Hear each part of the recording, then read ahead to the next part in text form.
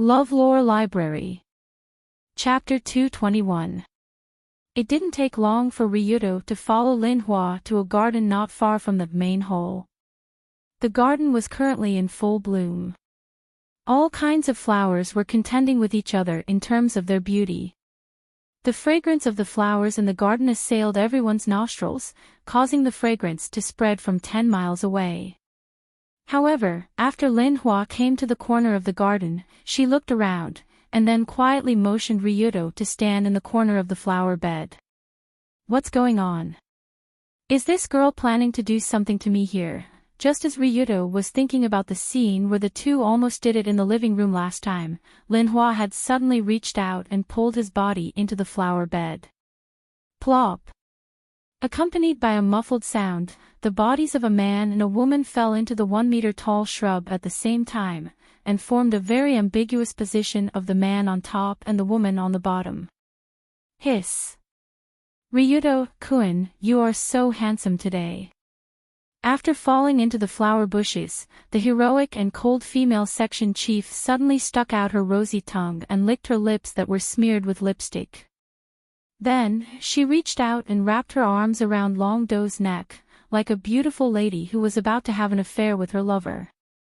Dong dong. When he saw Lin Hua's little tongue, Ryuto couldn't help but feel his heart beat faster. After all, he now had a preliminary understanding of the taste of women.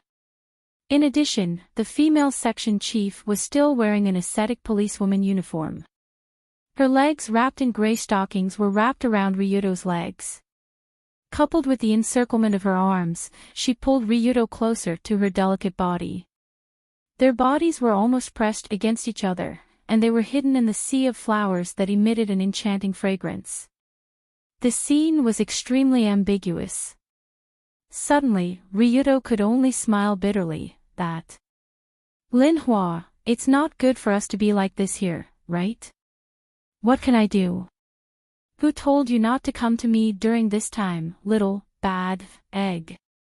Lin Hua said in a coquettish tone, while her head was close to Ryuto's ear, and she gently blew beside his ear. It had to be said that Tokushima Rihana was indeed top-notch when it came to seduction. At this moment, their bodies were stacked on top of each other. Ryuto could feel how bouncy her mature body was. Moreover, being blown by her ear like this, even an Iron Man would not be able to help but feel a little restless. If it was any other time, Ryuto wouldn't mind playing with this female section chief, even if it was to build a relationship with her in order to prepare for the fight with IM in the future. But now was not the time. Besides, this was the famous Kokyo, the nest of the royal family, and it was the critical moment when the princess's coming-of-age ceremony was about to take place.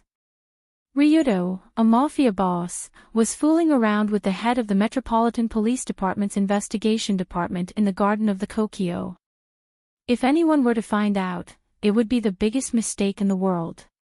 Even 100 bows from the Metropolitan Police Department wouldn't be enough as an apology.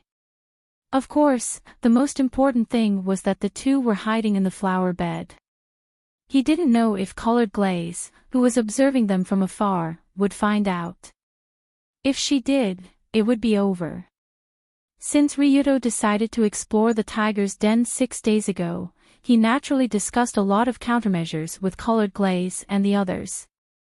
One of them was the comprehensive surveillance of the Kokyo. In fact, from the Emperor's point of view, the location of the Kokyo was really awkward.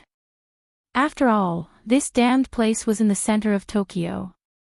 Other than the green space and a few run-down houses in the middle of his house, there were tall buildings everywhere. Looking out from the Kokyo, the tall buildings were arranged in rows, and the glass walls were colorful. Having said that, Tajima Rinhana reached out and touched Ryuto's face, then her fingers slid down his masculine cheeks, across his strong chest, abdomen, and then to his waist. Just when Rinhana's hand was about to touch a strange part, Ryuto finally couldn't help but hold her slender wrist, and his expression became a little awkward. Rinhana's fingers were soft and cold, and it was very comfortable to touch. If it was at ordinary times, Ryuto wouldn't mind being touched by her, but at this time, he didn't want to. Seeing Ryuto holding her wrist, Rinhana couldn't help but laugh. Oh. What's wrong? Are you shy? Haven't you done it with your two little girlfriends? We are still high school students, and we follow the proper etiquette when we communicate. Hee, you are obviously two-timing, but you still have the nerve to say that you are proper. What a little rascal. After being poked by Rinhana, Ryuto didn't know how to answer for a while, so he could only remain silent. Let's talk about something serious. Seeing this handsome extreme do group leader being forced to retreat step by step, the smile on Rinhana's face became even wider. She put on some light makeup to make her face look even younger and more beautiful. She moved closer to Long Do's face so that the two of them stared at each other. It was almost as if their noses were going to touch. Today, Kanata-chan and Tenya definitely don't have good intentions when they invited you here. You should have noticed this, right? That's for sure. After all, I have some history with that girl, and it's normal for her to want to mess with me. It would be fine if we were outside, but here, you are in a state of isolation and helplessness, which makes it easy for you to be at a disadvantage, so I think you need an ally, a reliable ally. In fact, from a practical point of view, Ryuto was not isolated and helpless, because his ally Kandai Ruehue was also present in the main hall not far away. Of course, Ryuto wouldn't be so stupid as to tell Rinhana such a thing, so he smiled gently and said, Rinhana sister, the ally you are referring to, could it be yourself? Smart. Rinhana licked her lips, and at the same time, she took a deep breath of Ryuto's majestic manly scent, and an intoxicated expression appeared on her face. Ever since she saw Ryuto at the Rulon Group headquarters, Tokushima Rinhana had always been very fond of this handsome and domineering young man. She even used him as a side dish for her DIY every night. In Rinhana's bedroom, there were pictures of Ryuto everywhere, and there was even Ryuto's pillow on the bed. It could be said that she had been deeply poisoned by this extremely handsome guy with LV4 charm. In fact, from Rinhana's point of view, she shouldn't be so close to Ryuto. After all, whether it was her identity as the Metropolitan Police Department chief or the head of the Tenma Group, she had an absolutely hostile relationship with Ryuto. Ryuto would die at the hands of Ayame Sama sooner or later. This was something that Rinhana had already confirmed. However, if such a handsome guy who completely suited Rinhana's taste died just like that, in her opinion, it would be a bit of a pity. In other words, even if Ryuto had to die in the end, he had to be played with by Rinhana first before he could die. At the very least, he had to let her reach the pinnacle of 100 times. Therefore, getting Ryuto, Kuin's young and charming body as soon as possible was Rinhana's current biggest goal in life. So she said to Ryuto in a serious tone, Ryuto, Kuin, come and be my lover, in this case, I will provide you with all my strength. Is this a deal? Ryuto had long been mentally prepared for Tokushima Rinhana's request.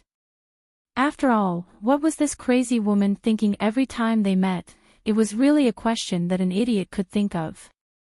It's a deal, because our relationship is limited to lovers. Unlike your two cute girlfriends, you don't have to be responsible for me, and I won't be responsible for you. Hoo-hoo, let's just ask for physical and mental pleasure, how about it? Looking at Ryuto's hesitant expression, Rinhana panted slightly and said in a tone that seemed to be unable to hold back. Chapter 222. There was no doubt that Tokushima Hana was an infatuated woman, and it was the type that was obviously infatuated with Ryuto. Even in addition to being an infatuated woman, Ryuto also knew that this woman had obvious comedic tendencies, especially when she was tickled, she would be particularly happy. In the original Red Album 2, No Survivors, it was clearly shown how Tokushima Hana was subdued by Tenmu Ayame. In fact, it was just a tickle. La la la. Oh. Ayame Sama. Ha ha ha. It's so ticklish. You're really a pervert, Inhana. Follow me in the future. Yes. Yes, at that time, the scene of Tokushima and Hana being tickled by IM in the game caused a huge protest in the player community. The reason for the protest was very simple, because the characters in the game were not dubbed. In the case of no dubbing, the players could not hear the sound of Sister and Hana being tickled. How could they not protest? The players condemned the game production company for being immoral. They couldn't even afford to hire a dubbing actor.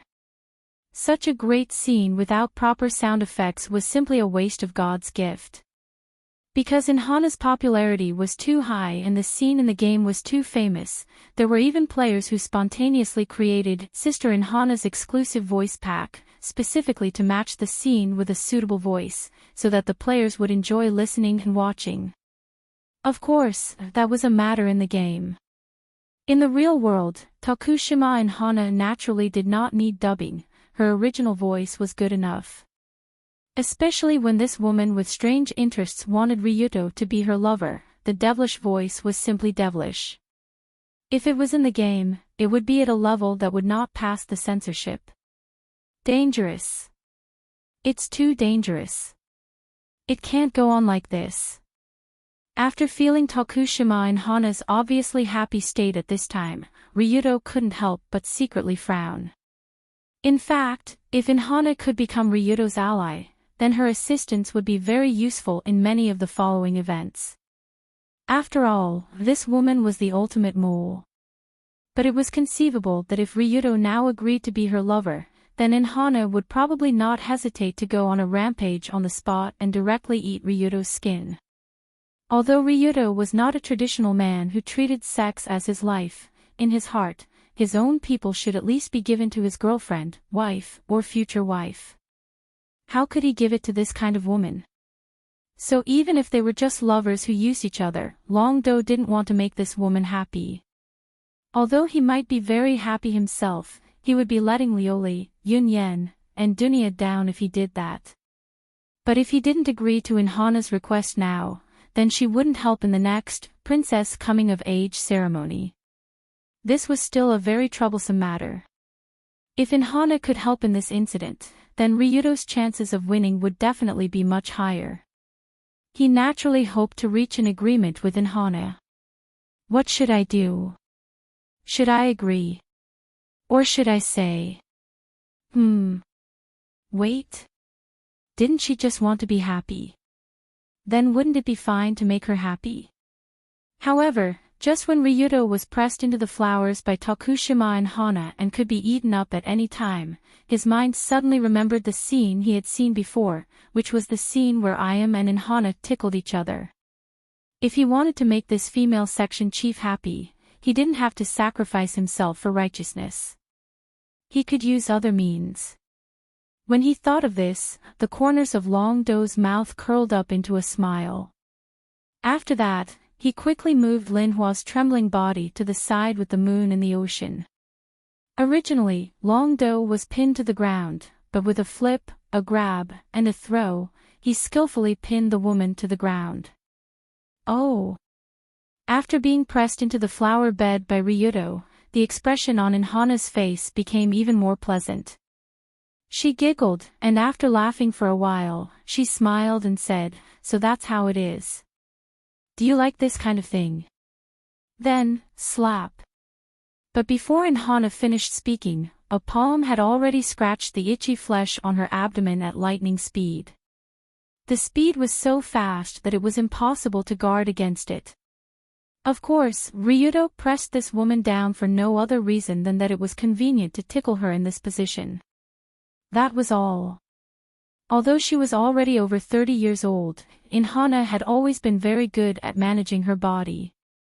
Whether it was her waist or her arms, they were quite beautiful, and her skin was tight and elastic. With this scratch, Ryuto felt as if he was scratching a surprisingly soft and smooth jelly, and there was even an obvious rebound force. Puff! Ha ha ha ha ha. After being scratched at the itchy flesh on her abdomen, the itch spread throughout her body along with excitement. Inhana's body trembled violently, and at the same time, she let out a strange laugh. Dragon. Ryuto-kun. You. Swish. Before he finished speaking, he reached out and scratched again, but this time, he scratched in Hana's armpit, which was more likely to itch. Moreover, from the looks of it, he seemed to be using more force than before. With Ryuto's current hand strength, scratching a person's body was no joke. He could really achieve the effect of scratching with a prop. Hana suddenly opened her mouth wide. She wanted to laugh, but she couldn't, and her body trembled even more violently. Her slender legs twisted subconsciously, and the more itchy it was, the more joy burst out in her heart, making her feel both physically and mentally comfortable. Humph, humph, humph, there's hope. Let's keep scratching. Seeing that this crazy woman was getting more excited the more he scratched, Ryuto did not hold back, and continued to scratch with both hands. Wallala, wallala, wallala. In this way, in the garden and the corner of the kokyo, a subtle and strange sound kept coming from the flower bed, and it was not until 10 minutes later that it gradually returned to normal. When Ryuto was sure that he had scratched in Hana, the section chief of the search department had already collapsed on him like a soft noodle. Her eyes were blurred, and saliva was dripping from the corner of her mouth. Her pretty face was red, and she looked like she had laughed too much. Suddenly, Ryuto smiled and asked in her ear, "Sister Hana, are you satisfied with my service?" If it was a normal woman, she might have turned hostile on the spot after being scratched like this, but Hana looked very satisfied. She took a deep breath, reached out and combed her sweat-soaked hair, and replied weakly. Ryuto-kun. I didn't know you had such an ability. I almost fainted from laughing. Hana did not know that Ryuto knew about her hobby. She only thought that Ryuto liked to play like this since he was born. For a moment, she liked this little handsome guy even more. After all, Ryuto was handsome and charming, and he liked to scratch her like this. He was simply Hana's dream lover. As long as Sister Hana is happy. Happy. But next time, I have to make my little lover happy. Speaking of this, Hana touched Ryuto's head lovingly, and then slowly got up from the ground. Although Ryuto did not directly say that he wanted to be her lover, his actions just now were enough as an answer. This also caused Hana to look at him differently. It seemed that she had no choice but to help. Well, there should still be time. After standing up from the flower bed, Hana tidied up her clothes, and then smiled at Ryuto. I will be waiting for orders at the Between 1,000 Grasses. If there are any problems, just contact me. As the head of the Heavenly Eye Group's guard department, Hana naturally knew that there must be some unknown conspiracy behind Empress Wude and Tianya's sudden actions. However, so far, the Heavenly Eye Group was still busy with their own affairs, and they had no time to pay attention to second-rate goods like Little and Tianya. Hana's own sources of information were not enough to spy on the conspiracy, so she could only protect Ryuto from the side.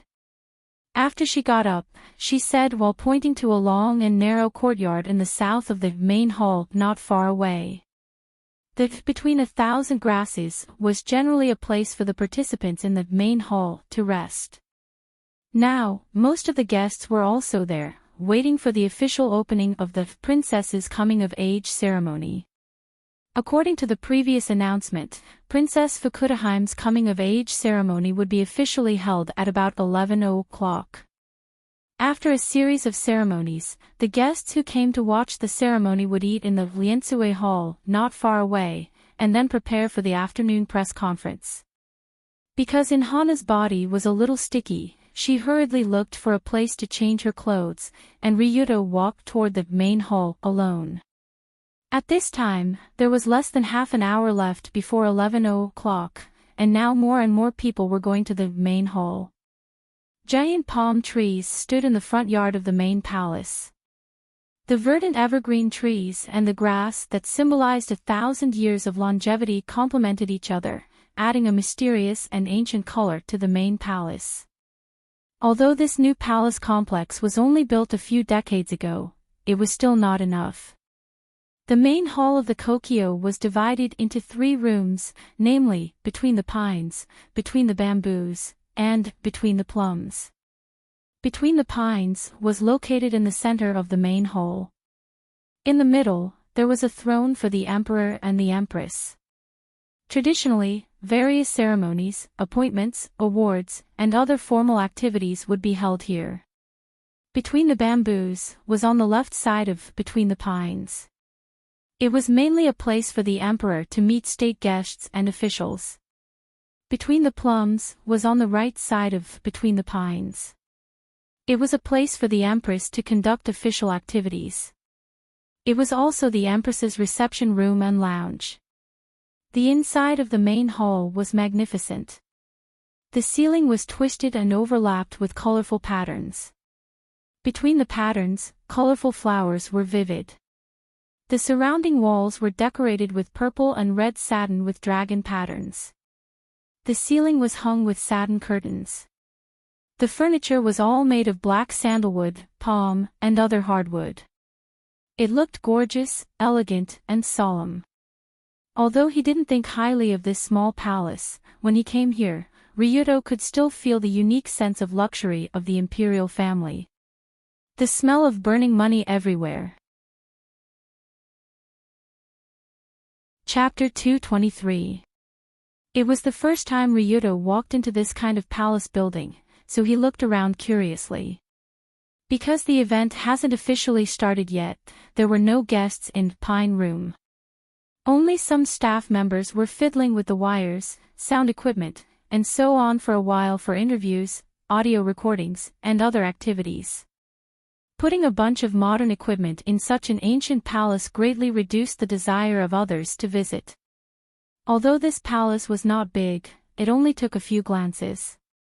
Perhaps because there was nothing to see in the palace, most of the guests were either resting in the Thousand Grass Room, not far away, or looking for people to chat in the palace. There were not many people like Ryuto who walked around alone. And because Ryuto's clothes were very conspicuous, when he wandered around, he could occasionally hear some comments. "Who is that young man? He looks quite handsome. He seems to be the second-generation leader of the Extreme Path organization, called something like Fighting Dragon." Fighting Dragon. What a strange name. It's really strange. It's probably the same breed as fighting dogs, fighting bulls, and crickets, ha ha ha. At this moment, a fat and wealthy merchant at the entrance of the main hall laughed heartily with his female companion who was hugging his arm as he watched the dragon fight. His words were full of joy. However, before they could laugh for a few seconds, a small stone flew out of nowhere like a bolt of lightning and hit the wealthy merchant in the teeth. Kacha! With a crisp sound, the 2 big front teeth of the rich businessman were directly broken and fell to the ground together with blood. Oh! Woo woo woo woo woo woo. Oh! What's going on? Help! For a time, the rich businessman knelt on the ground while holding his bleeding mouth, and his female companion next to him was already scared. She could only cover her cheek and shout. This shout immediately attracted the attention of the guards standing inside and outside the main hall. The surrounding staff who were fiddling with the instruments were also startled. Some of the guests who were chatting around were also startled by this sudden scene. However, just as all kinds of screams, cries, shouts, and shouts rang out, creating a lively scene, the instigator, Long Do, had already slipped into a corridor at the side. There was no doubt that the small stone that suddenly flew out and broke the man's front teeth was naturally thrown by Ryuto with the skill, hooligans don't die barehanded. As soon as this small stone was thrown, it directly gave the rich businessman with the foul mouth a crisp sound. He dared to show off in front of his female companion. Ryuto didn't bring a female companion, and he dared to bring her, and he dared to talk, it was simply a crime on top of crime. Just when Ryudo walked towards the corridor on the right, he actually just wanted to hide for a while, but he didn't expect to see a few strange guys walking towards him from the other end of the corridor. It was a group of 3 that looked strange. The middle-aged man walking in front had unnatural white skin.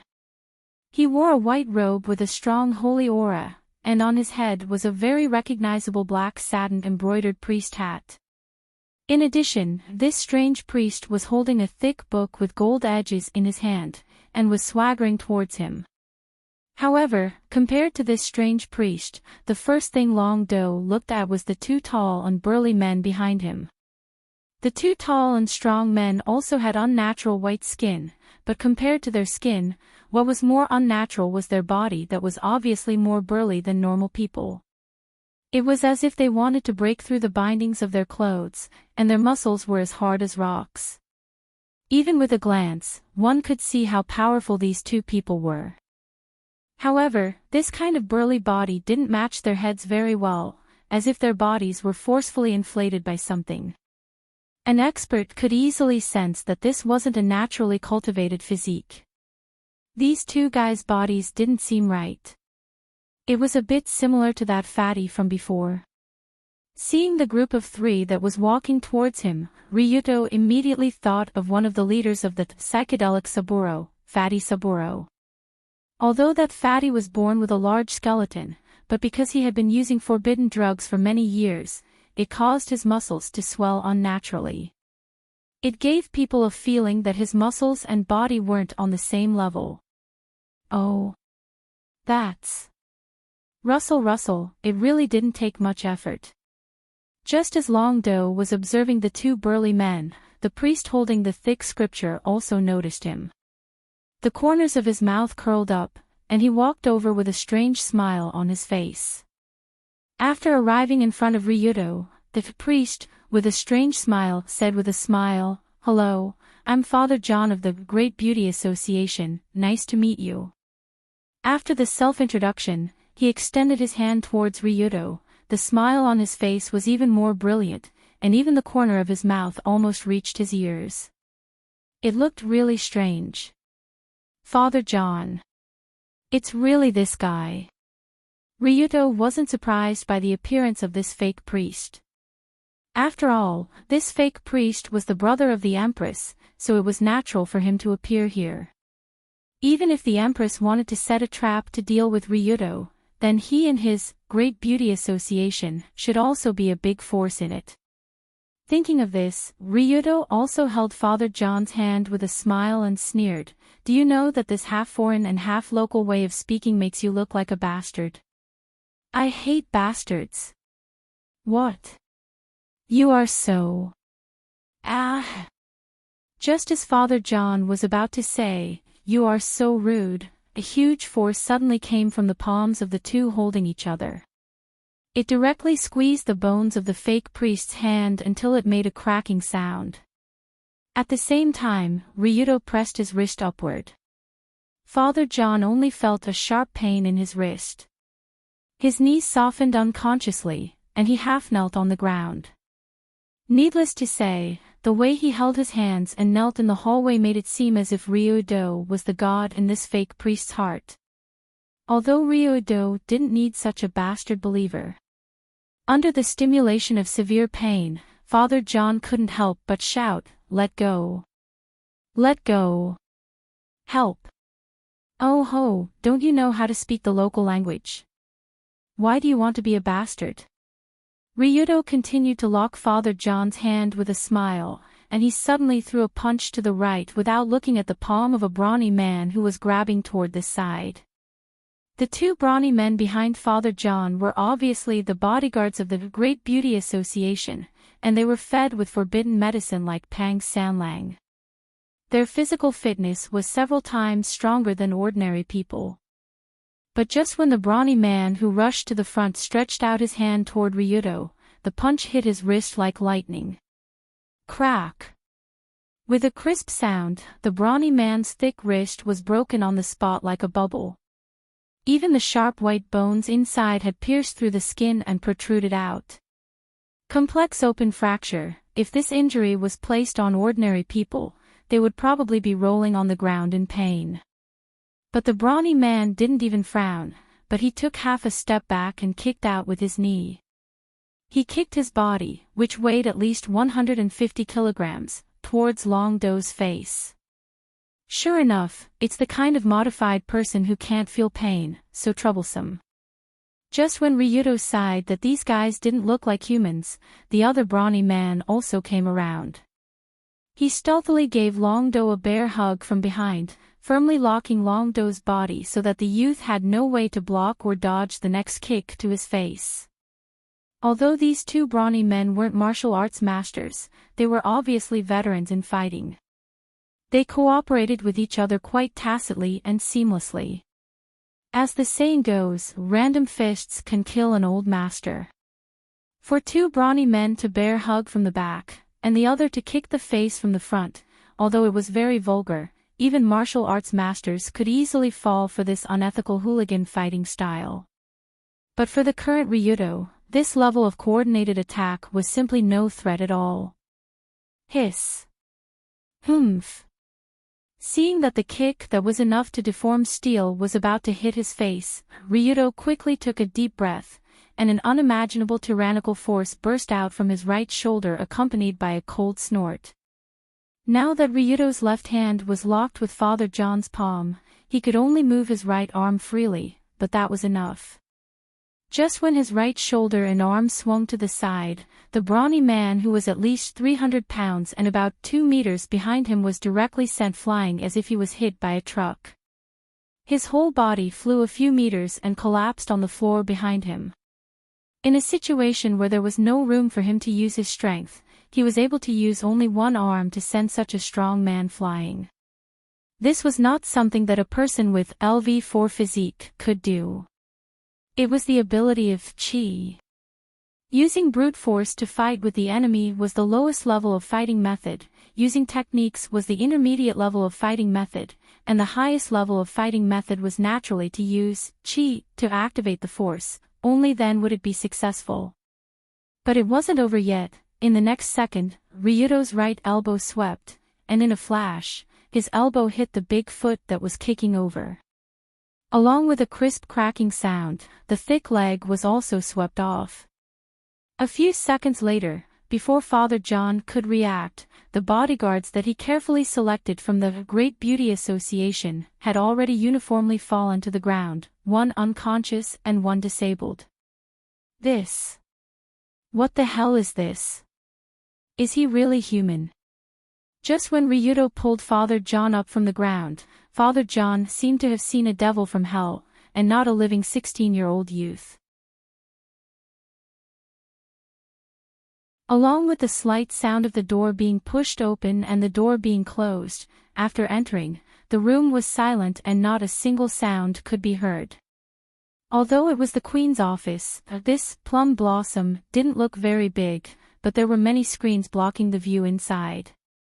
Ryudo pulled Father John around the screens and walked forward. It didn't take long for them to come to the end of the room and finally saw the woman sitting on the office chair. Ryudo Kiryu, we finally meet.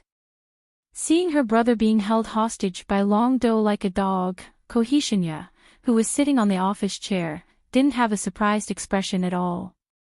Instead, she said calmly. This calmness left a deep impression on Ryudo, especially after seeing Kobutaya's attributes. At this time, Kobutaya's attributes in the rogue analysis mirror were like this. Name, Kobutaya. Age, 43 years old. Attributes, Wisdom LV4, Physique LV2, Courage LV4, Insight LV4, Charm LV3. Judging from the level of each attribute, this woman was indeed an excellent talent enough to be a superior.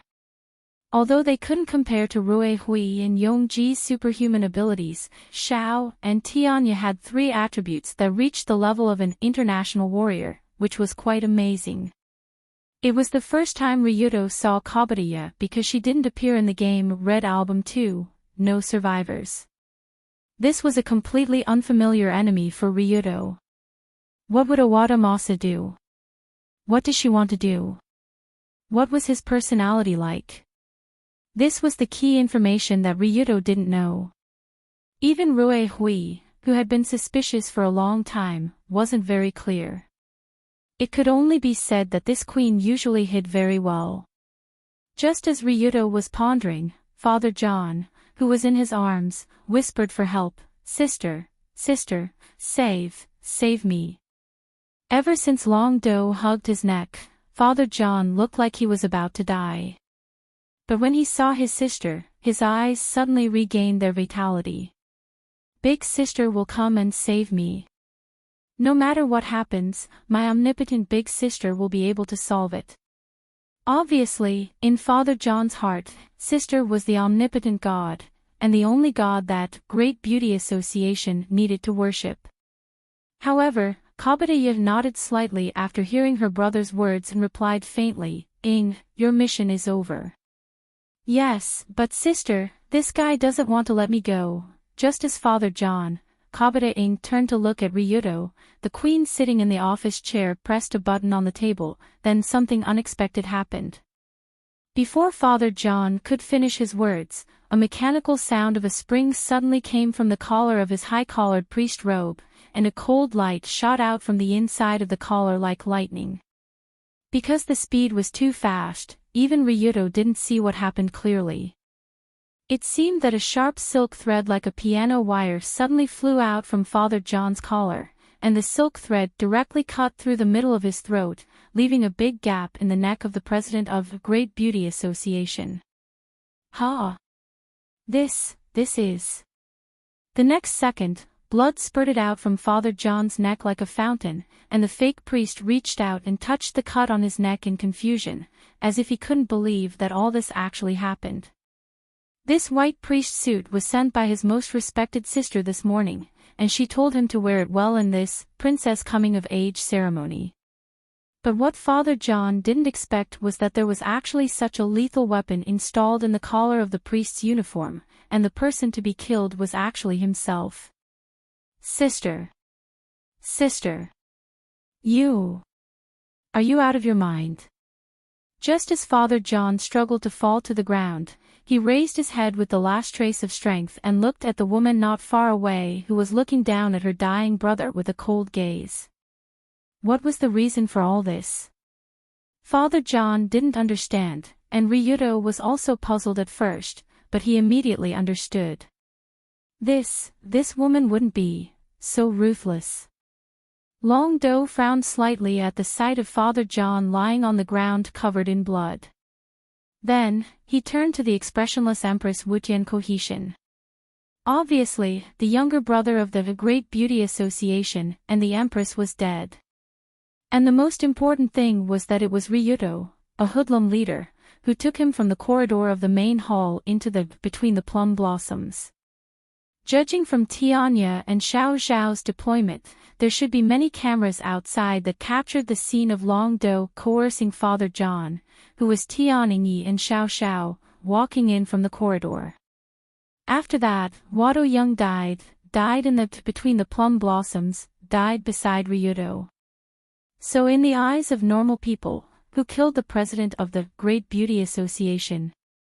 First of all, excluding the other living person, which was the current empress, the answer was self-evident. A Yakuza leader took the empress's younger brother hostage and broke into the empress's office.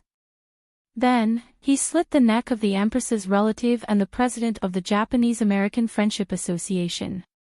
That was the truth of the whole thing, or rather, the truth that was fabricated. Ryuto couldn't imagine how much pressure it would put on him and the Rulon group, and even the entire Extreme Dao world if this news was spread out.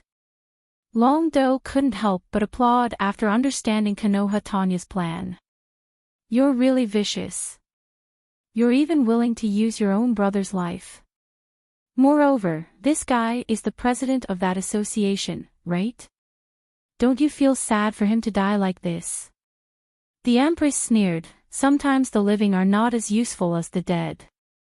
You don't have to consider my feelings, you should think about what you should do next. You killed the Empress's brother in the Kokyo. Well, since I killed him, killing one is enough, killing two is a win, then I might as well take you with me. At this moment, Ryudo grinned, and killing intent burst out in his eyes. His body turned into a white shadow and directly pounced at Wado Young, who was a few meters away. From this point of view, the owners of the two fists were at least on par with each other in terms of strength. At this time, the man who suddenly rushed out from the side and met the Ryudo fist with lightning speed was naturally the strongest general under Owada Masa's command, Saito Enderdao. Xiao Wakata would definitely not do something as stupid as facing Ryudo Kiryu alone. Therefore, she had already arranged for Daichi to hide behind a nearby screen, and he could come out at any time to restrain this crazy young man. However, after blocking Ryudo's punch, Daichi frowned slightly and said, "Stinky brat, you've improved a little. As the saying goes, once an expert makes a move, one will know whether or not he is an expert." From Ryudo's punch just now, Daichi could clearly feel that the quality of it was completely different from the fight in the Rulon Group headquarters a week ago. A week ago, Ryudo was just a martial arts rookie who only knew how to squander his powerful physical strength. Although he could also use some ancient martial arts that he had learned the essence of, as long as he did not know how to use chi, it was nothing in front of Daichi. But only a week later, when Ryudo appeared again, he was a completely different person. The punch just now seemed to be aimed at Xiao Wakata, but in fact, Daichi could clearly feel that it was aimed at him, which meant that Ryudo had actually discovered his existence long ago. Furthermore, within the fist force of that punch, those who had entered the Dao could clearly sense an unusually domineering force. It was as if the strength of Long Do's palm, wrist, arm, shoulder, upper body, waist, and lower body had all fused together at the instant he punched out. This caused the force to stack layer upon layer, and it was extremely turbulent like a huge wave. There was no doubt that this was a punch that could only be made after he had mastered the ability of chi and mobilized all the blood in his body.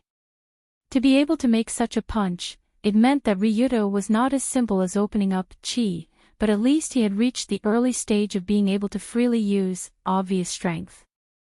Although it was only the early stage, it was enough to surprise Daichi. Speaking of which, it was already very unreasonable for such a young man in his teens to be able to practice obvious strength. The most ridiculous thing was that he did not even know what chi was a week ago.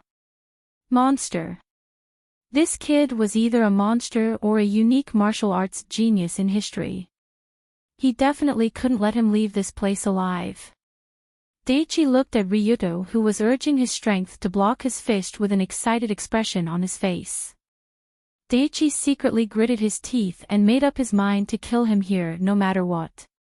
Otherwise, he did not dare to imagine what kind of existence Ryudo would become if he was given another 8 to 10 years.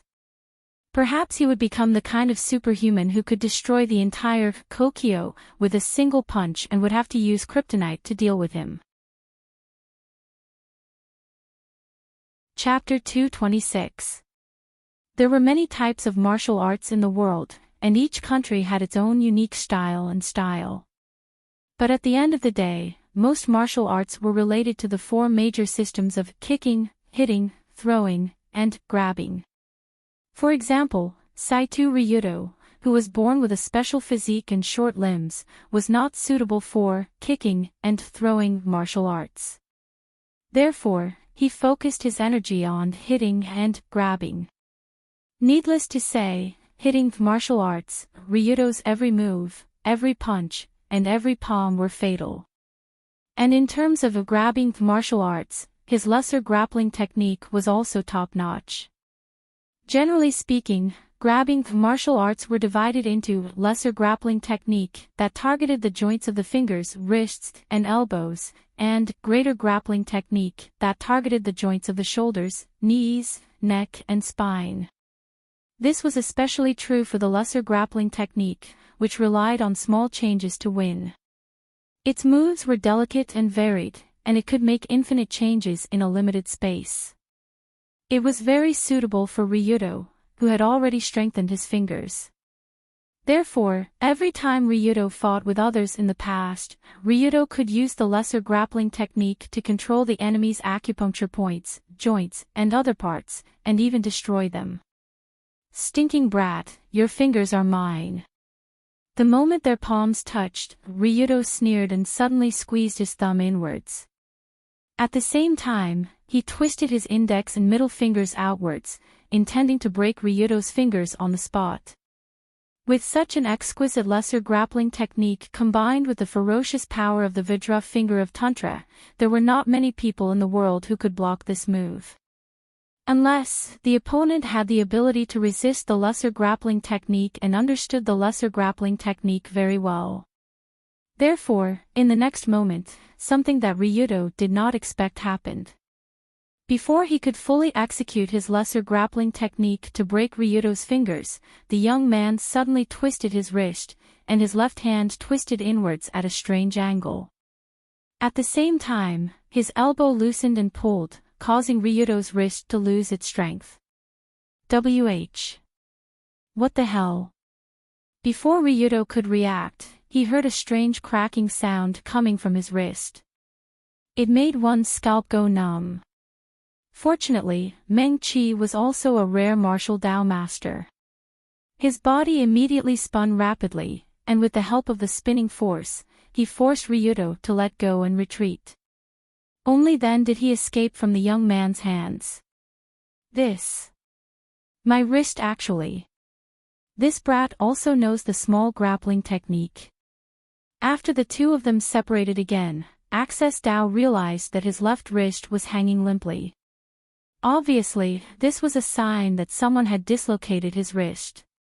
For so many years, only those who had entered the Dao could remove the joints of others. The number of times one's own joints had been removed could be counted on one's fingers.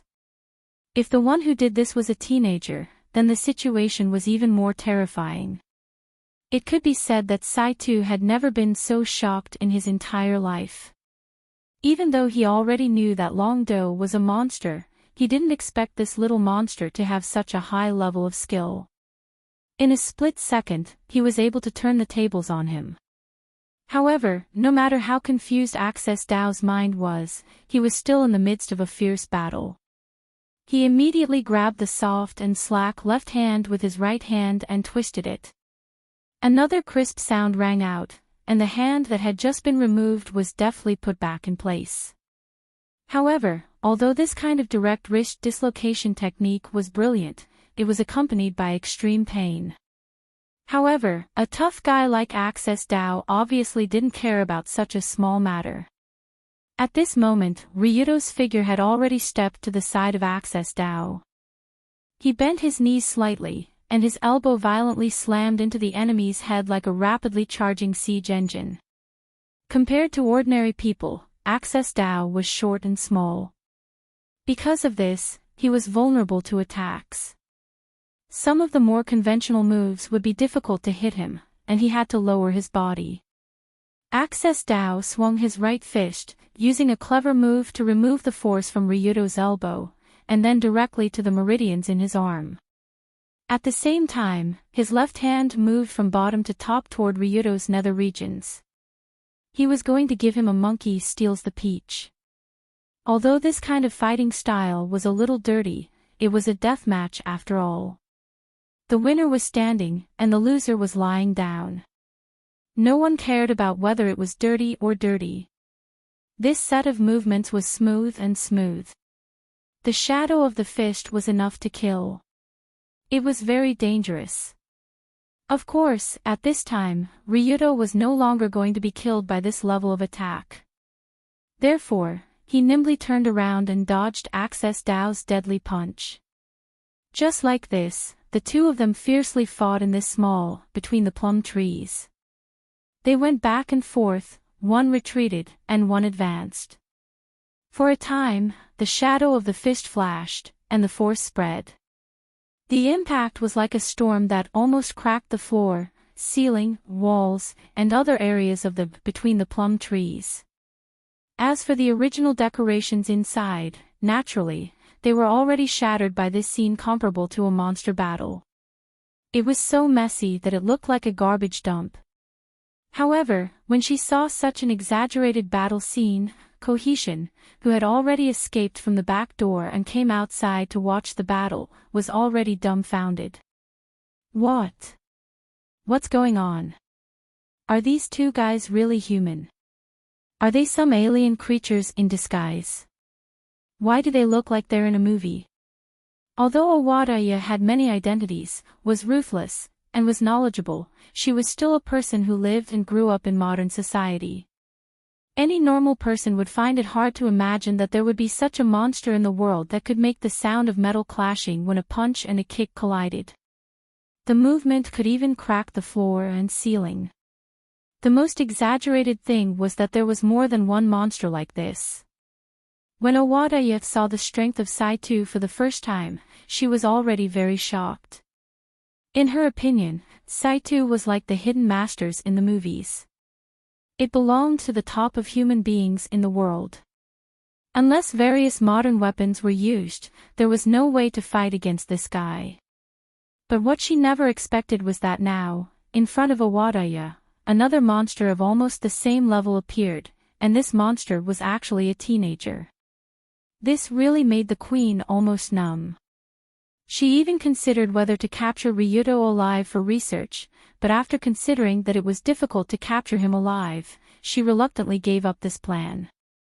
However, when she saw the two terrifying superhumans fighting between the plum trees, through the window, Awadaya still thought for a while before pressing the emergency call button. Beep beep. Beep beep. Beep beep.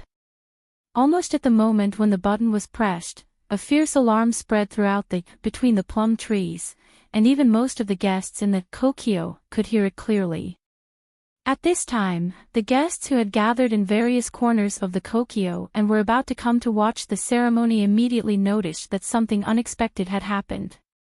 What's going on? Is there any movement over there? It's an emergency alarm, it's coming from between the plum trees side. Then what are you waiting for? Run! Not long after the alarm sounded, most of the guests who had rushed to watch the ceremony quickly evacuated under the escort of the guards, and a group of armed guards also quickly rushed in the direction of between the plum trees. Among the evacuating crowd, Ruehue Kamishiro, who was about to meet up with Ryuto, was naturally mixed in. That alarm. Was it Ryuto? What happened over there? Although Ruehue wanted to go over and see what was going on in between the plum trees side, the situation now had become extremely chaotic. She was surrounded by people and armed guards who were evacuating in a hurry. Even if Ruehue wanted to go against the flow of people and return to between the plum trees side, it was completely impossible. At the same time, Colored Glaze and the others who were watching from the top of a building outside the Kokyo naturally immediately noticed the sudden chaos. It's Ryuto. Looking through the binoculars at the guests who were evacuating quickly, Colored Glaze immediately frowned and said, "It must be that guy who caused the commotion. This is troublesome." Immediately, Sensible, who was next to her, quickly asked, then, "Big sister, can we help the boss evacuate?" Now that the Kokyo is surrounded by a dense group of guards, it's impossible to go in and help. We can only pray that Ryuto can run out on his own, and will be outside ready to help at any time. Having said that, Colored Glaze couldn't help but sigh.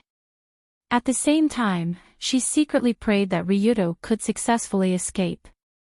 As for what happened after that, Colored Glaze had already made sufficient arrangements. No matter which direction Ryuto escaped in, there would be someone to help him immediately. However, just when the ear-piercing alarm spread throughout the Kokyo, even the reporters outside noticed that an unprecedented event was about to happen. In between the plum trees, that was the focus of the crowd, a group of armed guards quickly rushed in with their weapons and surrounded Ryuto and Access to Do at the same time. Humph.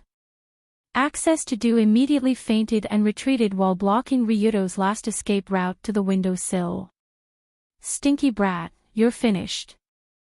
Seeing dozens of automatic rifles around him pointed at Ryudo's body, Access to Do sneered as if he was gloating.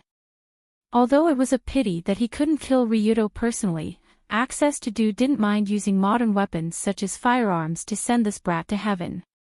In short, it was fine as long as he could kill him. But what Access to Do didn't expect was that even in this situation, Ryudo's face still had a relaxed expression. "Oh. Really?" he asked with a smile. "You don't think these broken things can kill me, right?" "Broken things? Humph, stinky brat, times have changed. Even if you have copper skin and iron bones, you can't block the power of bullets. Times have changed." It has indeed changed, but the person who will always walk in front of the times is me. As he blurted out, "It's me," Ryudo's hand that was hidden behind him quickly flung forward. 3 flash bombs with the safety off quickly flew to every corner between the plum trees. Chapter 227. As for the princess coming-of-age ceremony incident this time, Ryudo naturally knew that the stinky queen must have a bellyful of evil tricks up her sleeves to kill him. She invited him over with malicious intentions. Moreover, this time, there was a mortal enemy in the enemy's camp, which made it even more dangerous. However, unlike the previous Dunya kidnapping incident, after entering the Kokyo, this time, there were not many people who could help Ryudo except for Rui Hui. Later on, he found out that Lin Hua could also be a helper. Therefore, before deciding to go to the Dragon's Den, Ryudo really had to prepare everything carefully. Especially after the 300 million yen ransom was transferred back by Gao Yuan a few days later, the amount of money Ryudo could use to buy money was even more enormous. Ryudo had a huge sum of 172.87 million inch in his hands. Previously, after purchasing the Qian Kun Foundation technique and the Empress Mysterious technique, he spent 40 million, so the total funds were left with 432.8 million inch. With this money, Ryudo first needed to upgrade his basic attributes. Although it was not enough to upgrade his physique to LV5, it was enough to upgrade the other attributes again. Therefore, Ryudo spent a total of 150 million to purchase the second attribute upgrade of Wisdom, Courage, and Insight, respectively. In this way, Ryudo had the true bucket attributes of Wisdom LV3, Physique LV4, Courage LV4, Insight LV3, Charm LV4. The significance of the consecutive upgrade of the 3 attributes was very obvious. This way, Ryudo's brain could work faster, and he could be more calm in the face of changes. His dynamic vision and insight ability would also be stronger. Now, although he was still not as invincible as an alien like I am, in terms of average attributes, he was already far above ordinary people. It could be said that he was developing in the direction of Superman. After purchasing the most important attributes, Ryudo continued to choose to purchase the large pile of skill books in the skill shop.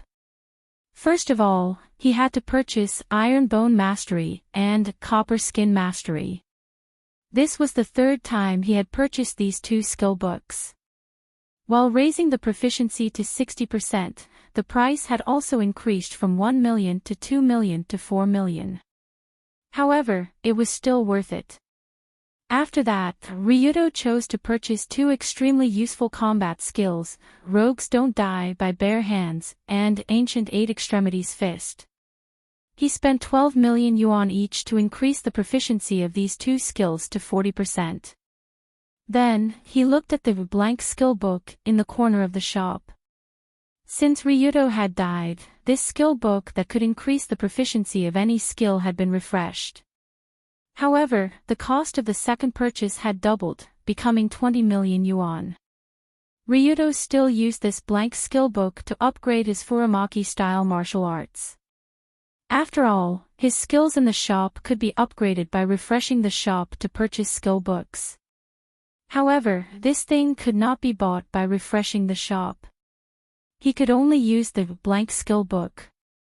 After using the blank skill book to increase the proficiency of Furamaki-style martial arts to 41%, Ryudo unexpectedly learned a second skill, Profound Meaning of the Body, Hard Tackle. Different from Profound Meaning of the skill, Tiger Fall, although this Profound Meaning of the Body was also a counterattack skill, it was both offensive and defensive. It was a more hard-hitting counterattack skill. After learning Hard Tackle, Ryudo could contract part of his muscles the moment the enemy attacked, turning the hit point into a shield to destroy the enemy's fist. According to Ryudo's own experiments, this Profound Meaning of the Body, when used together with Copper Skin Mastery, Iron Bone Mastery, and Chi, the effect could only be described as invincible. In the experiment, he let Narukai use the katana to chop his hand with all his strength, and at the same time, he activated Hard Tackle. In the end, the katana was broken by Ryudo's arm. Ryudo's arm, however, remained unharmed.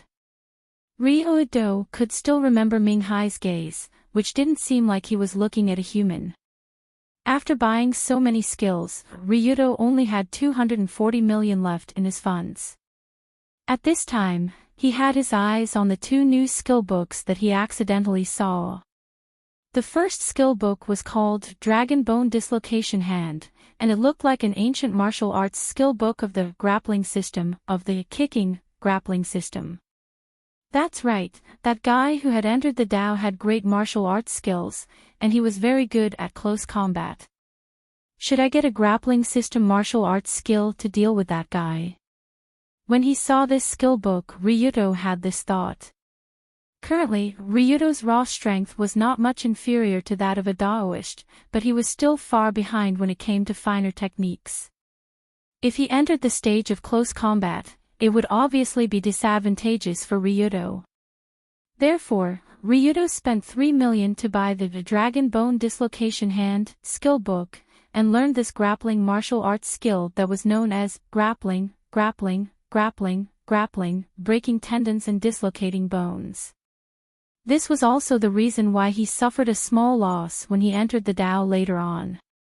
The second skill book was called Firearms Proficiency, and as the name implied, it could increase the proficiency of various firearms, and was also worth 3 million.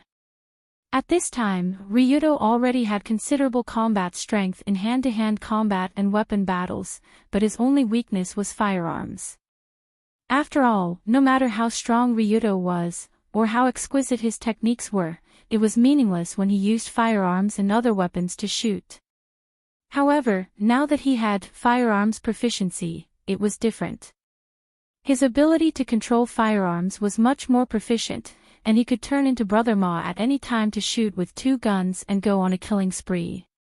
However, after buying the 2 new skills, Ryudo was a little unhappy when he saw that Dragon Bone Dislocation Hand and Firearms Proficiency only had 20% proficiency. Thinking about it carefully, these 2 new skills, Heaven and Earth Foundation Technique, and Princess Mysterious Technique, only had 20% proficiency, and it was probably not enough to deal with those who had entered the Dao. Should he try to kill himself a few times to refresh? For so long, Ryudo had not tried to kill himself to refresh the shop. The main problem was that the money he had on hand was very limited, and there was no way he could squander it like this. However, even after buying so many things, Ryudo still had a huge sum of more than 230 million on hand. Wouldn't it be a pity if he didn't refresh it? Most importantly, Ryudo had just received a huge sum of 300 million from Gao Yuan not long ago. Name, Ryudo Kiryoage, 16 attributes, Wisdom LV3, Vitality LV4, Courage LV4, Insight LV3, Charm LV4. Chi opening rate, 41%. Title, Rich Fool, acquired after spending more than 500 million yuan. Equipment slot will increase by 2 slots. Equipment, AK-103 Assault Rifle, Elite, Rope Hook, Good, Throwing Magazine, Good, M60 Machine Gun, Elite, RPG-32 Individual Rocket Launcher, Elite, Personal Equipment, None Tools, Hooligan Velcro, Hooligan Analysis Mirror, Hooligan voice-changing mask, Hooligan hang glider skills, Qian Kun foundation technique, Princess's mysterious art, ancient Bajiquan, Furamaki-style martial arts, bone-twisting hand, steel bone mastery, copper skin mastery, parkour master, Hooligan undying 12 million, silent movement, aura shield, omnipotent driver, firearms mastery total assets, 34 million yuan with such ridiculous attributes, skills, and equipment. Long Do did not panic even if he was surrounded by dozens of armed guards who had reached the Dao-reaching realm. How could she be dragged down by this mad dog? Wouldn't that be too stupid? So she couldn't help but persuade, Ryuto-kun, don't be impulsive, I think we need to talk. There's a need to talk. Alright, but you have to make that guy back off first. Otherwise, I might accidentally break your neck. Ryuto had already placed his hand on the back of Kawada's neck. At the same time, he looked at the side of the roof not far away, looking at Saito Ruto who was glaring at them. In fact, after dodging the flash bomb attack, although Saito wanted to go back to protect his master, he was still one step behind Ryuto. He could only watch Konoha being dragged to the roof. Seeing his master being held hostage by such a stinking brat, entering Dao was naturally infuriated, to the point where his anger was at a level of 3,000 feet. However, no matter how angry he wasn't stupid enough to yell at someone like the Emperor. If he forced the dragon fighter into a corner and killed Owada Masada in front of everyone, everything would be over. With Ryuto's current strength, if he wanted to kill Konoha, no one would be able to stop him. Even if a sniper shot him in the head, he would still be able to take the person he was holding with him before his head was blown off. So when Konoha fell into Ryuto's hands, the situation had been completely reversed. The option of safely rescuing the hostage from Ryuto's hands did not exist from the beginning. Even if the Heavenly Emperor came, it would not be possible. Konoha naturally understood this, so she quickly nodded to Saito, and Saito also tactfully took a few steps back, and asked the guards who were about to climb to the roof to participate in the rescue to get as far away as possible. Now if she wanted to save her life, what she needed was not strength, but wisdom and eloquence. And wisdom and eloquence happened to be the things this queen was best at, so now she planned to seize the last chance of survival with her own ability. No matter what, she had to persuade Ryuto not to kill her. No matter how many promises he made, he would not refuse. After all, he only had one life. Without his life, everything would be meaningless. At this time, the queen advised again, Ryuto-kun, in fact, you are still young, there is no need to go to such a dead end. Give me a chance, and I will give you a chance. You are really thick-skinned, you are the one who forced us into this dead end. If you didn't plan to frame me, there wouldn't be so much trouble, right? Why are you saying these words? Ryuto's face showed a sarcastic expression, but Konoha continued to say without care, then I will ask, what do you want to let me go? I can satisfy all your conditions. Satisfy all my conditions. Actually, I just want to ask you a few questions, but you only have 5 seconds to answer. If you exceed it, your head will fall to the ground. How about that? Just like when Ryuto was threatened by Iam in the unrestrained tower, this time, it was his turn to propose this pleasant 5-second question and answer. But compared to Iam's punishment of breaking a finger if you exceed it, Ryuto was obviously more ruthless, and his head fell to the ground. When I become the Prime Minister, I will enact a law to hang all of you. Under extreme mental pressure, Kawada Seiji finally spilled the beans and told the most important part of her plan. Become the Prime Minister. Govern. Although Kawada Seiji quickly covered her mouth, Ryuto had already understood the purpose of the extreme doer cleansing plan from her words. So that's what this girl is thinking. She doesn't want to be a canary. Originally, Ryudo didn't understand why the queen would try her best to frame him and eliminate all the extreme doers in Japan. Now he understood that this girl was trying to increase her performance. As the queen, she was supposed to be trapped in the cage of the Kokyo for the rest of her life. If she said something like becoming the prime minister, it would only make people laugh. You know, in the history of this country, there has never been a precedent of the queen being in power. After all, the royal family was just a mascot. People would at most give face to the royal family, but they would not listen to the royal family's command. It was like people would go to the zoo to feed chimpanzees, but they would not listen to the chimpanzees. But Kawata Seiji was different from the previous queens. In addition to her biological father, she also had a godfather named Uncle Sam, and she was a very ambitious woman.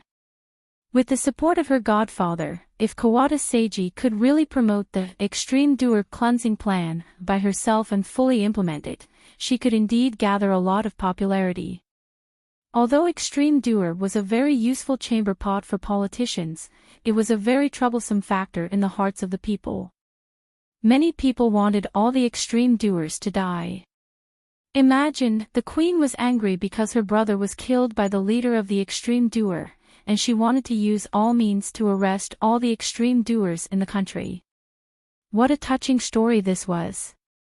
Once this matter really happened, there was no doubt that Kawata Seiji would become the most popular queen in history, and she would become a real existence admired by the people. When the time came, she would announce her divorce with the emperor and walk into the political arena with her own identity. With the support of her godfather and her own ability, she might really be able to become the prime minister. Unfortunately, although this woman's plan was very good, the only thing she shouldn't have done was to use Ryudo, the hedgehog, as a stepping stone. At this time, Kawata Seiji, who realized her slip of the tongue, broke down and asked, You know what you want to know, can you talk about letting me go? I can arrange for you to go abroad, I promise you won't. Crack. But just as the Empress was about to fight for one last time in exasperation, she realized that her line of sight had suddenly tilted 90 degrees. At the same time, she heard the crisp sound of a neck breaking. Chapter 230. Even in her dreams, she would never have thought that she would die like this. I, the Empress, was eating hot pot and singing in my own palace. I was happily preparing to ambush someone, but in the end, my neck was broken in front of everyone. It was simply unimaginable that such a strange thing could happen in this world. Plop. As Ryudo casually tossed her forward, Kawata's body rolled down the slope of the roof of the main hall, like a ball that was kicked out. At this moment, Saito Ryudo, who was not far away, went crazy. Emperor Itoku and the Kokyo guards who were watching all of this went crazy as well. The Empress was killed in front of so many people in her own home. This was such a humiliating thing. It was like shitting on the head of the royal family. Battle of the Tongshin Dragons. With a deafening roar, Access Dao charged over like an enraged beast. Kill! Kill him! Kill him! Kill him! Heavenly Emperor Wuda was also crazily shaking the chief guard's collar, asking him to kill that bastard at all costs. It had to be said that after killing Cohesion, Long Do's life had come to an end. Even with his current strength, it was impossible for him to escape in front of Ryudo and the hundreds of armed guards. Most importantly, he did not plan to escape. Therefore, the moment Ryudo rushed over, Ryudo did not hesitate to turn around and hug his body. At the same time, the 3 grenades with the safety pin pulled also made a sizzling sound. This guy is crazy. He dares. Seeing Ryudo hugging him and pulling the grenades, Ryudo's face turned ashen. In an instant, the martial Dao master desperately tried to break free. However, Ryudo's strength was so strong that Ryudo had no way to break free. Hiss! Hiss! Boom! accompanied by an earth-shattering explosion. The roof of the main hall of the Kokyo exploded with a loud bang. The huge explosion sent the surrounding guards who had climbed up to the roof flying. The structure of the palace was not very stable to begin with, so the entire palace collapsed along with the explosion. The palace exploded, the empress was dead, everything was over. What happened after that, Ryudo did not know. However, even if he used his but to think, he could imagine Emperor Toku's face. As for Ryudo, he only knew that in his resume, other than being chopped by a sword, ejected by a blanket, hit by a car, and being hit by a rocket, he also had the glorious addition of a grenade. He was one step closer to 100 ways to die. Detected that the host is on the verge of death. Initiating emergency rescue plan by spending 1 million yen to erase the fact of death. Beep, beep, erase successful. Long Do opened his eyes and realized that he was standing in front of the entrance of the main hall that was still intact. A huge palm tree stood in the front yard of the main palace. Some guests were chatting happily under the tree. Not far away, people were coming and going in the pine room of the main palace. Some staff members were installing the equipment that would be used during the visit later. Compared to the super chaotic scene before Ryudo opened his eyes, the current Kokyo had returned to its previous lively state. It was ready to welcome the celebration ceremony at any time. So that's how it is. The backtracking point this time was before I entered the main palace and met Father John. Ryudo looked at the surrounding environment and looked at his watch. He confirmed that it was around 10:30. There was still half an hour before the princess's coming-of-age ceremony. According to the time, Father John should be preparing to walk out of the pine room and walk towards Ryudo. He would soon sacrifice himself for justice. If Ryudo continued to walk towards the main palace, then no matter what he did, there was a high chance that he would be tricked by Kobayashi. Of course, if Ryudo chose to run away now, Kobayashi wouldn't be able to trick him. But even so, it didn't count as breaking the Extreme Purge Plan. The evil deeds of the leader of the Extreme Purge Plan, Ryudo Kiryu, were one of the fuses of the Extreme Purge Plan, but it wasn't the only fuse. Even if Ryudo ran away now, Kobayashi could immediately find another Extreme Purge member to act as the fuse. This wasn't just Ryudo's problem alone. It was the problem of all the Extreme Purge members in the country. Therefore, what Ryudo needed to thwart was the entire Extreme Purge Plan. It wasn't as simple as just running away. Thinking of this, Ryudo immediately turned around and ran towards a secluded corner not far from the main palace. At the same time, he took out his mobile phone and dialed the Colored Glaze's number. Beep beep. Beep beep. Did something happen? A second later, the Colored Glaze on the other side of the phone quickly picked up and asked anxiously. It was obvious that she had been paying attention to Ryudo's situation. Don't talk first, listen to me first. There are a series of troublesome things that will happen soon.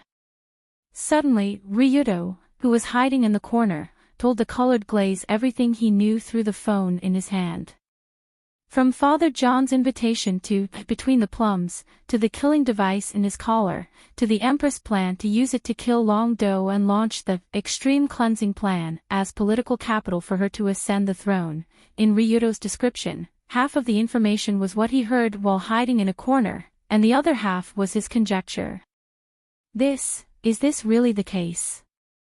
After hearing Ryudo's words, the Colored Glaze couldn't help but frown. After all, it was too much of a coincidence that he was able to eavesdrop on such important information. But Ryudo said firmly, this is absolutely true. They definitely didn't discover my existence, and I also checked Father John's clothes. There is indeed a killing device inside. Of course, this was 100% true. After all, Ryudo had personally experienced it not long ago. It was just that he couldn't tell the truth to the Colored Glaze. He could only describe it with half-truths. Although the colored glaze still felt that something was wrong, since Ryuto said so, she could only choose to believe it. Then at this moment, the question came. In this case, how should they reverse the situation? Running away was definitely the worst way because there was no way to solve the extreme purge plan and Konoha Tenya's conspiracy.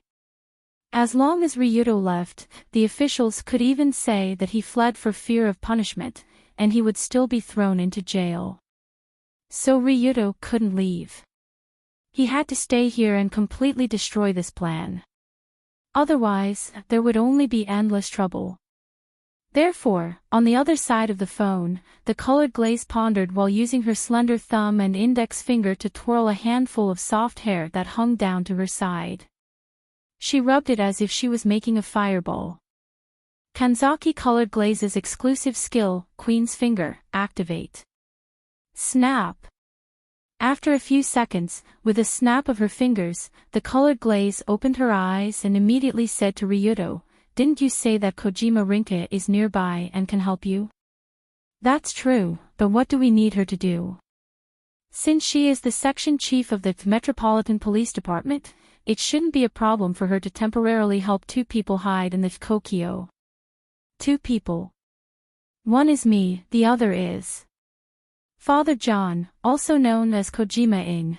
He is a big trump card for us to defeat the extreme purge plan and kill Kojima." Speaking of this, the colored glaze's mouth couldn't help but raise an excited smile. For the colored glaze, the most difficult part of this operation was Ryuto's special identity. As a leader of the extreme purge, such an identity had no credibility and persuasiveness. No matter how he explained, he couldn't defend himself. This was also the reason why Kojima found him. Therefore, no matter what happened in between the plums, even if it was only Father John who chose to commit suicide, Kojima could blame her brother's death on Ryuto. After all, Ryuto was the leader of the largest extreme purge in Yodo. This identity was destined to be the first thing that people would find when there was an incident around him. So no matter what happened, it was absolutely meaningless for Ryuto to clarify himself. He needed someone with credibility to speak for him, to help expose Kojima's true identity. And this person with credibility was the president of the Great Beauty Association, Kojima-ing. If the Empress's brother personally stood out to testify, plus the Metropolitan Police Department's Search Department Chief Toshima Linhua, then this credibility was no joke. It was enough to completely throw Kojima, the Empress, into the abyss. From a normal point of view, it was hard to imagine that Kojima-ing would voluntarily stand out to testify against his own sister. However, if this sister of his had installed a killing device in his collar and was prepared to drag him out as a living sacrifice, then the situation would be different. This was betrayal, and it was the kind of betrayal that stabbed a knife in the back. It was enough to send chills down one's spine, turning even the strongest love into a ruthless betrayal. Colored Glaze could imagine, when Kojima-ing knew that his sister wanted to kill him, how angry he would feel. This kind of anger was enough to drive humans to make an unexpected and fierce counterattack. So now, what Ryuto needed to do was to let the incident of Kojima-ing's death happen and think of a way to save him. Then, ask Chief Toshima to help hide Ryuto and Kojima-ing, and wait until, not long after the Empress holds a press conference to announce the start of the Extreme Purge plan, then let Kojima-ing appear to testify. If this combination of moves went smoothly, not only would the so-called Extreme Purge plan be completely ruined, but it would also consign Empress Wude and Kojima to eternal damnation, with no possibility of ever making a comeback. Of course, this counterattack plan sounded simple, but the process would definitely encounter a lot of trouble, but this was the problem Ryuto had to overcome. Very good. Kojima, wash your neck and wait. Not only will I destroy your reputation, but I will also make you die even more miserably than the last time, even more ugly. After quickly discussing some details with Colored Glaze and hanging up the phone, Ryuto turned his head to look at, among the flowers, not far away, a fierce killing intent flashed in his eyes. Then Ryudo ran towards, among the flowers, not far away, the important person who was indispensable in this counterattack plan. The search department chief Toshima Linhua was there. Chapter 231. For Ryudo, it seemed to have been a long time ago when he saw Kojima Rihana. After all, he had just experienced a reincarnation of death. But in Rihana's view, it was only a few minutes ago that she stayed with this cute and handsome big boy.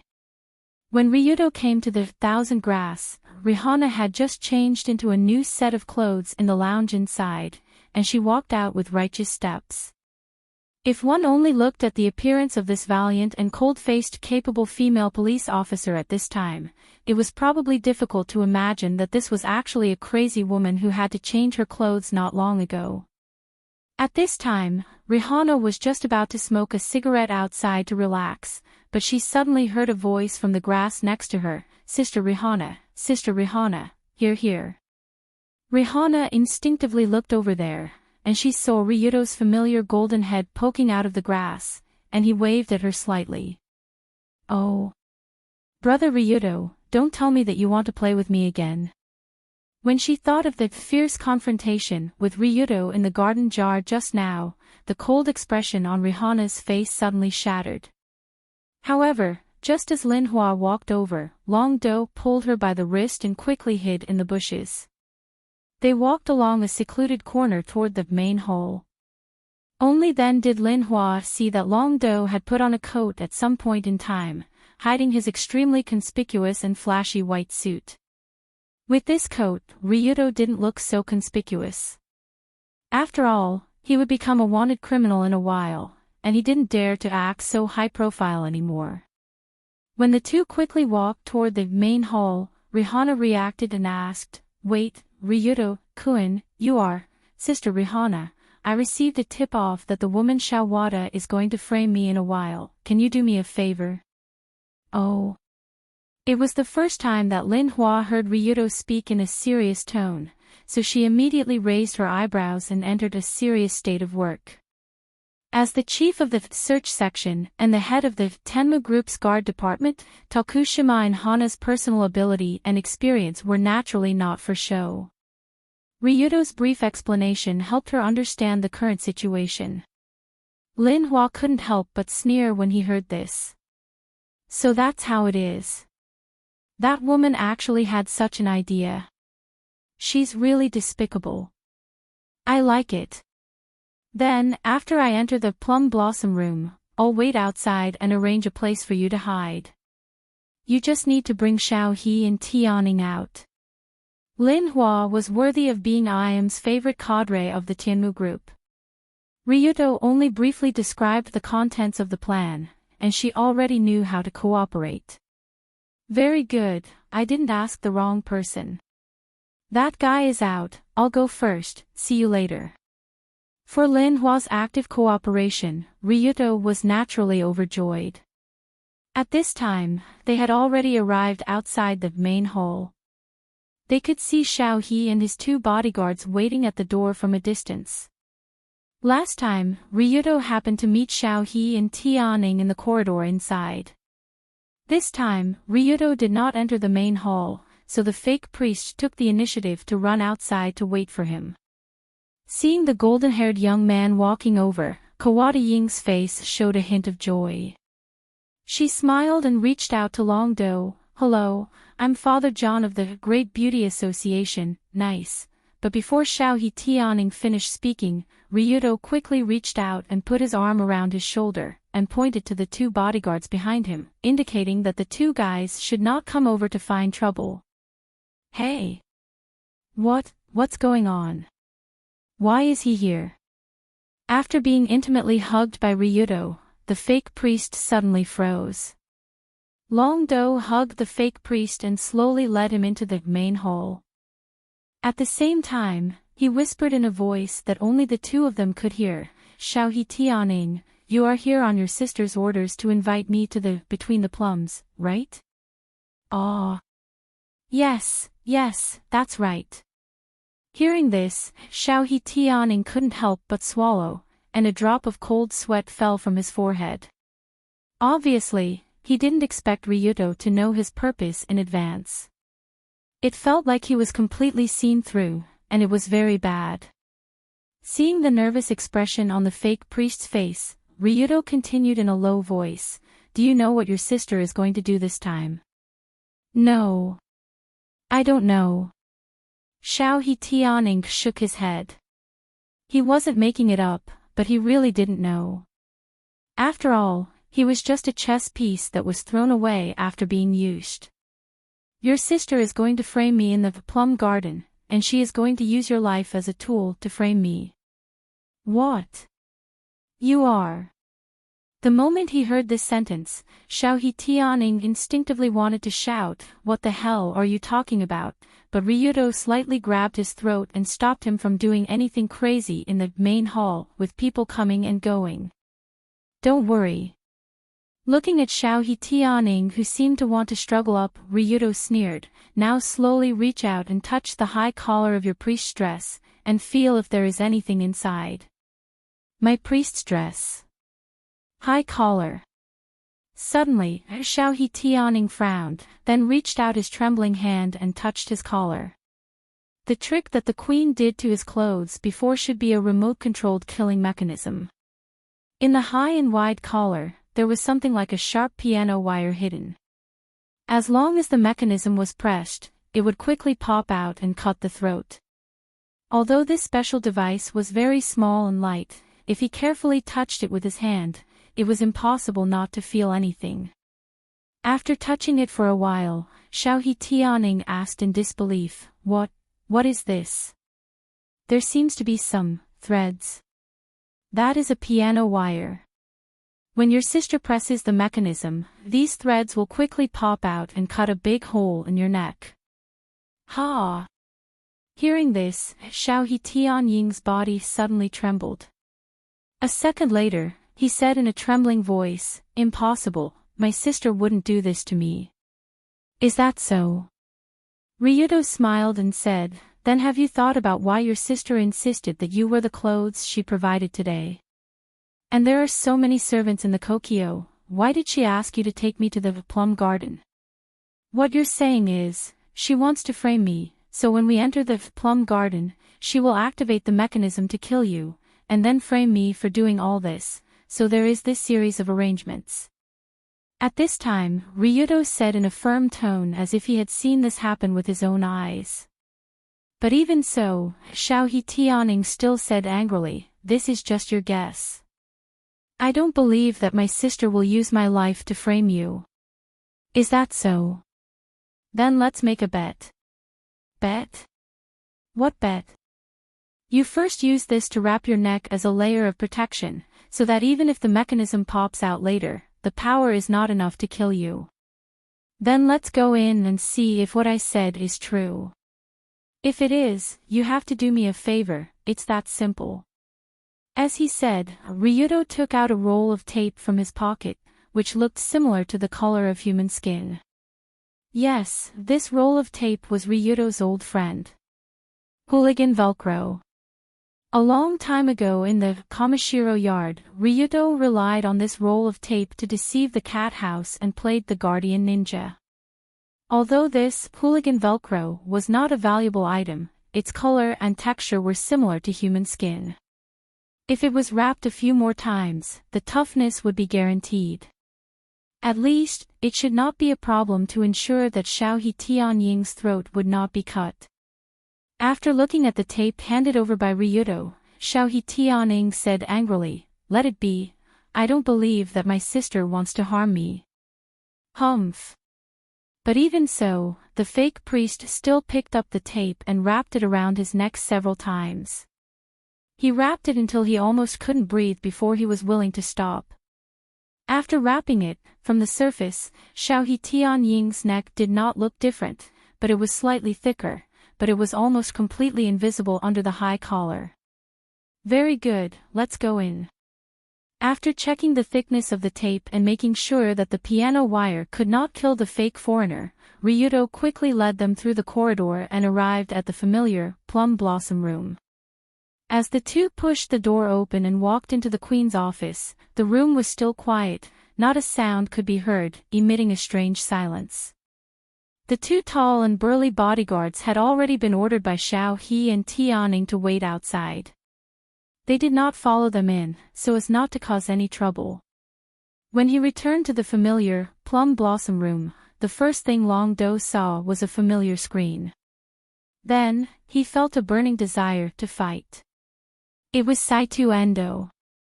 At this time, Saito Endo was hiding behind a screen next to the queen, ready to come out at any time to bring Ryuto to justice.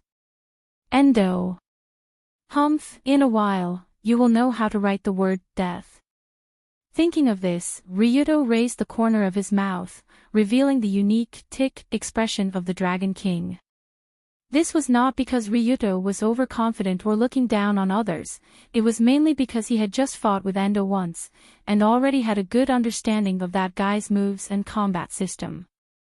Just like the first time he fought a boss, being chased by the boss was a very normal thing. The second time he was familiar with the boss's movement pattern and various skills, it would be much easier. Just as Ryuto was thinking about how to surprise Endo, the two had already arrived at the end of the room, and saw the woman sitting on the office chair. Chapter 232. Ryuto Kiryu, we finally meet. Exactly the same as last time, Kanoya, who was sitting on the office chair, said to Ryuto calmly as if she didn't put this young man in her eyes at all. It had to be said that her expression that seemed to be incomparably calm in any situation was indeed quite intimidating. Unfortunately, Ryuto had already seen the queen's appearance when she was on the verge of collapse, so this trick didn't work anymore. When he saw Kanoya last time, Ryuto was still thinking about what she would do, what she wanted to do, and what her character was like. But this time was different, because Ryuto already had a full understanding of the queen. So, the person who held the initiative now was not this stinky woman who seemed to be high above, but him. Just as Ryuto showed a fierce expression, Kanoya next to him whispered, "Sister. Sister, my mission here is completed, can I go now?" If it was in normal times, Kanoya would definitely not have such an expression when he met his sister. But now he was more or less affected by Ryuto's words just now and the strange device in his collar. His face was slightly ugly, and he looked at his sister with a trace of worry in his eyes. Please, please, please, please don't be like that." In the depths of his heart that his sister couldn't see, Kanoya kept praying that Ryuto's nonsense just now wouldn't become a reality. But obviously, if praying was really useful, there wouldn't be so many tragedies in the world. So the queen replied indifferently as usual, "Indeed, your mission is over, thank you for your hard work." Then I will, before Xiao He and Tianning could finish saying, "Then I'll take my leave first." The queen sitting on the office chair pressed a button on the table without hesitation. Immediately afterward, a mechanical sound of a spring contracting suddenly came from the collar of his high-collared priest suit, and a cold light ejected from the inside of the collar like lightning. It cut into the man's neck. In the previous incident, Kazuta Ei died in front of Ryuto, killed by the killing device hidden in her collar. No, it can't be. It was actually real. When she heard the strange mechanical sound from her collar, she realized that everything was real. My sister really did put this killing device in the clothes that she gave me, and planned to use my life as a weapon to frame Ryuto. Damn it. Damn it. Damn it. Damn it. Damn it. Damn it. At that moment, Kawada Young cursed in her mind in a voice that only she could hear. He couldn't accept it. He absolutely couldn't accept that his sister, who was regarded as a god, would actually treat his life like a consumable and squander it as she wished. But before Kawada Young cursed out loud, Ryudo had already quickly reached behind him, and at the same time, he slapped his neck without leaving a trace. Because of the protection of the hooligan Velcro, Kawada Young's neck was actually not cut open, so Ryudo couldn't let him continue to say anything to avoid exposing himself. After the slap, the fake priest fainted silently, and his whole body sighed weakly on the ground.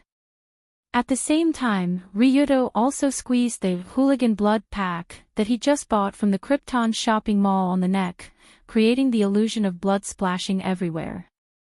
It had to be said that Ryudo's current speed was really fast.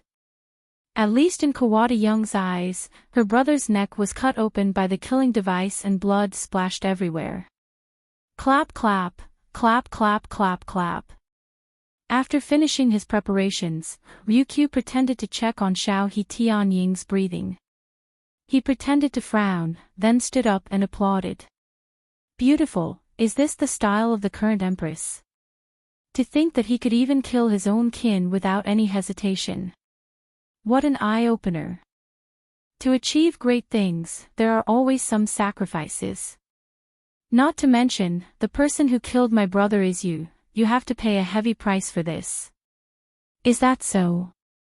Then let me see how serious the price is.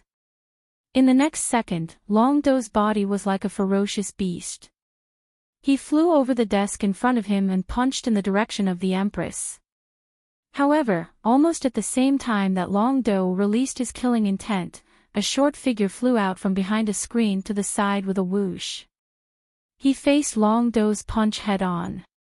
This short person who suddenly rushed out from the side was naturally Saito Ryudo, and the posture, strength, and angle of his punch towards Ryudo were almost the same as the previous time. Stinky brat, want to kill the master? Not a chance. When he punched towards Ryudo's punch, Saito Ryudo's eyes flashed with a murderous light, and his fist also blasted out with a fierce momentum. Saito Ryudo's fist technique mainly came from the Saito Ryudo system of the Saito Ryudo system, and this was the same as Saito Takahiro and Saito Dunya. However, because he had high attainments in both Vajra Finger of Tantra and Tantra Qigong, the quality of his fist was much higher than the average person. Unless it was a monster like Ryudo, no one was worthy to exchange blows with him. However, was Ryudo really going to exchange blows with Saito Ryudo? A second before the fist that seemed to be aimed at Kawada was about to collide with the Tao-reaching realm, Ryudo's fist turned into a claw in a seemingly abrupt but actually very smooth movement. He grabbed Saito Ryudo's wrist. How is this possible? This sudden change gave Saito Ryudo a fright, and even made him feel a rare sense of fear. It was impossible. Even for a martial Tao master who had entered the Tao, it was impossible to change the fist into a claw when the fist was already in motion. Unless Ryudo did not intend to punch from the beginning, and he was going to grab Saito Ryudo's wrist with his claw. Of course, this was actually the case. Ryudo already knew that Saito Ryudo would block this punch, so he naturally would not continue to exchange blows with this guy like an idiot. Instead, he was already prepared to change the moment he punched. Therefore, in the next moment, Ryudo's palm flashed with an unfathomable shadow, and almost brushed past Saito Ryudo's fist, and clamped down on Saito Ryudo's thick short hand like an iron clamp. Bone-twisting dragon hand, reverse heaven and earth.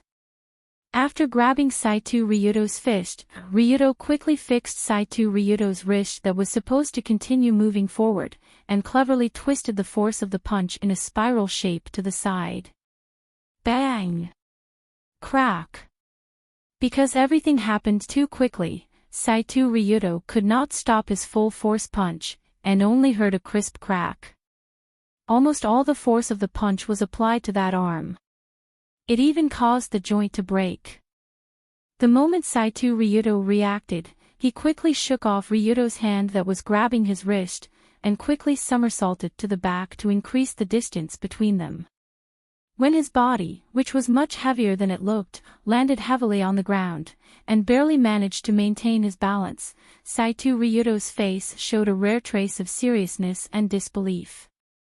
After all, as long as one had eyes, it would not be difficult to see that Saito Ryuto's right arm that had just punched out was now hanging limply like a noodle, and the wrist and elbow joints were visibly distorted.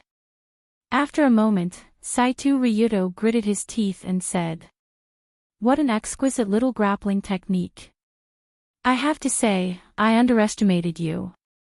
Saito Ryuto himself was a master of the grappling system, so he could naturally see that Ryuto's bone-twisting dragon hand, reverse heaven and earth move just now contained a lot of profound skill. At the same time when the enemy was punching, Saito Ryuto grabbed the enemy's wrist, and by rotating and shifting the force of the punch, dislocated the enemy's hand joints.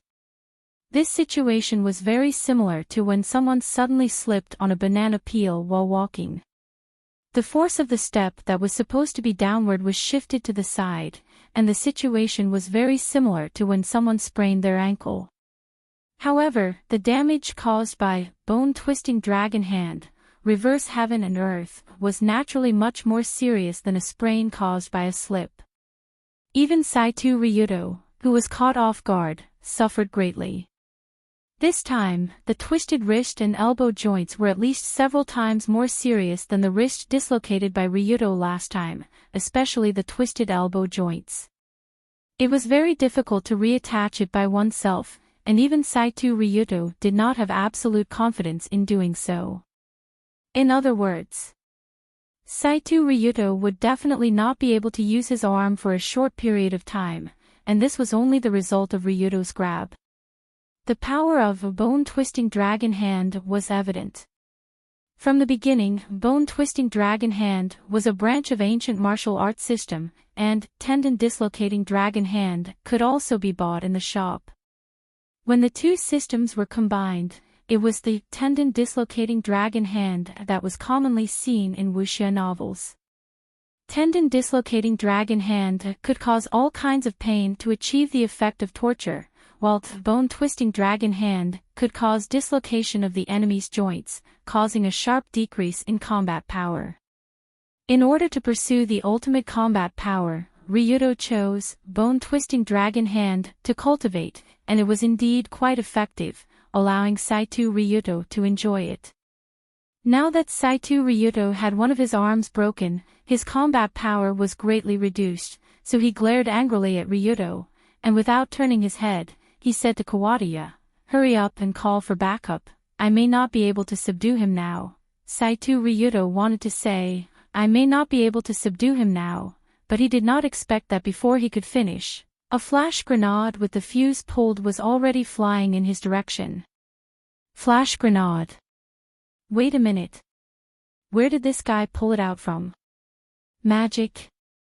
In an instant, Saito Ryuto pulled Kawadiya back as fast as he could and rushed out of the secret door, and then a familiar explosion and flash came from between the plum trees. The explosion of the flash grenade was so loud that it directly alarmed all the guards and guests near the main hall not far away. However, just a few seconds later, a group of armed guards rushed into between the plum trees with messy footsteps, only to see the furious Saito Ryuto and the confused queen standing there. Other than the two of them, Ryuto, who was supposed to be here, and Kawadiya, who was lying on the ground, had already disappeared, as if they had turned into smoke. Chapter 233. He slipped away. Ryuto Kiryu, that bastard, actually slipped away. When Saito hurriedly dodged the flash bomb and rushed back to between the plum blossoms, he saw that there was nothing inside. His face was filled with a mixture of anger and humiliation. Anger was anger. This guy just left like that, treating him like air. Humiliation was humiliation. His hand was still dangling, and he couldn't move for a while. Before this, Saito didn't even dream that Ryuto, that bastard, could be so terrifying. The moment they clashed, Saito's arm was crippled. The most terrifying thing was that during the clash just now, Saito could clearly feel that there were signs of hidden force in that twist. In the realm of chi, it wasn't difficult to cultivate obvious force, but hidden force was a technique that only masters could master. After mastering hidden force, one could release their force from all kinds of strange angles. The bone-twisting dragon hand, reverse heaven and earth, just now was obviously the culmination of hidden force. Impossible, there must be something wrong with my senses. How could that kid have mastered hidden force in just a week's time? Did I see a ghost? Saito was 100% sure that Ryuto was just a kid who didn't even have chi a week ago.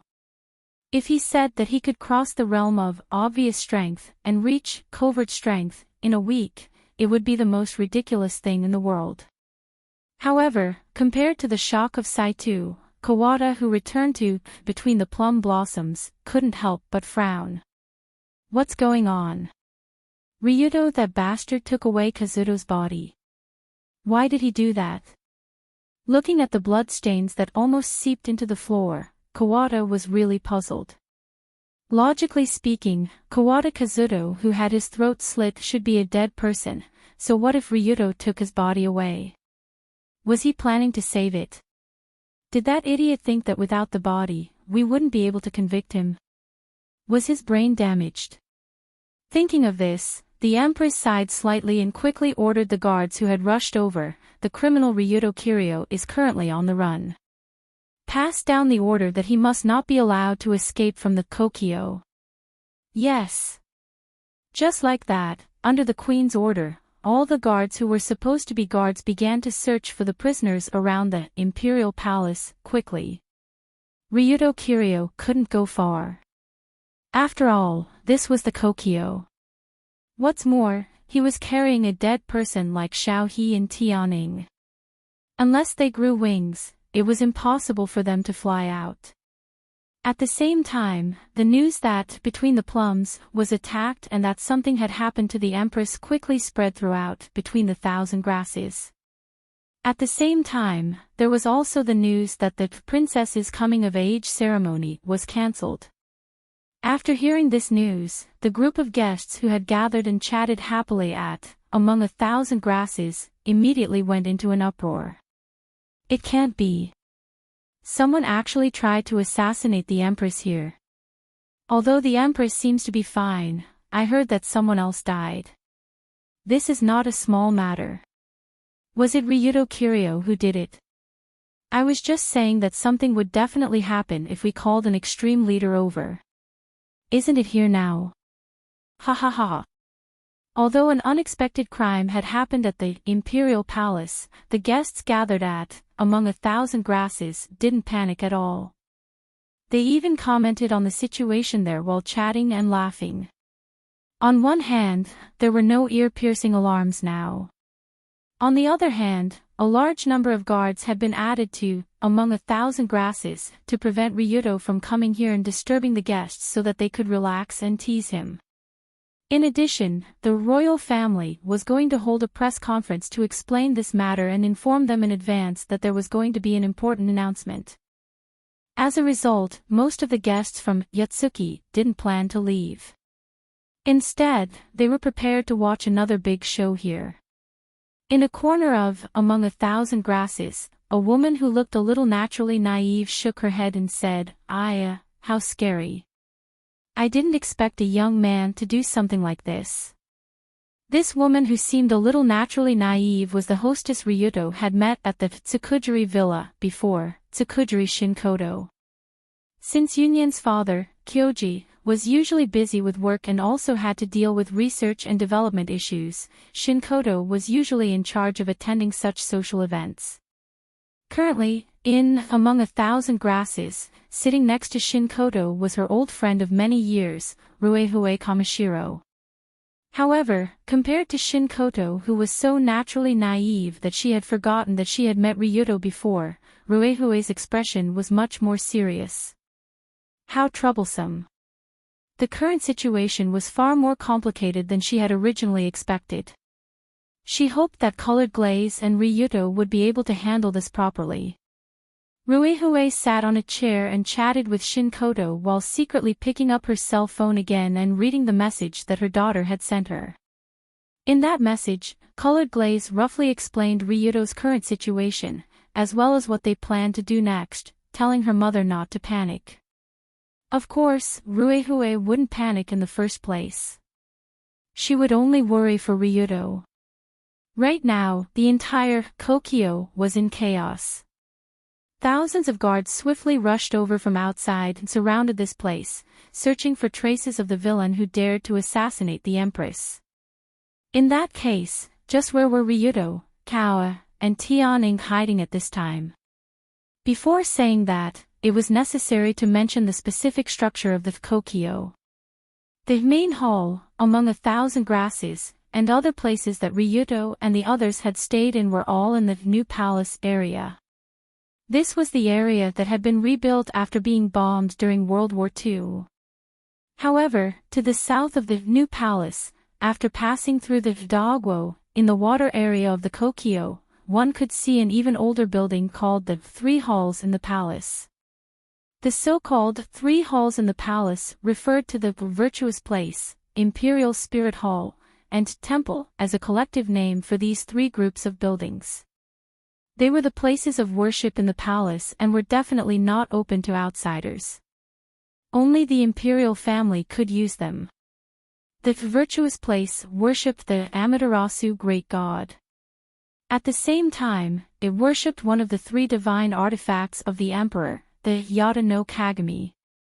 The Imperial Spirit Hall worshipped the memorial tablets of the previous emperors and the imperial family. The temple mainly worshipped the gods of heaven and earth in the Shinto religion. As for the current Ryuto, he had already escaped into the heavily guarded Three Halls in the palace, with the help of Sister Linhua. However, despite having such a grand name and background, the so-called Three Halls were in fact just three slightly larger buildings in the Heian era style. Entering the quiet, virtuous place was like entering a somewhat narrow temple. At the end of the hall, there was a huge Amaterasu great god statue, and in front of the statue, there was a mirror. Now, Ryuto, Linhua, and the unconscious Kohishining were hiding behind the Amaterasu great god statue.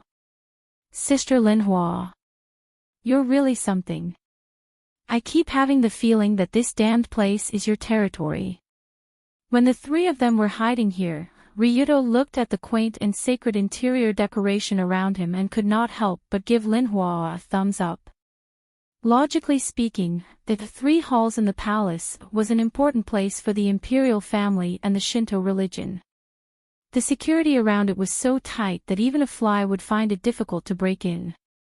However, when Linhua quickly brought Ryuto, who had rushed out of the plum blossom room, along a small path, the guard in charge of guarding the east gate acted as if he did not see anything and directly let the three of them in.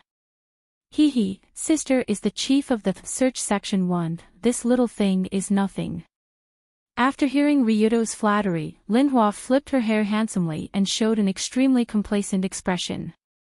Of course, this sentence was completely nonsense. Not to mention the chief of the search section 1, even the director of the Metropolitan Police Department, could not order the guards of the Three Halls in the palace to quietly let them in. The reason why Linhua could do this was mainly because of her identity as the chief of the Heavenly Eye Group. It was obvious that the Heavenly Eye Group had placed all kinds of chess pieces in various positions since a long time ago. Even the Three Halls of the palace had their moles, and their sphere of influence could be described as scattered all over the place. Ryuto was naturally well aware of this situation, but he would not be stupid enough to point it out. Linhua knew that Ryuto did not know her identity, so she wanted to hide it and use him. Ryuto knew that Linhua did not know that he knew her identity, so she wanted to hide it and use him. The two originally had a relationship of using each other. In this case, they had reached a subtle balance. Anyway, they could use each other as much as they could. Whether they would be enemies in the future, they would talk about it when the time came. Just as Ryudo and Linhua were hiding behind the Amaterasu god statue and chatting, Kobita Young, who had been knocked unconscious before, finally woke up slowly. What exactly am I? After waking up, Kawada Young's eyes were unfocused and his face was pale. He first reached out and touched his neck. After touching the several layers of hooligan Velcro that had been cut by the sharp piano string, he put down his hand in a daze. Just now, this man seemed to have a nightmare. In the nightmare, his sister, who he had always regarded as a god, wanted to use his life to achieve her own goals. In the dream, Kobita Young crazily shouted at his sister, "Sister! Am I really just a tool to you? The kind that can be abandoned at will?" But in the dream, the woman who grew up with him, who always seemed to be indifferent and calm, just glanced at his brother coldly and did not answer anything. It was true, all of it was true. After waking up, Kobita Young took a deep breath, and the expression in his eyes slowly changed from decadence to anger. Before this, Kobita Young's feelings for his sister could be said to be very adoring, the kind that he could die for her. But when he found out that he was betrayed by the person he loved, the stronger the adoration, the stronger the anger and hatred. Chapter 234. Broken, Kawada Young was completely broken. After he found out that he was heartlessly abandoned by his sister, something in his heart seemed to have cracked, and he no longer had time to care about other things. The glory of the Kawada family, the future of the Great Beauty Association, the condition of his son who was still lying in the hospital, etc. It didn't matter, nothing mattered anymore. He just wanted the woman to die. He just wanted the woman to taste the unforgettable pain of betrayal that she gave to his brother. It was that simple. Very good. That's more like it. After feeling the resentment of the fake priest, Ryudo smiled and patted him on the shoulder, then he looked at the time on his phone. According to the time on the phone, it was less than half an hour before 12:00, and the press conference held by the royal family would officially begin at 12 o'clock. For this unprecedented press conference, the royal family had been preparing for a long time. When Ryudo entered the main palace, he saw a large group of staff and media equipment, which was actually prepared for this press conference. Of course, this press conference itself was not to explain the Queen assassination not long ago. It was originally held for this princess coming-of-age ceremony. Or, on the surface, it was held for this princess coming-of-age ceremony. In fact, until now, not many people remembered that they gathered in the Kokyo to watch the princess coming-of-age ceremony. Everyone's attention had been attracted by the words Ryudo Kiryu. That's right, it was Ryudo Kiryu, or rather, it was Ryudo Kiryu again. In fact, not long ago, when Ryudo walked into the Kokyo arrogantly, the discussion about him had already exploded in Yodo. The reports of the frontline reporters spread to every place through the internet, TV, radio, and other media as fast as possible. At the same time, the classic photo of Ryudo standing in front of the Kokyo and giving the middle finger appeared. Some people said that he was arrogant and dared to give the middle finger in front of the Kokyo. Some people said that he was unfilial and had dared to do such a thing without manners. He should be sentenced. Some people said that he was very handsome and even hoped that he could become an idol on the spot and become a handsome man. Just like that, on the internet, news and posts related to Ryudo Kiryu increased by hundreds of thousands in just 1 or 2 hours. The speed at which it spread was comparable to a virus. For a time, the entire Tokyo was in turmoil. Almost everyone knew about this man, the leader of the second generation of the extreme Tao sect, and the unique tags on him. Domineering, rebellious, cold, tough guy, and so on. These were all the labels that Ryudo carried around. Although people had different opinions on Ryudo's actions and attitude, there was one thing that everyone agreed on. This young man was indeed very capable. Even those who hated him had to admit this. After all, it was unprecedented for a 16-year-old high school student to be invited by the royal family to attend the princess's coming-of-age ceremony as a leader of a gang. In the past many years, the concept of extreme Tao had always been widely known by people, but the concept of extreme Tao had always been widely known. However, most people also thought that extreme Tao was just a group of bugs that hid in the sewers and couldn't see the light of day. However, Ryudo's appearance seemed to have broken this situation. For the first time, people realized that extreme Tao could be so young, so handsome, and so openly stand on the stage that only the upper class could go to. Especially in his Dory First High School, almost the entire school was crazily discussing him that morning. The First High BBS was also crazily flooded with posts related to Ryudo. A second-year high school girl posted on the forum, "God, this is the first time I feel that young Master Ryudo is so handsome. My heart is about to be stolen by him." Under this post, there was a picture of Ryudo swaggering outside the Kokyo. In the picture, Longdo was wearing a flashy and handsome outfit with a pair of sunglasses on the bridge of his nose. His domineering aura, heroic aura, handsome aura, and flirtatious aura were fully displayed. It had to be said that even in the context of the entire society, the current Ryudo could be regarded as a very attractive man. Not to mention, in a mere high school campus, he was simply at the level of Yao Ming. If it was before, this girl would probably be bombarded by the group of determined anti-Ryudo supporters on the First High BBS. But now, the situation had obviously reversed 180 degrees. Yeah, young Master Ryudo is really handsome. I really want to be his girlfriend. He's really too handsome, and his temperament is mature. Compared to the group of boys in our school, they can't even compare to a single strand of his hair. Yes, after seeing this picture, I immediately broke up with my boyfriend. Ryudo Kiryu, I want to fence with you until dawn. Although there seemed to be some strange guy mixed in with the crowd, it was enough to show how popular Battle Dragon's popularity was at the moment. Of course, in these posts that were in love with Ryudo, there were also some determined anti-Ryudo supporters. As usual, there were all kinds of sarcastic comments in the post. For example, no way, someone really likes that guy, a group of superficial idiots, what's so good about that extreme hooligan? Didn't that bastard Ryudo have one foot in two boats before? You can't have forgotten so quickly, right? Ever since Longdo was involved in a scandal with senior sister Yun Yen and Miss Lioli, there had been a group of people tirelessly scolding him on the First High School forum. But today was different from the past.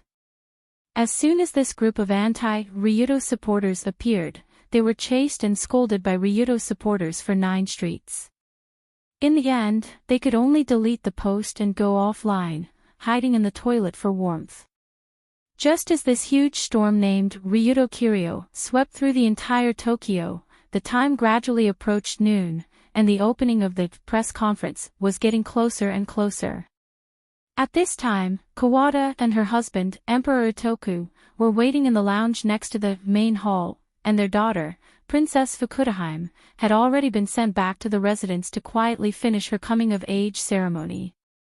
And this Emperor Itoku, who was going to speak at the press conference, Kawada sat on the sofa without saying a word, and her face was a bit gloomy.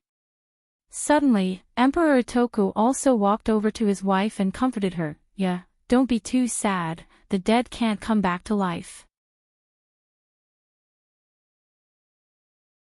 She slowly moved the microphone closer to her and said in a heavy tone, "Dear reporter friends, and distinguished guests, I gathered you together today to announce a sad news." It had to be said that Kohishina was a natural actress. When she said these words, this woman completely put herself in the role of a poor empress who lost her brother and was assassinated. Therefore, those who heard those words were heartbroken and those who saw them shed tears. The entire pine forest was filled with a sorrowful atmosphere. Seeing that the atmosphere had been stirred up, the Empress continued slowly. "Just an hour ago, a murderer broke into the Pine Room and tried to assassinate me. Thanks to my brother who risked his life to save me, I was safe and sound, but Ing-hee unfortunately passed away. Suddenly, Ko-hee-shin-ya lowered her head in pain, and when she said the last few words, she even burst into tears and choked silently, fully showing the Empress's acting skills. Click. Click click click. After seeing her sorrowful look, the reporters below also raised their cameras and started snapping photos. Many people have even thought of the title of this report, such as, "The Empress Lost Her Brother, She Washed Her Face with Tears at the Press Conference." Bang! Immediately afterward, the Empress slammed the table, and the expression on her face quickly changed from grief to anger. Why? Why did this happen? At the beginning, we decided to invite the most famous leader of Extreme Do, Ryuto Kiryu, to come over, hoping to inspire him and let the group of Extreme Do turn over a new leaf. Ko-hee-shin-ya suddenly raised her head and then said, "But, what did the leader of the Rollercoasters group do? He laughed at our persuasion and even attacked me. It's simply heartless. Woo! Woo! How can it be so outrageous?" After hearing Ko-hee-shin-ya's righteous words, the group of reporters below couldn't help but start an uproar. It's too much, that Ryuto Kiryu. The royal family has already given them a chance to turn over a new leaf, and they didn't accept it, but they still want to attack. Extreme Do is Extreme Do, mud can't help a wall, it's better to arrest them all and send them to prison. For a time, the reporters couldn't help whispering, and their words were full of anger toward Ryuto Kiryu and the Extreme Do group. However, when he noticed this change, Sensible, who was sitting at the long table, couldn't help but frown. The Empress is mobilizing the reporters' resentment and dissatisfaction toward Extreme Do. What's going on? What does she want to do? As the police chief, Sensible naturally has a certain degree of understanding of the Rollercoasters group, the largest Extreme Do organization in Yodo. In fact, from Dao's point of view, the Rollercoasters group was not a very bad organization. They were not involved in anesthetics, smuggling, or gambling. It could be said that they were already a clear stream in the Kyoto. In fact, in the area managed by the Rollercoasters group, the crime rate was actually quite low. The surrounding people's evaluation of them was also okay. They were not the kind of evil people. Instead, they had some of the chivalrous demeanor of the Edo period. But now the Empress Owada seemed to want to target the Rollercoasters group and their leader Ryuto Kiryu, and it was for a reason that Sensible thought was ridiculous. The royal family summoned the leader of Extreme Do to the Kokyo to inspire them. To make them turn over a new leaf. Bullshit, even if they want to do this kind of thing, it's definitely not the royal family's turn to do it. What qualifications do they have to intervene in Extreme Do? This is clearly the work of the Metropolitan Police Department, okay? What's more, the whole Empress assassination incident was full of doubts. Sensible already felt that there was something wrong with it. At this time, after watching the Empress performance, he felt that this woman was talking nonsense. If it weren't for the press conference now, Sensible definitely couldn't help but stand up and yell at the Empress, "Is this something you should care about? Where do you put the police? Aren't you overstepping your authority?" But not now, at least before there is an obvious turnaround, Sensible couldn't do anything. He could only sit quietly at the long table and watch the Empress' tearful performance. At this moment, the Empress had already reached the most critical part. "I think." Owada suddenly stood up from the chair and said in a bold tone, "This country can't go on like this. We must not let the Extreme do whatever they want. We should do a national purge and put all the Extreme Do in prison. A nationwide purge." Wasn't this a little too? After hearing the Empress' words, there was an uproar in the group of reporters below. The number of Extreme Do in the entire country added up to at least 150,000 people. And now the number of people imprisoned in the country's prisons was about 50,000. If all the extreme do were to be purged and put all of them in prison, then the number of people imprisoned in the country's prisons would instantly skyrocket by 3 times. What is the concept of 3 times? The prison that originally accommodated 50,000 people, if 150,000 people suddenly flooded in, wouldn't the prisons in the country burst? What's more, such a huge project can't be done easily. At least Sensible couldn't help but cover his head when he heard the plan. Nonsense. This woman was simply fooling around. What exactly was she thinking? Although Daigo Mingji thought so, as Xiaohe and Tianya explained their plan, his brows furrowed more and more. In Owadaya's plan, the imperial family will be responsible for contacting many international security companies and prison companies to assist in the plan. Within a year, these companies will invest about $100 billion in Nippon, and build more than 200 private prisons to imprison the arrested Extreme Do members. At the same time, the arrest work will be completed by the largest security companies in American. What is the concept of the security companies in American? That was a big shot who had fought in the Middle East and fought with terrorists. His employees numbered in the hundreds of thousands. And in this plan, there are dozens of domestic companies that support the imperial family, and they are all reputable companies in various industries. If what Owadaya said is true, she can mobilize so many domestic and foreign forces to carry out this plan, then this extreme do purge plan really seems possible.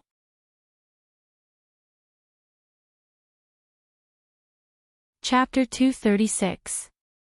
At first glance, Kamado Ya's extreme Dao cleansing plan sounded very illogical and childish. As Dao knew, there were at least 100,000 extreme Daos in the country. Even if they were convicted using various methods, there wouldn't be enough police force to arrest them, nor would there be enough prison resources to manage them. But Kamado Ya had obviously thought of this.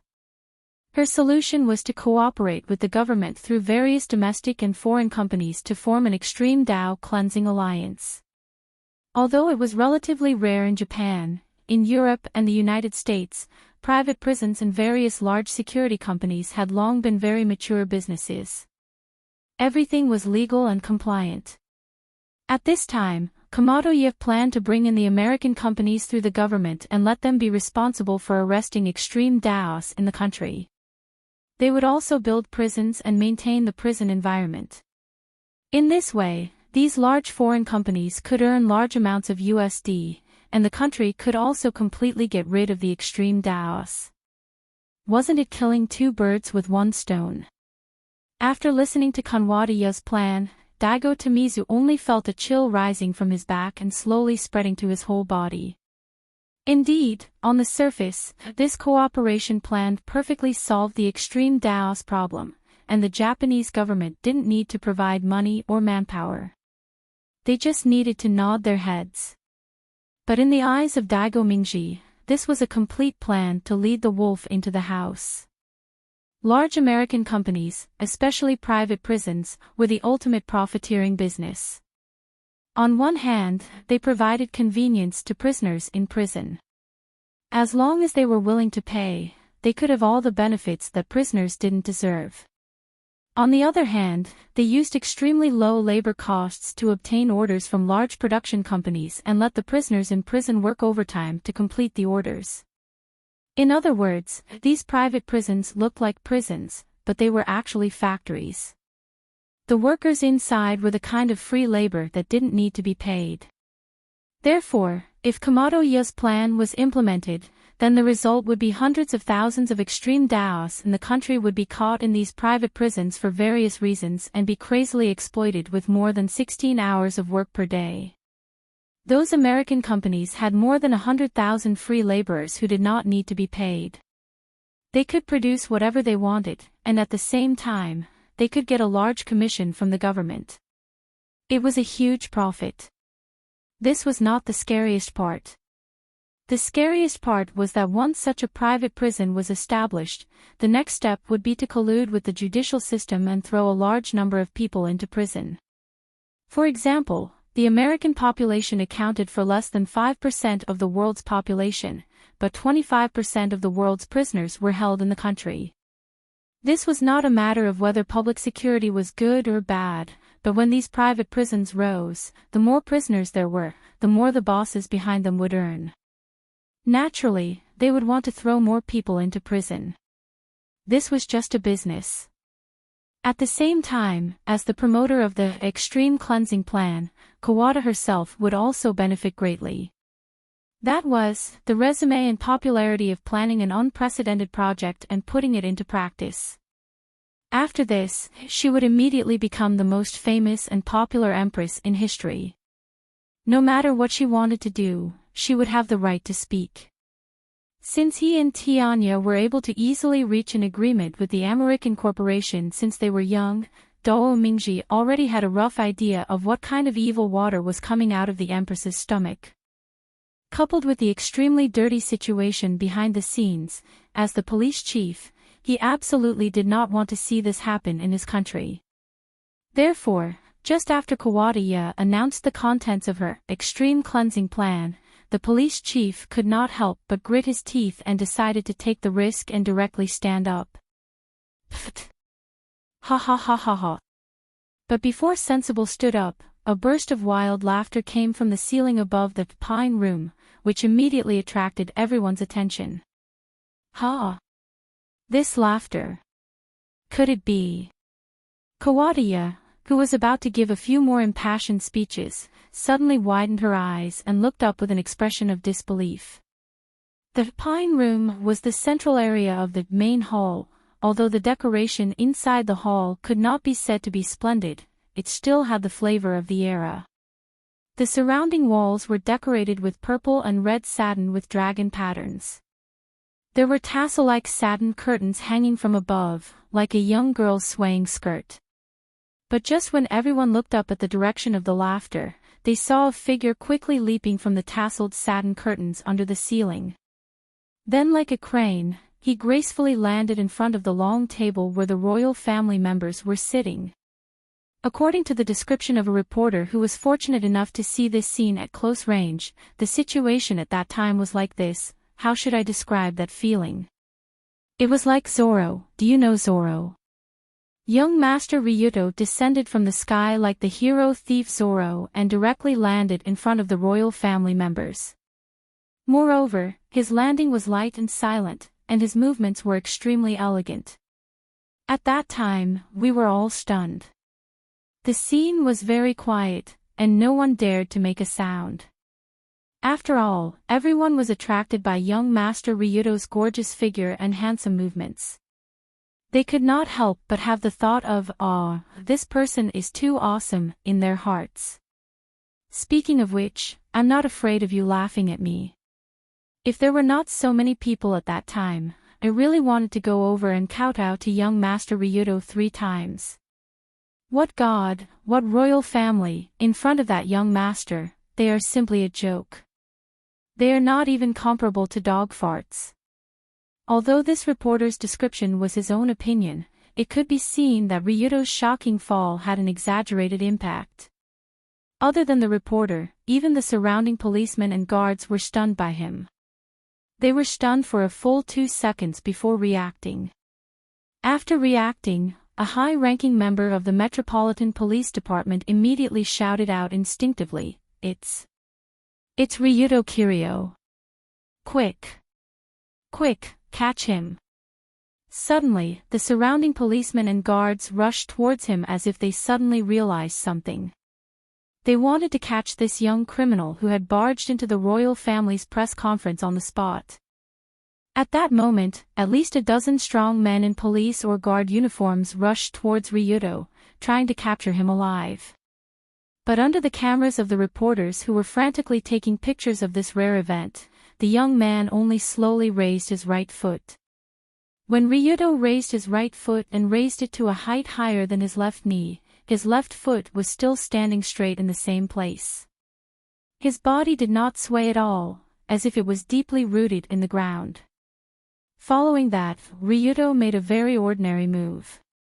He raised his right foot and stomped it down. Stomping one's foot was an action that even a few years old girl could easily do. It was hard to imagine that such an action could cause anyone to feel uncomfortable. However, the moment Ryuto's tremored kick from the ancient Bajikwan landed, it made everyone present fully understand how powerful such a simple action could be. Boom! Gotcha! When the right foot that seemed to weigh at most a few dozen pounds landed, the first thing that came out was a rumbling sound like an earthquake, followed by the sound of the huge and heavy bluestone floor shattering like glass. Like a storm of air mixed with the broken pieces of the floor, the sound of the explosion, the air wave, and the momentum like Mount Tai spread out with Ryuto as the core. At that moment, everyone seemed to see the image of a 100-meter-tall Vajra statue landing 1 foot and suppressing the entire main hall on the spot. This. What is this? What is this? 2 seconds later, the policemen and guards who rushed to the front to arrest Ryuto could not help but take a few steps back from the terrifying force. They staggered and fell to the ground. And the group of reporters who were holding their cameras behind them were even more shaken by this sudden kick. A large number of them fell to the ground, looking like wheat being harvested. The power of 1 foot was actually so fierce. Even if an elephant came and stomped with all its strength, it would not be as powerful. You guys. Seeing that the surrounding environment finally quieted down, Ryuto sneered and said, "What are you planning to do by jumping at me? Are you looking for death?"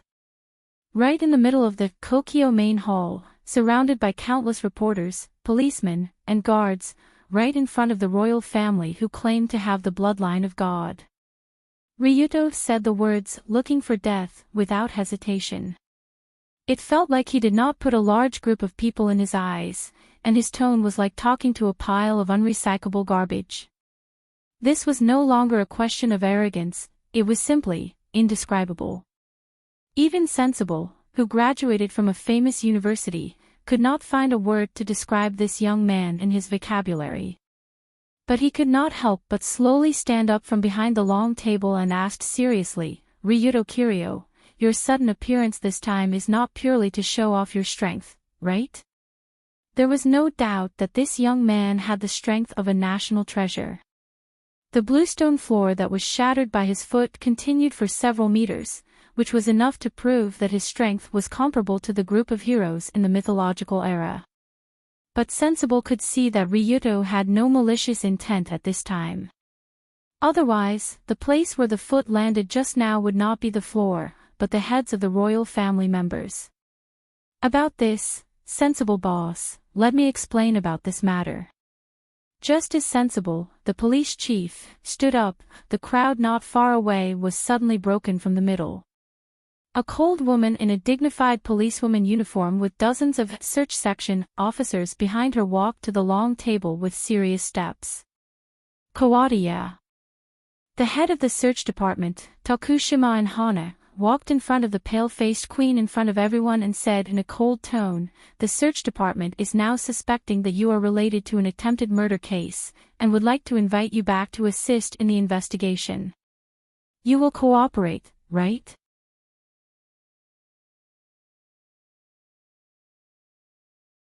Chapter 237. Crazy.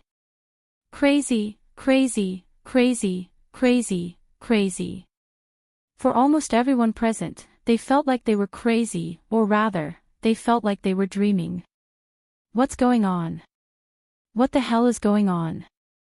Today's incident of the Queen being assassinated by a gang leader was already a big deal. However, during the press conference, the Queen threw out an even bigger piece of news. She was even preparing to launch a gang cleanup plan. Well, it wasn't a bad thing to have more explosive news.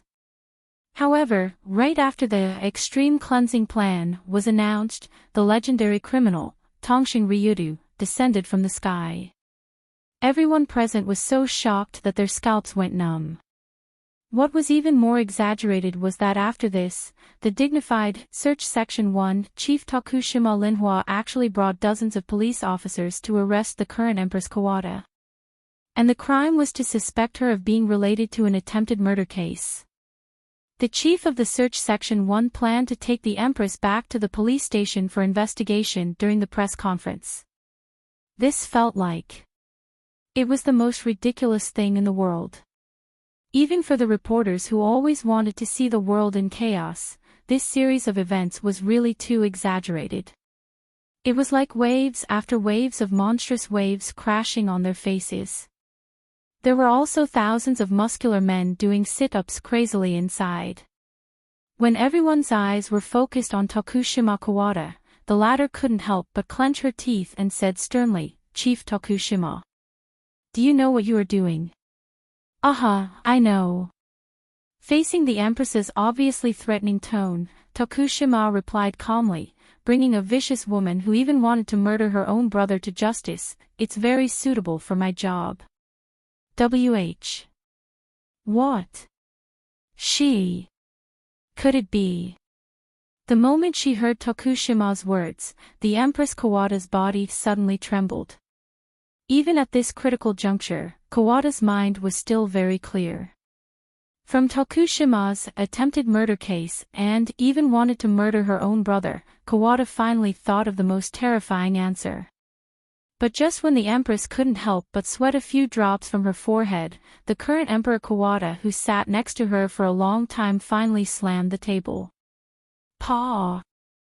This noble middle-aged man slammed the table and stood up, pointed at Tokushima's nose and said angrily, You. What you are doing is disrespectful to our royal family. What do you?" It had to be said that the Emperor of Japan's action of pointing at people's noses was really cute. Unfortunately, the following scene was really embarrassing. However, before the Sky Emperor could finish his words, he saw a pair of eyes filled with killing intent, as if they were demonic eyes that came from the depths of hell, staring at him. "Put your hand down, or I'll kill your whole family." Heavenly Emperor Wu Deku didn't need to have good eyesight to read the meaning in the eyes of Tokushima and Hana, the head of the Search Section 1. Gulp. The Emperor swallowed his saliva and felt cold sweat running down his back. Then, he retracted his hand in fear. What a joke. Who was Tokushima Linhua? On the surface, she looked like a high-level cadre of the Metropolitan Police Department, but in fact, she was one of the 4 main department heads under Tenmo Iam. The Security Department was the department responsible for the safety of the Tenma Group. There was no doubt that it was a real martial arts department, and as the department head, Linhua was naturally a martial arts department of the martial arts department. It was no exaggeration to say that if she chose to attack in anger now, she could make the Emperor's head fall to the ground in 1 second, and make the royal family prepare to receive incense in 5 seconds. With such a ruthless person, it was no wonder that she could scare the Emperor to the point of peeing in his pants with just a glance. When the Emperor was so scared that he sat down, the police director, Sensible, also quickly came in front of his subordinate and asked seriously, "Chief Tokushima, what's going on?" "Boss Sensible, I have sufficient evidence to prove that Kawada is the mastermind of an attempted murder case." "Attempted murder case? Who did she attempt to murder?" "Me." Before Daigo Mingji could finish his sentence, a man wearing a familiar priest's attire slowly walked out from the crowd not far away. His neck was still stained with blood, and his eyes were filled with ferocity and hatred. It's really him. How is it possible?" Seeing this brother looking at his enemy, Kawada walked towards the speaker's table. Kawada felt her body go soft, and her mind was full of the word, impossible. Not long ago in Plum Garden, the scene of the fake priest's neck being cut open happened in front of Kawada Garden. She could clearly see the blood splattering everywhere, and then Ryuto hurriedly went over to support him. But from the way the fake priest appeared, this person seemed to be unscathed. Duh, duh, duh. As Kawada Garden stepped in the direction of his sister, the surrounding reporters also seemed to realize who this person was. Wait. Isn't this the Empress's brother, Kawada Garden? Yes. He is also the president of the Great Beauty Association. I interviewed him before, it can't be wrong. How is it possible? Didn't they say that this person is already dead, and was killed by Ryuto Kiryu? Looking at the man who was declared dead not long ago appearing alive in the main hall, almost everyone was stunned. No one would have thought that this continuous drama would be completely ended by a magic card, Resurrection of the Dead. The moment Kawada Garden stood up, the Empress's previous accusations against Ryuto all became a joke. You said that she went to Plum Garden to assassinate you, and your brother blocked the knife for you. But this person didn't die at all. You also said that the knife was stabbed by you. How can you explain this? Just in time, today the police chief and the head of the search division are here. I can fully cooperate with the work of the police department to prove that what I said is true. This woman did intend to murder me. In front of everyone present, Kawada Garden took out the piano wire-like knife from his collar, and then handed it to Kyujima Rinka. Because the police inspector Daigo Mingji was at the scene, there was nothing to say about what happened next. It was very simple. Originally, the police chief was very unhappy with Kawada Garden's actions and plan today. Since someone has already testified against her, then Sensible naturally won't let her go. With the wave of the police chief's hand, this unique press conference suddenly came to an end, and the initiator of all this, Kawada Garden, was also taken out by the police in a daze. Fortunately, because this press conference was relatively important, the reporters who came to participate only recorded the broadcast, and didn't broadcast the whole process to the whole country through live broadcast. Otherwise, the royal family really didn't need to go out to meet people from today.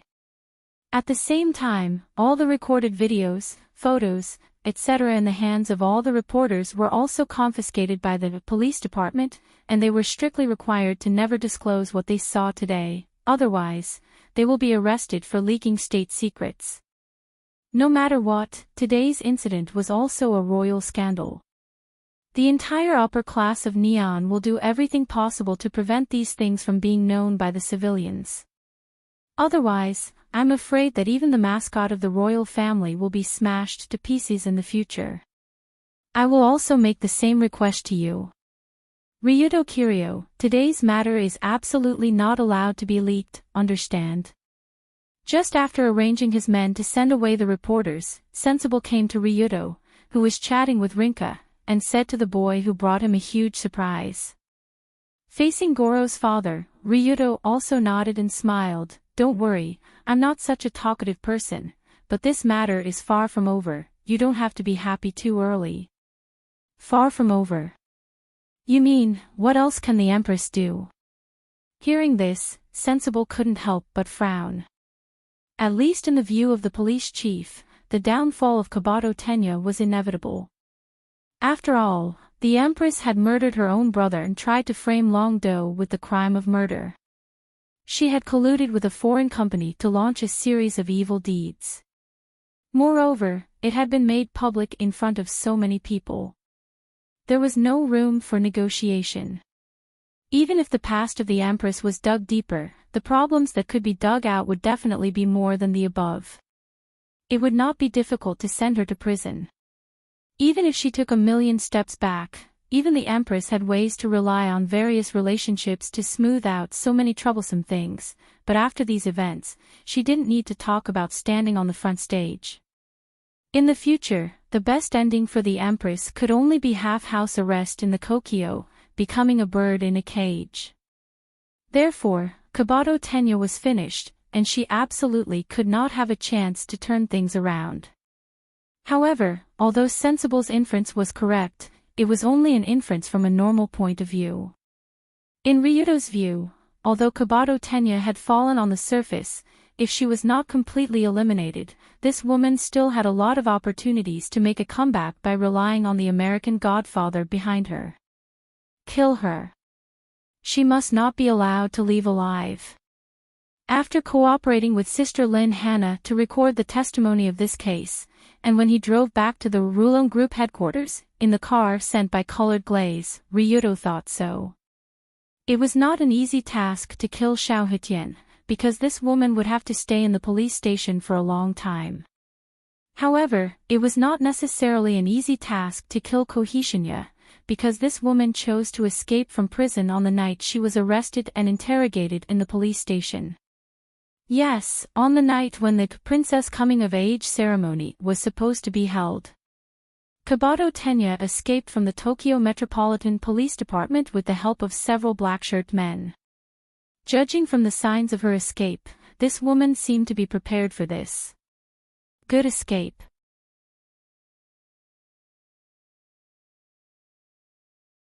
Chapter 238.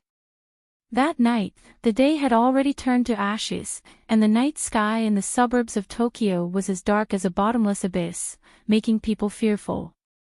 Because this was the wilderness highway leading to the northeast, there were not many lights along the road, and there were only a few houses as far as the eye could see.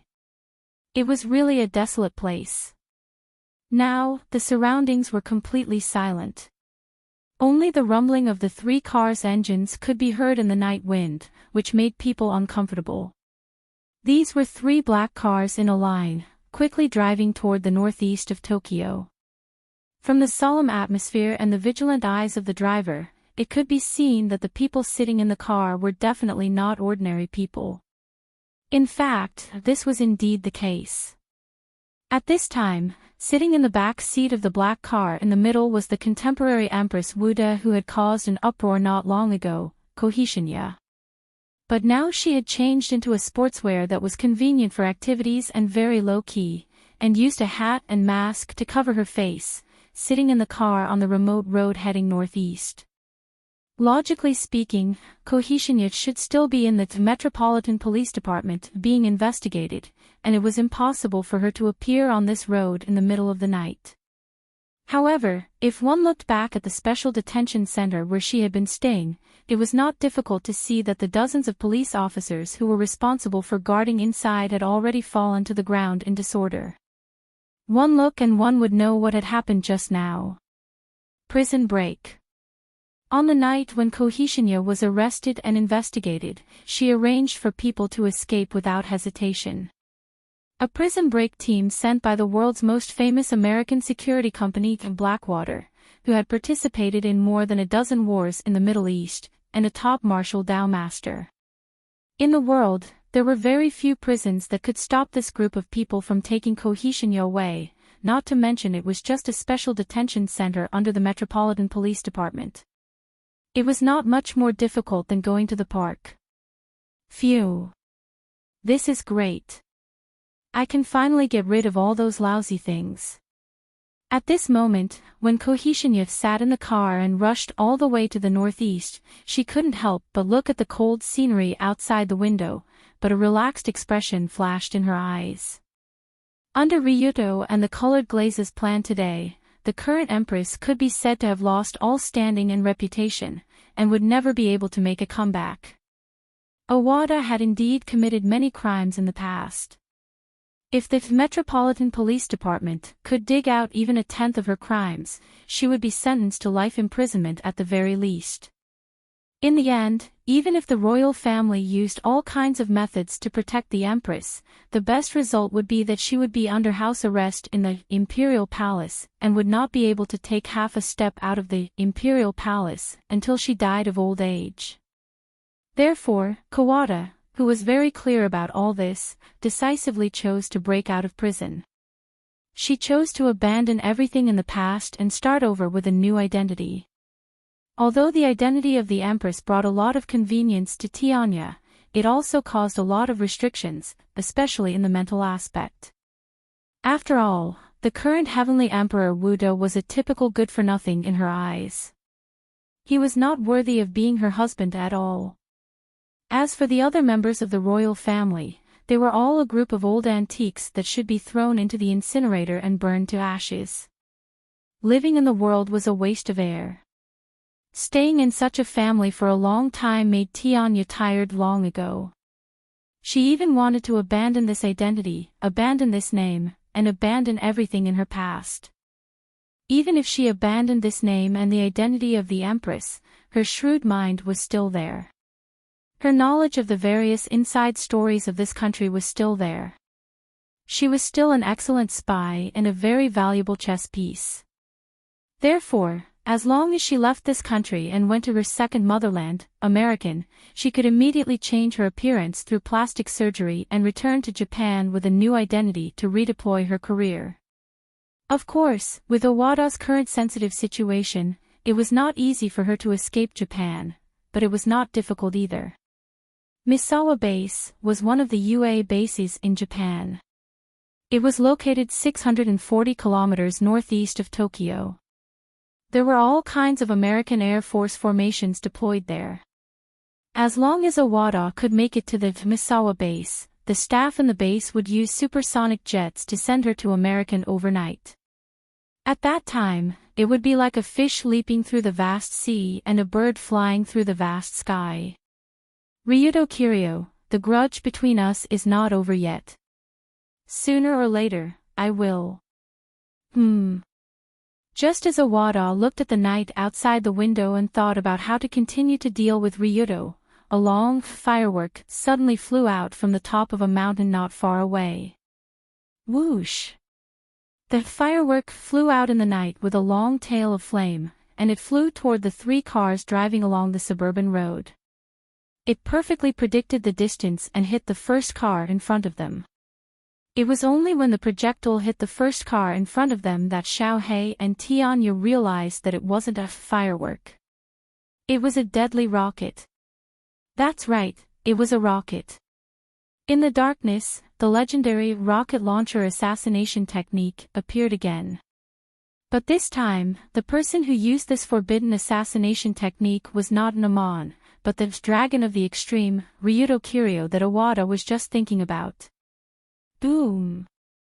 The 105mm rocket directly hit the first car in front of them.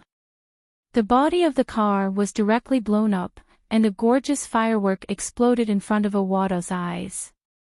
The beauty of the firework was fleeting, but it left a deep impression on people. Because the distance between the 3 cars was less than 50 meters.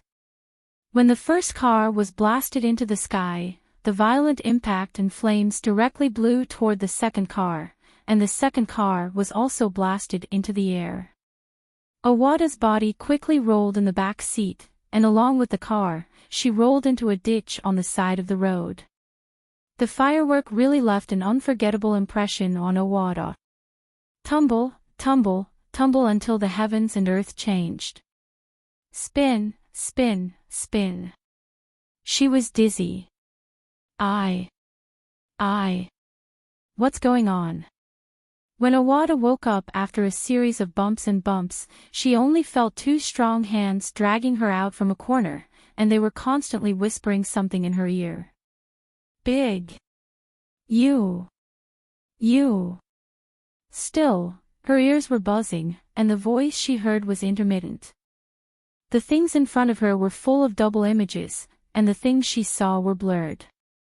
After a few seconds, Owada woke up under the constant slapping of her cheeks by Saito. I was attacked. Rocket? Who did it? The Neon government. After she reacted, Owada turned her head and saw that the car she was in before was in a flipped position in the mud, and on the road not far away, she could see a blazing fire. The fire illuminated the originally gray night, and it also added a bit of bleak murderous intent to this dark night. What was even more exaggerated was that the sound of gunfire could be clearly heard from the 3rd car that had stopped nearly 100 meters away. Obviously, Owada's group was attacked by the enemy. The first car was directly hit by the rocket, and the 5 mercenaries in the car were all dead. The car behind seemed to be surrounded by the enemy at this time, and it was exchanging fire with the enemy that suddenly appeared. In the car where Owada was sitting, the 2 drivers and mercenaries in the front had already died in the flipped car, and the reason why she was fine was because of Tai-Tu, who was sitting in the back seat with her. When the car began to roll, it was Tai-Tu who used his body to protect his owner, preventing her from being fatally injured in the series of collisions.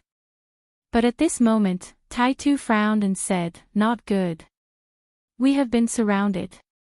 As soon as his voice fell, dozens of figures in black special combat suits and armed with automatic rifles had already surrounded them.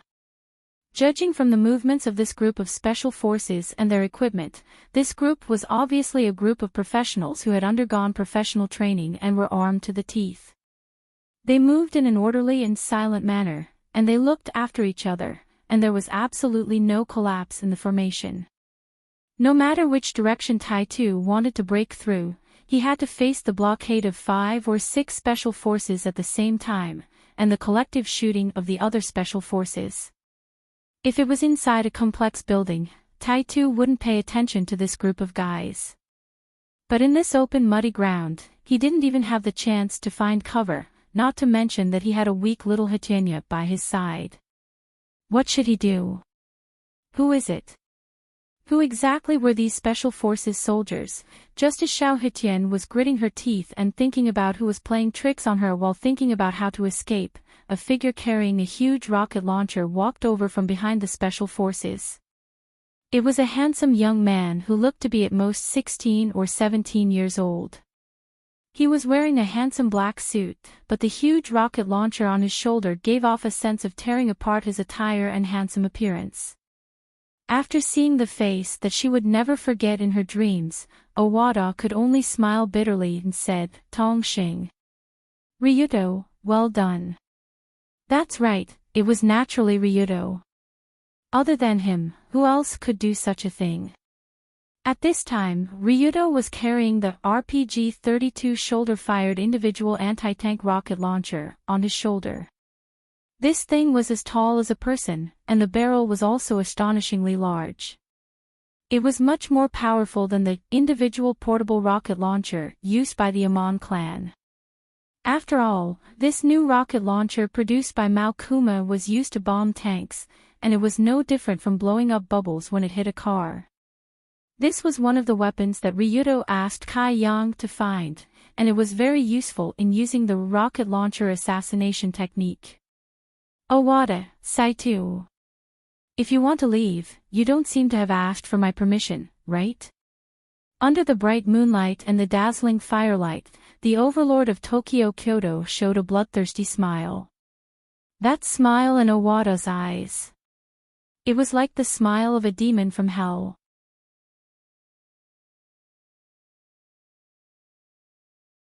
Chapter 239. In order to prevent Saito from entering the Dao and Minato Masa from escaping, Ryuto put in a lot of effort. First, he had already mobilized the most elite brothers from the Rulong Security Company, which was the group of mercenaries that surrounded this area. These mercenaries were all veterans of the Rulong group, and each of them was a strong person who had climbed out of a pile of corpses. Gao Yuan also spent a lot of money to hire a few professional mercenary trainers from the Middle East. After such training, coupled with a system of individual combat equipment, the mercenaries were immediately exposed.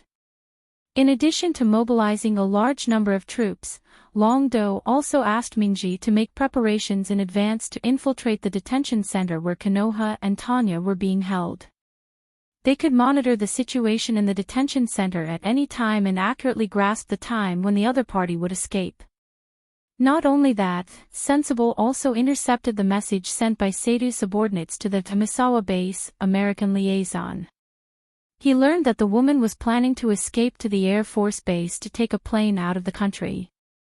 Now, the time, place, and people were all prepared. With such a perfect preparation, Saito, who knew nothing about it, was naturally doomed. In the dark night, the vehicle that was bombed by the rocket launcher was still burning. But even such a raging fire couldn't make the former empress feel any better. I didn't expect this kid to go to this extent. It seems like this is the end. Saito looked at the dozens of armed mercenaries surrounding her and Saito, and the seemingly omnipotent extreme Dao master in front of her. Saitu could not help but feel a little regretful. That's right, she regretted it. She really did regret it. If she knew that Ryuto was so strong in all aspects and would be so ruthless, she would not have provoked this guy for the time being. But it was too late to say anything now. The situation was already a dead end, and there was no turning back. Saitu, go. You can still escape if you're alone. At the last moment, Saitu, who knew that she was going to die, slowly said to Saitu. With Ryuto's personality, there was no way he would let her go, and it was impossible for Saitu to escape with her. However, with the strength of someone who had entered the Tao, if he intended to escape alone, he might have had a chance to escape.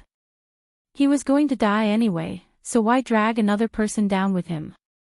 At this moment, that was what Xiaohe and Tianya were thinking.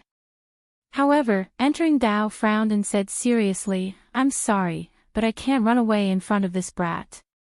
For those who had stepped into the Tao, the most unbearable thing was not being ambushed or killed, but being forced to flee in a sorry state by this stinky brat that they hated the most. If he had to flee pathetically in front of Ryuto, he would rather die in battle. At the very least, he would not die in such a cowardly manner. Well said. Even in the face of death, you are still so courageous. However, Ryuto clapped his hands and smiled. But there's no need to rush into the matter of death for the time being, because you still have a chance to live. Oh. Let's hear it. Kawata raised her eyebrows slightly, as if she wanted to know what Ryuto was trying to do. According to the old rules of Extreme Tao, 1-on-1. If you win, I will let you go. When he said 1-on-1, Ryuto looked straight at Saitu, who was protecting his master behind him. His meaning was very obvious. This kind of good deal. The moment they heard Ryuto's words, both Kawata and entering Tao were stunned because this condition was too generous. Now that the two were ambushed, and there were dozens of automatic rifles pointing at them, there was no way they could escape. Even if a martial arts grandmaster who had entered the Tao had unparalleled divine skills, he would still die after being shot by dozens of automatic rifles, even if he had the Vajra Qigong. However, Long Do, who had the absolute advantage, had said that he would fight a Tao-reaching realm cultivator 1-on-1, and that he would let them go if he won. This was no longer a pie in the sky, it was a fucking Manchu Han imperial feast. It was very difficult to escape from dozens of fully armed mercenaries, but to win against Ryuto, it was obviously much easier. Are you serious? Entering Tao swallowed his saliva and asked in an incredulous tone. Don't worry, everyone here is my brothers, if I don't keep my word, will they be willing to follow me in the future? Ryuto reached out and slowly took off his suit jacket, and signaled the Rulung Security Company mercenaries around him to back away a little, leaving the area in the middle empty. From the looks of it, Long Do really intended to fight to the death with the Tao accessing cultivator. He wanted to fight barehanded like a real man. After confirming that Ryuto was not joking, entering Tao laughed. Ha ha ha. Ha ha ha ha. Ha ha ha ha ha. Even in such a situation, his laughter was still full of boldness and wildness, making his originally incomparably short figure appear even taller under the illumination of the fire. After laughing enough, entering Tao took a deep breath and shouted, "Good. Very good. Very good." In just 6 words, each word was as loud as a bell. It was as if the darkness of the night sky was about to shatter it. Rip. At the same time, a cracking sound came out from entering Tao. His body rapidly inflated like an inflated doll, and the clothes on his body that were originally close to his body were forcibly torn apart, turning into strips of cloth that scattered on the ground. After the clothes were torn, entering Tao's upper body was bare, revealing his body that seemed to be made of diamond. Compared to a normal human, entering Tao's body was even a little deformed, especially the overly inflated but very tight muscles without any excess fat. It was not like a human's body at all. Even just by looking at it, it was not difficult to see the terrifying power in this body. Is this really a human? Seeing that the demon child was ready for battle, and slowly walked to the center of the field, in front of young Master Ryudo. Even the group of fully armed mercenaries with automatic rifles could not help but have the urge to turn around and run. It was terrifying. Saito entering Dao was really terrifying. His aura was so powerful that even if they were equipped with very modern weapons, no mercenary felt that they could kill this man here. However, young Master Ryudo seemed to want to fight this man one-on-one. One-on-one with bare hands. Is that okay? Can young Master Ryudo win? Seeing that Ryudo also walked to the entrance, all the mercenaries of the Rulung Security Company could not help but sweat for him. When Ryudo stood in front of entering Dao, the distance between the two was less than a meter. It was almost the kind of distance where people stood close to each other. Then, Ryudo did not make a move. Instead, he slowly asked, Furamaki Sotaro, do you still remember this name? Furamaki Sotaro. Entering Dao frowned slightly when he heard this. An old man with a goatee immediately appeared in his mind. He looked old but was very difficult to deal with when he entered battle mode. There is such a person. If I remember correctly, he should have been hit in the dantian by me. As a martial artist, his lifeline is broken. He is my master. Master. Entering Dao was stunned at first, then he understood why Ryudo insisted on fighting him one-on-one. I see, you want to avenge your master. Why? Can't I? You can, but I'm afraid that you will walk the same path as your master, and your entire sect will be destroyed by my hands. At this point, entering Dao's eyes flashed with a terrifying murderous light. Then, he made the first move at a speed that the human eye could not react to.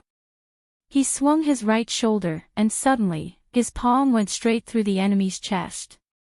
This palm seemed simple, but it was a real killer move. It contained the Vajrayana Mahamudra, a real martial art that could destroy gold and jade. Under normal circumstances, if this palm hit the chest, the victim would either die on the spot or suffer severe internal injuries. They would definitely not be able to fight anymore.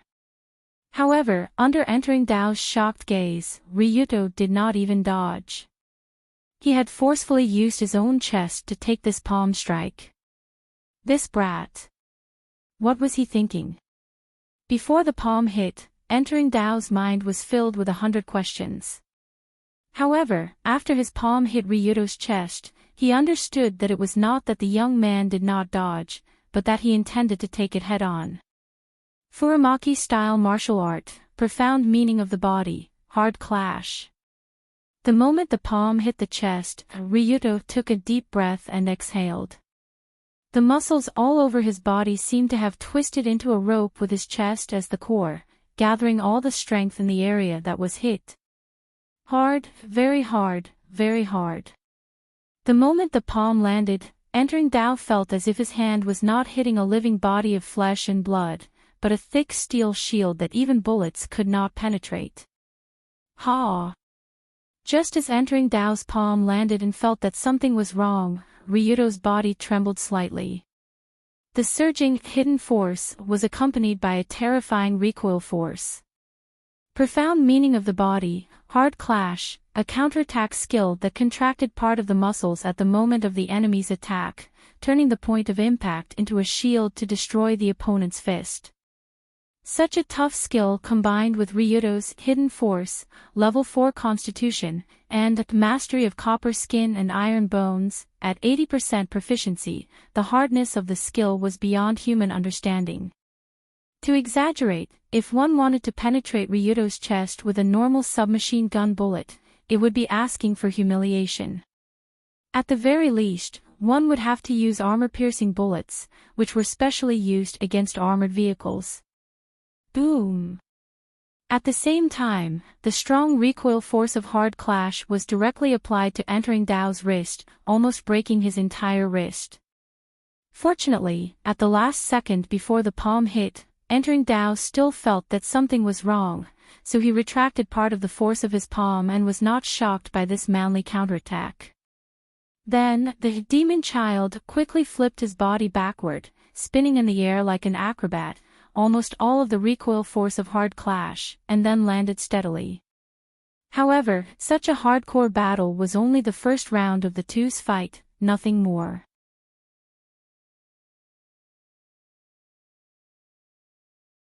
Chapter 240.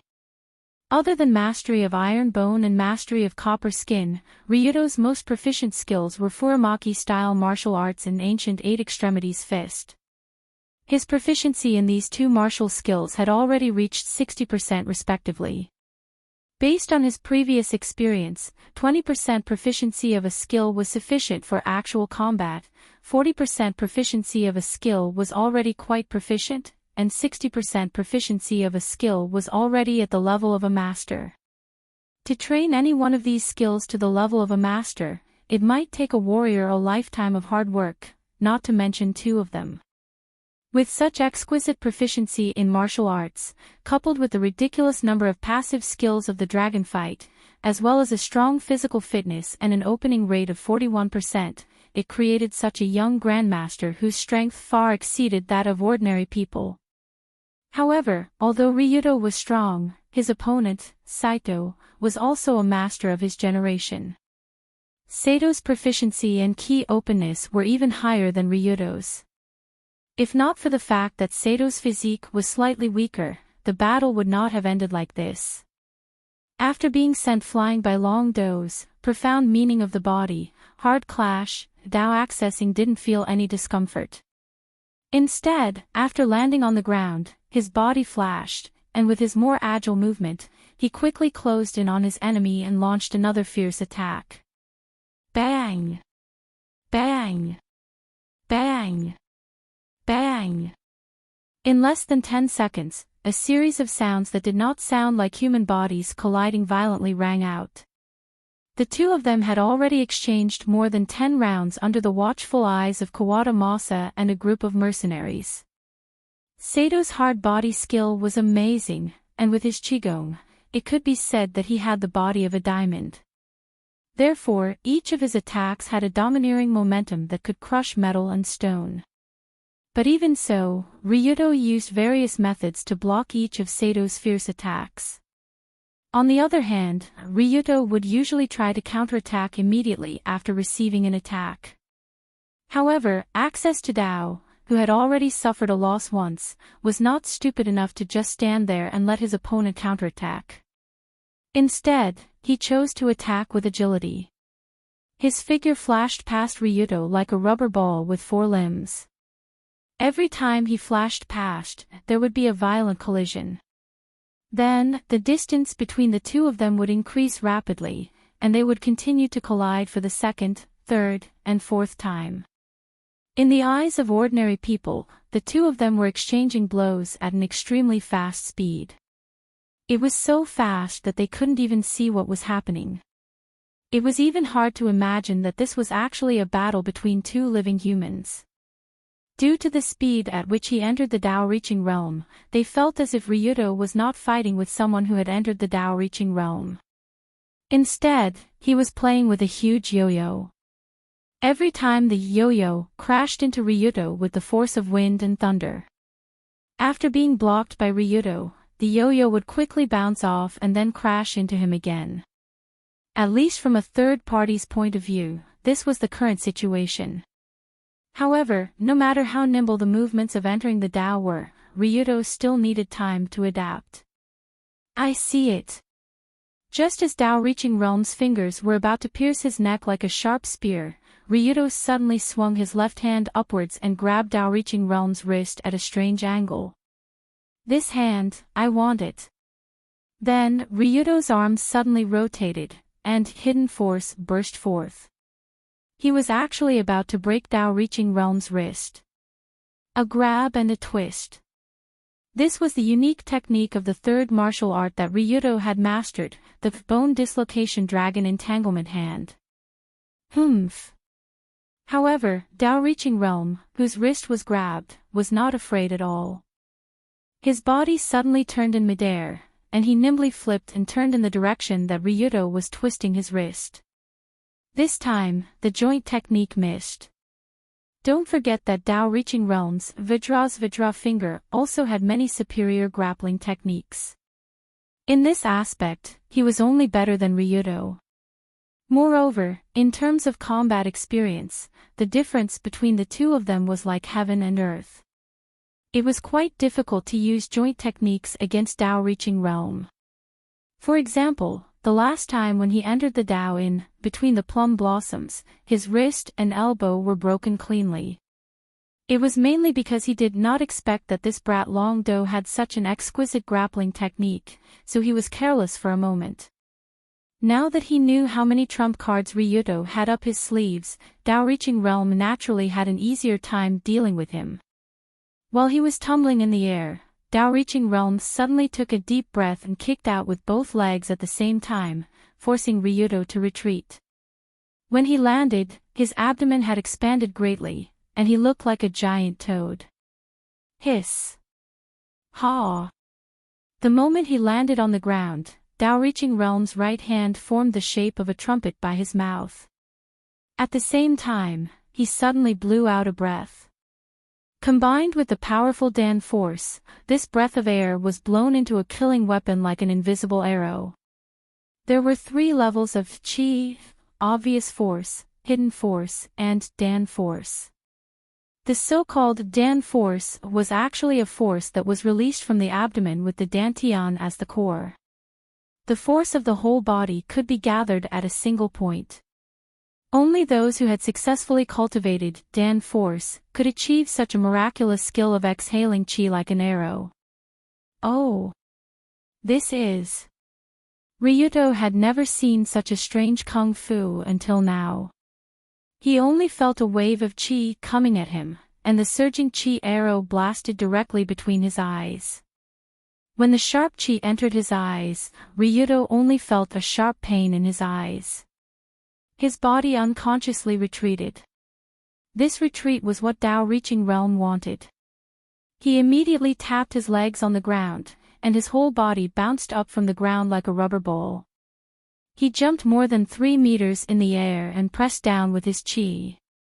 With the momentum of Mount Tai, he pressed down on Ryudo's head. With his eyes blocked, Ryudo could not dodge in time. He could only cross his arms over his head in the direction of the Qi pressure. Boom! When Dao Reaching Realm's body pressed down on Ryudo's arms with the force of 1,000 pounds, the youth's feet were pressed down into the solid layer of soil. The surrounding soil even showed signs of cracking. One hit. With just one hit, Ryudo's lower thighs sank into the ground. This brought great inconvenience to his movements. Generally speaking, it was not very difficult for an expert like Ryudo to pull his body out of the ground. Unfortunately, Dao Reaching Realm obviously did not intend to allow him to do so. After landing, Dao Reaching Realm continued to charge towards Ryudo with the force of a cannonball. His thick and powerful hands were like 2 meat grinders, madly urging palm strikes, diamond finger, and other killing moves to greet Ryudo's upper body. From this moment on, the strong sound of wind breaking could be heard clearly in the air. The sweeping wind pressure even made Cohesion, who was dozens of meters away, unable to stand steadily. Did he win? Did he take him down? There was no way he could fight back now, right? Seeing Dao Reaching Realm frantically attacking Ryudo, who was half buried in the ground, Cohesion nervously reached out and pinched the corner of her clothes. Her face was full of anticipation. Dao Reaching Realm's series of attacks, almost every strike was a fierce killing move. Palm shadows, finger shadows, and one after another explosions resounded through the night, making one's scalp tingle. Under the urging of Dan force, Dao Reaching Realm's strength seemed to be endless. After continuously attacking with over 100 palms, he still did not stop. He actually intended to beat Ryudo to death just like that. Even for Ryudo, who had an almost indestructible diamond body, this was a dangerous situation. His body was surrounded by palm shadows and finger shadows. Every palm was aimed at his Tianling acupoint, Taiyang acupoint, Shenting acupoint, and other vital points. Every finger wanted to poke a big hole in his throat or eye socket. The ferocity of the attacks made one feel like they were being sucked into a storm of death. Unknowingly, Ryudo had blocked and endured countless attacks. Although he relied on the copper skin and iron bones dual mastery and the profound meaning of the body, hard block, to offset most of the damage, the accumulated damage was not to be underestimated. As if he had taken too many hits, his right arm, which was always in front of him, unconsciously drooped down. A chance. Tao-reaching Realm saw this scene and was suddenly overjoyed. His left hand struck Ryudo's head with all his strength. This time, Tao-reaching Realm could be said to have used his entire life's worth of skills. He used obvious force, hidden force, and Dan force all at once. He also used all the martial arts skills he could think of. A one-hit kill. As long as this palm strike landed, Tao-reaching Realm could guarantee that Ryudo would definitely die on the spot. Even if his skull was as thick as a steel plate, it would be useless. Perhaps because he had finally found a rare opportunity to kill, Tao-reaching Realm's expression was obviously overjoyed. He did not pay attention to other places, such as Ryudo's drooping hand. If one looked closely, Ryudo's right hand was pretending to be weak and limp, but he quickly picked up a sharp stone from the ground. He pinched the stone between his thumb and middle finger and threw it forward. Thugs don't die by bare hands, activate. At this time, Ryudo's proficiency in this skill had reached 60%. Coupled with his terrifying physical attributes, he had already reached the level where he could hurt people with flying flowers and falling leaves. Thus, the sharp stone pierced through the air and drew a sharp gust of wind, accurately hitting the bottom of the man's abdomen in front of him. About 4 fingers below the navel, the area located on the golden line of the human body, was a very important area for martial artists, the dantian. Even a top-notch expert like Tao-reaching Realm would never let his opponent hit this area during a fight. This was because this was where the chi gate of the Dan force was located. Being hit by it would cause endless trouble. But just as Tao-reaching Realm was excitedly preparing to launch the final blow on Ryudo, the stone that contained the power to pierce through steel accurately landed in the center of the demon child's dantian. The entire stone was embedded in it. Poof! In an instant, a huge force directly hit the wall of his abdomen. The chi that was originally condensed in his dantian was suddenly pierced. It was as if someone had used a sharp needle to puncture a balloon filled with air. At the same time, Tao-reaching Realm's palm strike, which should have been fatal, landed on Ryudo's head. However, because the Dan force was broken, the power of this palm strike was greatly reduced. Although it made Ryudo dizzy, it was not fatal because he had used hard hit in advance. Tao-reaching Realm. You are really a powerful opponent. But unfortunately, the winner of this battle is me. Just as Tao-reaching Realm's dantian was inexplicably injured and his body stagnated, Ryudo's body quickly rose from the ground. He threw a punch in midair, directly hitting Tao-reaching Realm's iron mask in the face. Bang! With a crisp sound, the iron mask covering the face of the demon child shattered, and the face inside that was beaten beyond recognition by this punch was also exposed to the air.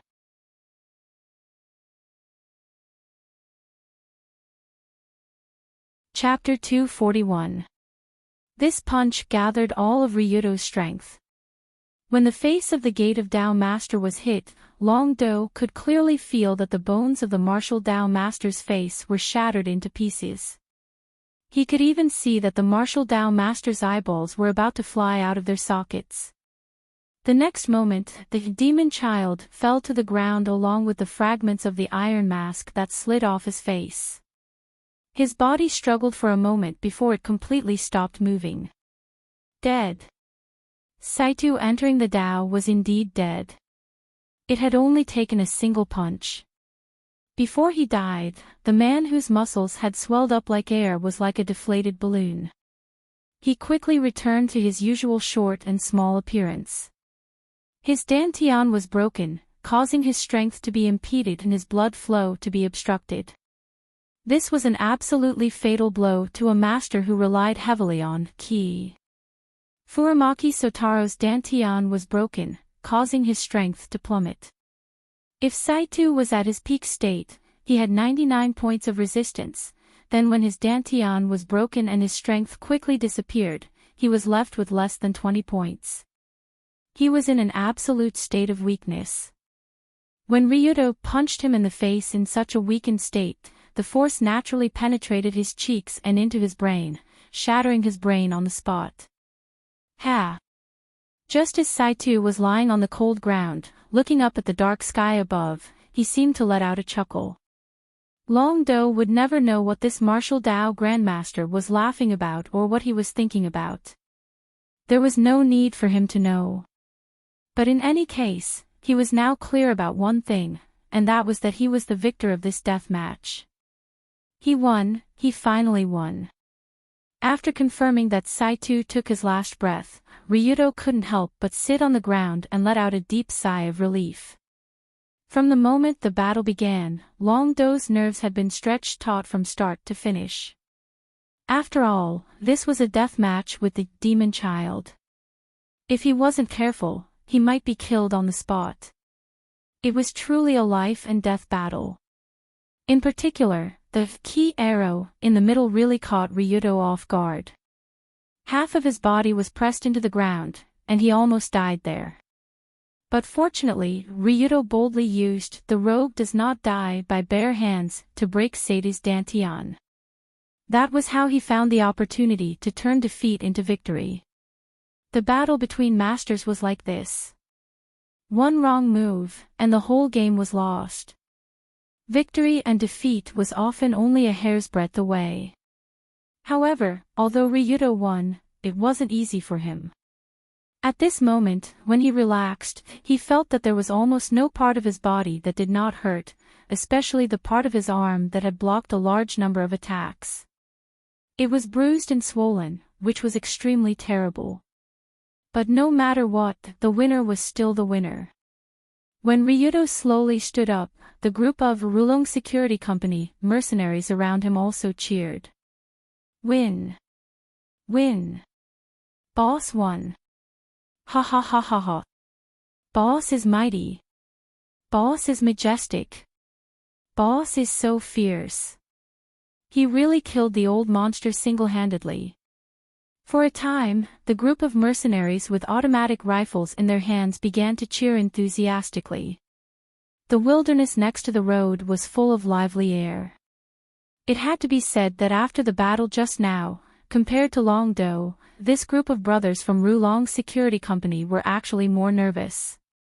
Especially during the period when Ryudo was suppressed by Saito, this group of mercenaries couldn't wait to shoot the old monster directly in the back.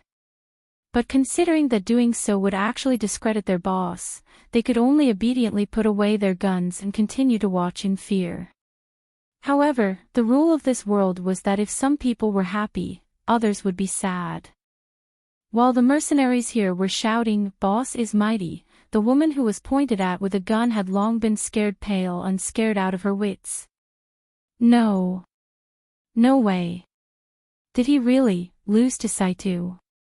Originally, when she knew that Ryudo was going to fight Saito one-on-one, Kawadiya had been secretly happy and thought that she would be able to survive this disaster. But when Saito fell to the ground and turned into a cold corpse, the last hope of the former queen also disappeared. Especially when she saw Ryudo's figure slowly walking over, Kawadiya couldn't help but tremble. The most terrible thing in this world was not falling into despair, but getting hope after falling into despair, and then falling into despair again. Since you're a lady, you can end it yourself. Ryudo came in front of the former queen, took a pistol from a mercenary next to him and threw it over. Kawadiya picked up the black pistol with trepidation. It was not the first time she touched a gun in her life, but it was the first time she felt that such a pistol was so heavy. She slowly pointed the muzzle of the pistol at her head, but her finger couldn't pull the trigger. It was as if the small trigger had 1,000 pounds of force. No. No, I can't die. How can I die here? If I think about it carefully, Ryudo won't gain anything by killing me, right? If I move him emotionally and add in some temptations of benefits, perhaps he will let me live. For Kawadiya, since she had been American's dog for so long, she didn't mind continuing to be someone else's dog, even if it was a 16-year-old boy's dog, as long as she could live. In this atmosphere of incomparable despair, Kawadiya, who was kneeling on the ground, couldn't help but look up at Ryudo and begged, "Ryudo-kun, if you are willing to let me go, I promise, Kacha." But just when the former queen wanted to fight for the last time, she found that her vision suddenly tilted 90 degrees, and at the same time, she heard the crisp sound of the neck breaking. Plop. Under the dark night, Kawadiya's lifeless body fell to the ground. She didn't even realize how she died before she died. I gave you the last dignity, but you don't want it. Then I can only help you. After twisting the woman's neck, Ryudo stretched slightly and glanced at Kawadiya as if he was looking at an idiot. In this way, as the two main targets were dealt with, the ambush on the outskirts of Yodo tonight also came to an end. Next, this group of mercenaries from the Rulung Security Company would quickly dispose of the 3 cars, as well as the bodies of the group of people including Saito and Kawadiya, and clean up the scene as if nothing had happened. However, these things had nothing to do with Ryudo. He had already sat in his exclusive car, and under the direction of Narukai Otani, he drove in the direction of Yodo City Circle. That night, the Martial Dao Grandmaster and the Empress of a generation disappeared from the world one after another. Not many people knew how they disappeared. However, just as the group of mercenaries was disposing of the cars in that area and preparing to sink the bodies inside with the cars to the bottom of the nearby river, a pair of eyes that were still sharp like an eagle in the night were watching their movements. It was a boy who looked at most 17 or 18 years old, but his body was as thin as 13 or 14 years old. After observing the situation here, the figure wearing a black tight suit, like a living ghost, unknowingly disappeared from where he was. No one knew when he came, and no one knew when he left. However, not long after, in the study room on the top floor of the unrestrained Sky Tower, a giant building located on the artificial island in the middle of Yodo Bay, this ghost-like figure knelt on the gorgeous carpet that was sprayed in a mess by someone. I am Sama, Kawadiya and Saito Rudo have confirmed their deaths, and the whole process has been completely recorded. This Tenmu group, who was particularly good at night operations, secretly endured. The real snake took out a disc from his arms and respectfully handed it to the lady in front of him. And this woman with a peerless appearance, but her aura was as chaotic as the abyss. She stuffed the disc recorded by the real snake into the machine on the table and immediately watched it with relish.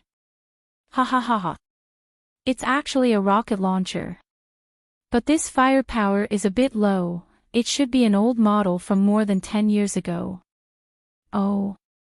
Does he plan to fight the old man one-on-one? Interesting. Good. We won. That was cool at the end, but unfortunately, his brain didn't explode.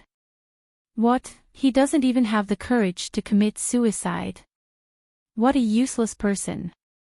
In this strange-looking study room, the world's first queen, the founder, chairman, president, CEO, and UFO of the Tenmu Group, Tenmu Yuheim, who was known as the world's first queen, let out excited cries and messy complaints while watching the dragon fight vs Entering the Dao drama of the century. Ha, not poked, not bad. It was like watching a movie. After watching the drama that happened not long ago, Young-ji smiled and sat down on her massage chair. Her eyes were full of satisfaction, as if she had entered the sage mode. Ryuto Kiryu. I really didn't misjudge you, you're getting more and more interesting. In the middle of the night, I.M., who was alone in the office, repeatedly thought about the domineering figure in the video. The more she thought about it, the more she felt the strong momentum that looked down on the world. As she thought about it, in the end, she even felt that some part of her body was a little wet. It should be her eyes that were a little wet, probably. However, it was a pity that I had long since decided not to follow the family tradition of finding someone to carry on the family line. Otherwise, Long-do would definitely be able to provide the Heavenly Eye clan with the best genes, and the child born would definitely be the strongest Heavenly Eye in history. When she thought about the scene in the video where the young and strong body was squeezed by her genes, I.M. couldn't help but laugh again. But don't worry, don't worry. There will be a lot of interaction between us in the future, and I'll slowly love you then, dear Ryuto-kun. After carefully storing the CD of Ryuto's heroic figure, I.M. leaned on the massage chair and slowly fell asleep. In the dream, she seemed to see ruins that were burned by a raging fire. I.M. walked alone in the ruins, as if she was an empress patrolling her own territory. Her nose was filled with the strong smell of burnt flesh and corpses. In front of her, other than the burnt corpses, there were only human ruins left. Destroy, destroy, destroy the insignificant human countries and human civilization, and build a world that belongs to us, the heavenly demons. This is the long-cherished wish of the Tenmu clan. It is also the meaning of your existence. Unknowingly, I.M. seemed to hear her father's roar. That hysterical, psychopathic voice had accompanied her throughout her childhood and growth, until the man was personally chopped into pieces by I.M. and fed to the dogs. Only then did it stop. Of course, I.M. had no interest in building a world for the heavenly demons. Although she kept expanding her influence according to the family tradition, and kept creating large numbers of massacres, it wasn't because she wanted to follow her father's words. She just wanted to have some fun, and live purely for her own interests. It was that simple. Thinking about this, I.M., who was half awake, revealed a joyful smile, like a flower of extreme evil growing in a sea of blood.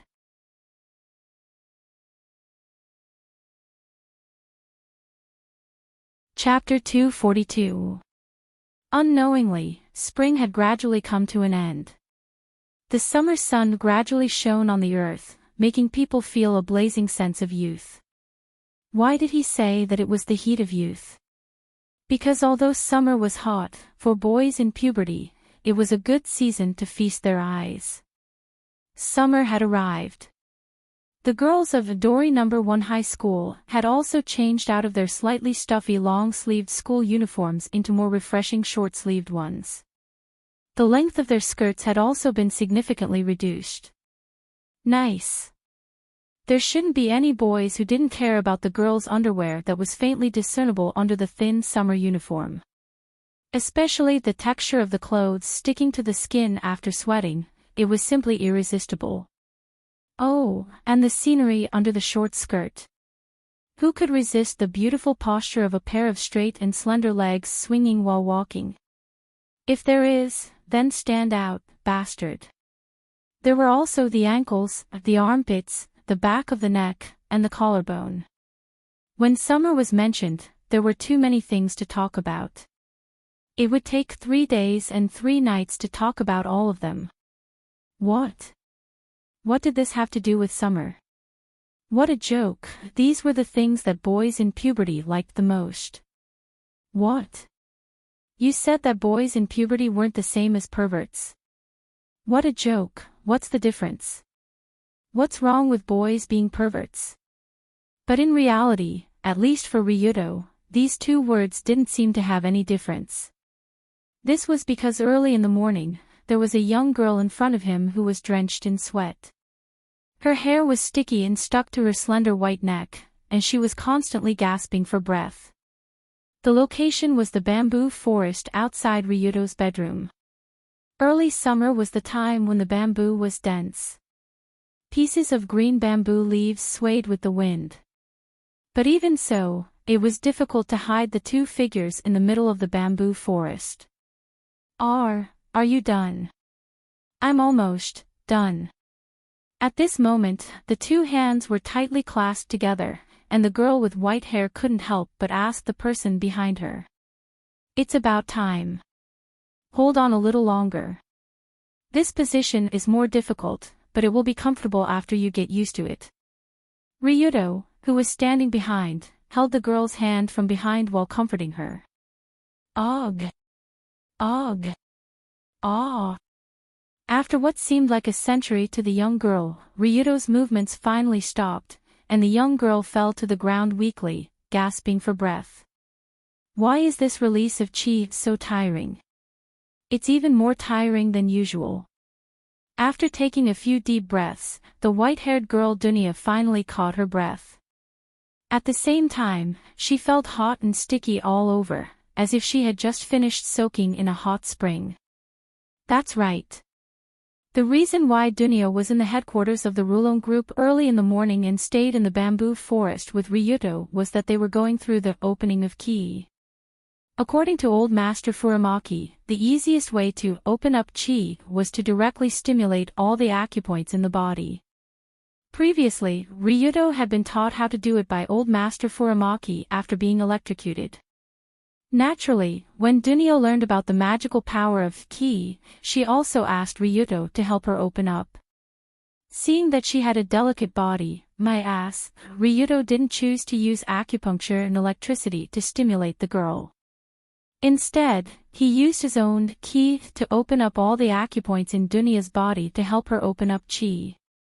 Therefore, early in the morning, Ryudo reached out to hold Dunya's hand, and let her maintain a posture that was similar to bending over, with her back leaning against his body, so that the hidden force could smoothly spread throughout the girl's body.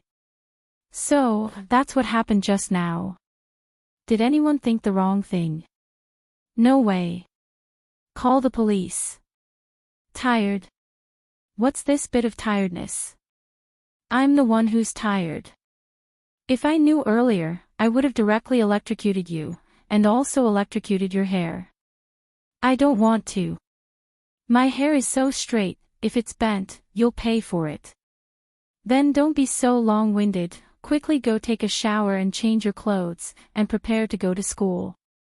Seeing that it was almost 7 in the morning, Ryudo picked up the soft Dunya from the ground, and then carried her on his shoulder like a straight man carrying a sandbag, and valiantly walked towards the room.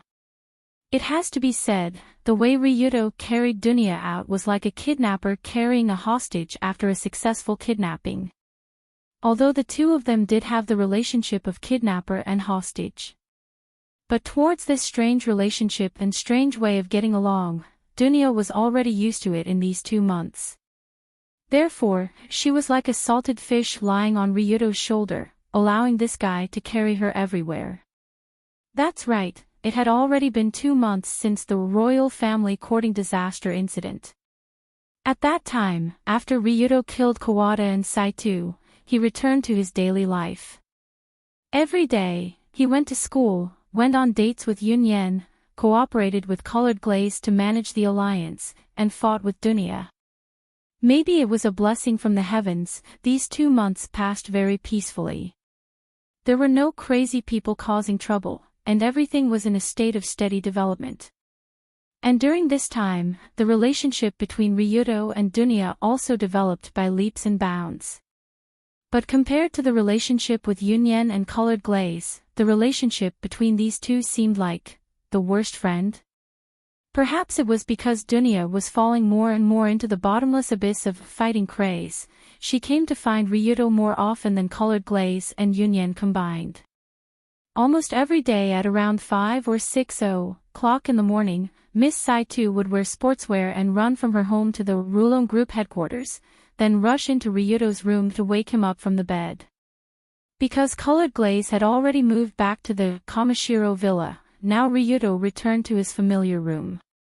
But even so, Dunya never felt shy about rushing into this man's room. Not long after, when Dunya and Ryuto sat together at the dining table to eat breakfast, this little bear didn't hesitate to take out a frosted glass from the fridge and put it to her rosy lips, pouring the vodka inside into her mouth. Looking at the way Dunya drank the vodka, it felt like an ordinary girl drinking sweet milk tea. But in fact, it was a strong liquor with more than 60 degrees, the kind that a strong man could drink in one gulp. After drinking more than half of the glass in one go, Dunya put the glass on the table and laughed. Phew. On such a hot day, it's so satisfying to drink an iced drink after training. I think it's hard to classify vodka with more than 60 degrees as a drink. In the eyes of the Northerners, this is a drink.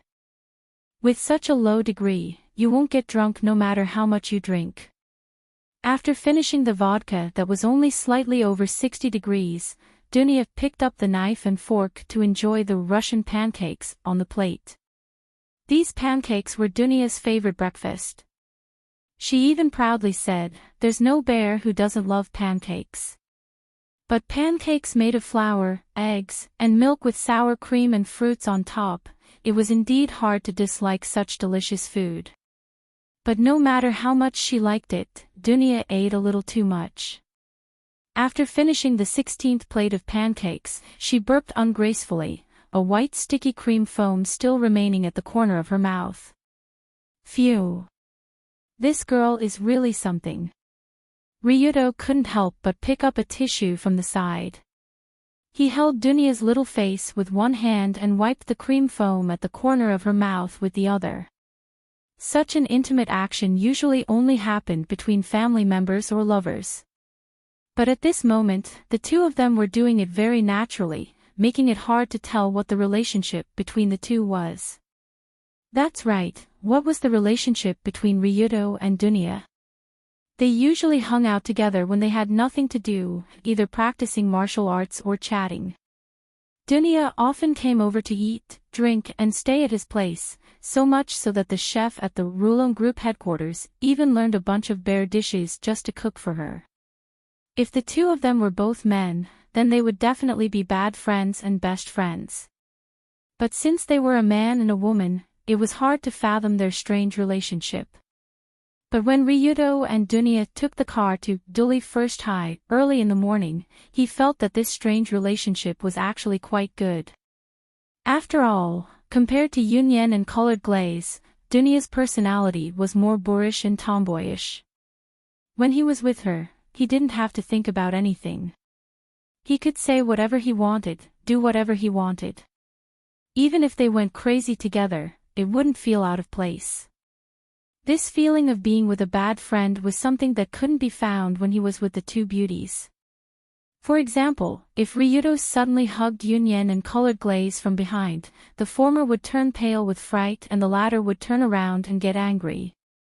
But if the person being hugged from behind was Dunya, she would take the opportunity to clamp Ryuto's neck with her arms, give him a common clip-on in professional wrestling, and then let out a tasteless laugh. How to put it, this way of getting along really made Ryuto feel very relaxed. The most important thing was that Dunya was a white-haired beauty who looked more beautiful than a doll. That was simply awesome. In this way, the two drove to Duli First High, as usual. On the way, Dunya casually asked, "By the way, it seems that the opening of Tokyo Big Body Raising Festival is in a week. Have you participated in it last time?" Tokyo Big Body Raising Festival. What is it again?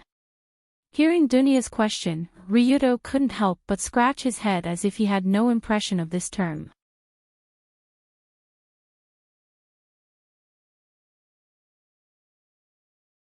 Chapter 243. When she heard Ryuto's question, Dunya couldn't help but ridicule, "No way. Are you born and raised in Tokyo? How come you don't even know about the Tokyo General Educational Festival? I'm a native of Tokyo." "Hooligan, you don't think hooligans will be interested in those high school activities, right?" At this point, Long Do puffed out his chest proudly. He didn't feel ashamed at all. Instead, he felt proud. In fact, this was indeed the case. Before this year, the original owner of Ryudo's body basically didn't go to school. It was already hard work to go to school every day. Moreover, with his hooligan identity, no one dared to invite him to participate in school activities. Isn't that asking for a snub? So almost all the school activities in the past, Ryudo gloriously missed them. However, the situation this year was completely different from last year. Last year, Ryudo Kiryu, who was still a freshman in high school, was a bastard with no charm. Let alone a girlfriend, he couldn't even find a friend. But this year, he had unexpectedly become the #1 high school in Kyoto, and even the king of popularity in Tokyo. Especially the Kokyo middle finger incident 2 months ago, it had allowed him to climb to the top of high school. Therefore, it was difficult to say that the upcoming Tokyo General Educational Festival had nothing to do with Ryudo. After all, there was a traditional event in this sports festival, which was the most eye-catching 5 schools opening ceremony. The students of the 5 high schools participating in the Tokyo General Educational Festival would gather together, and the sworn representative, elected through voting, would be responsible for reading some nonsense. It was almost the same thing. But since this sworn representative was elected through voting, it was equivalent to a kind of popularity selection. Since it was a popularity vote, most of the people who were elected were beautiful women. For example, the sworn representative elected last year was Kanzaki Colored Glaze. The year before last was Yunyen Tsukujiri.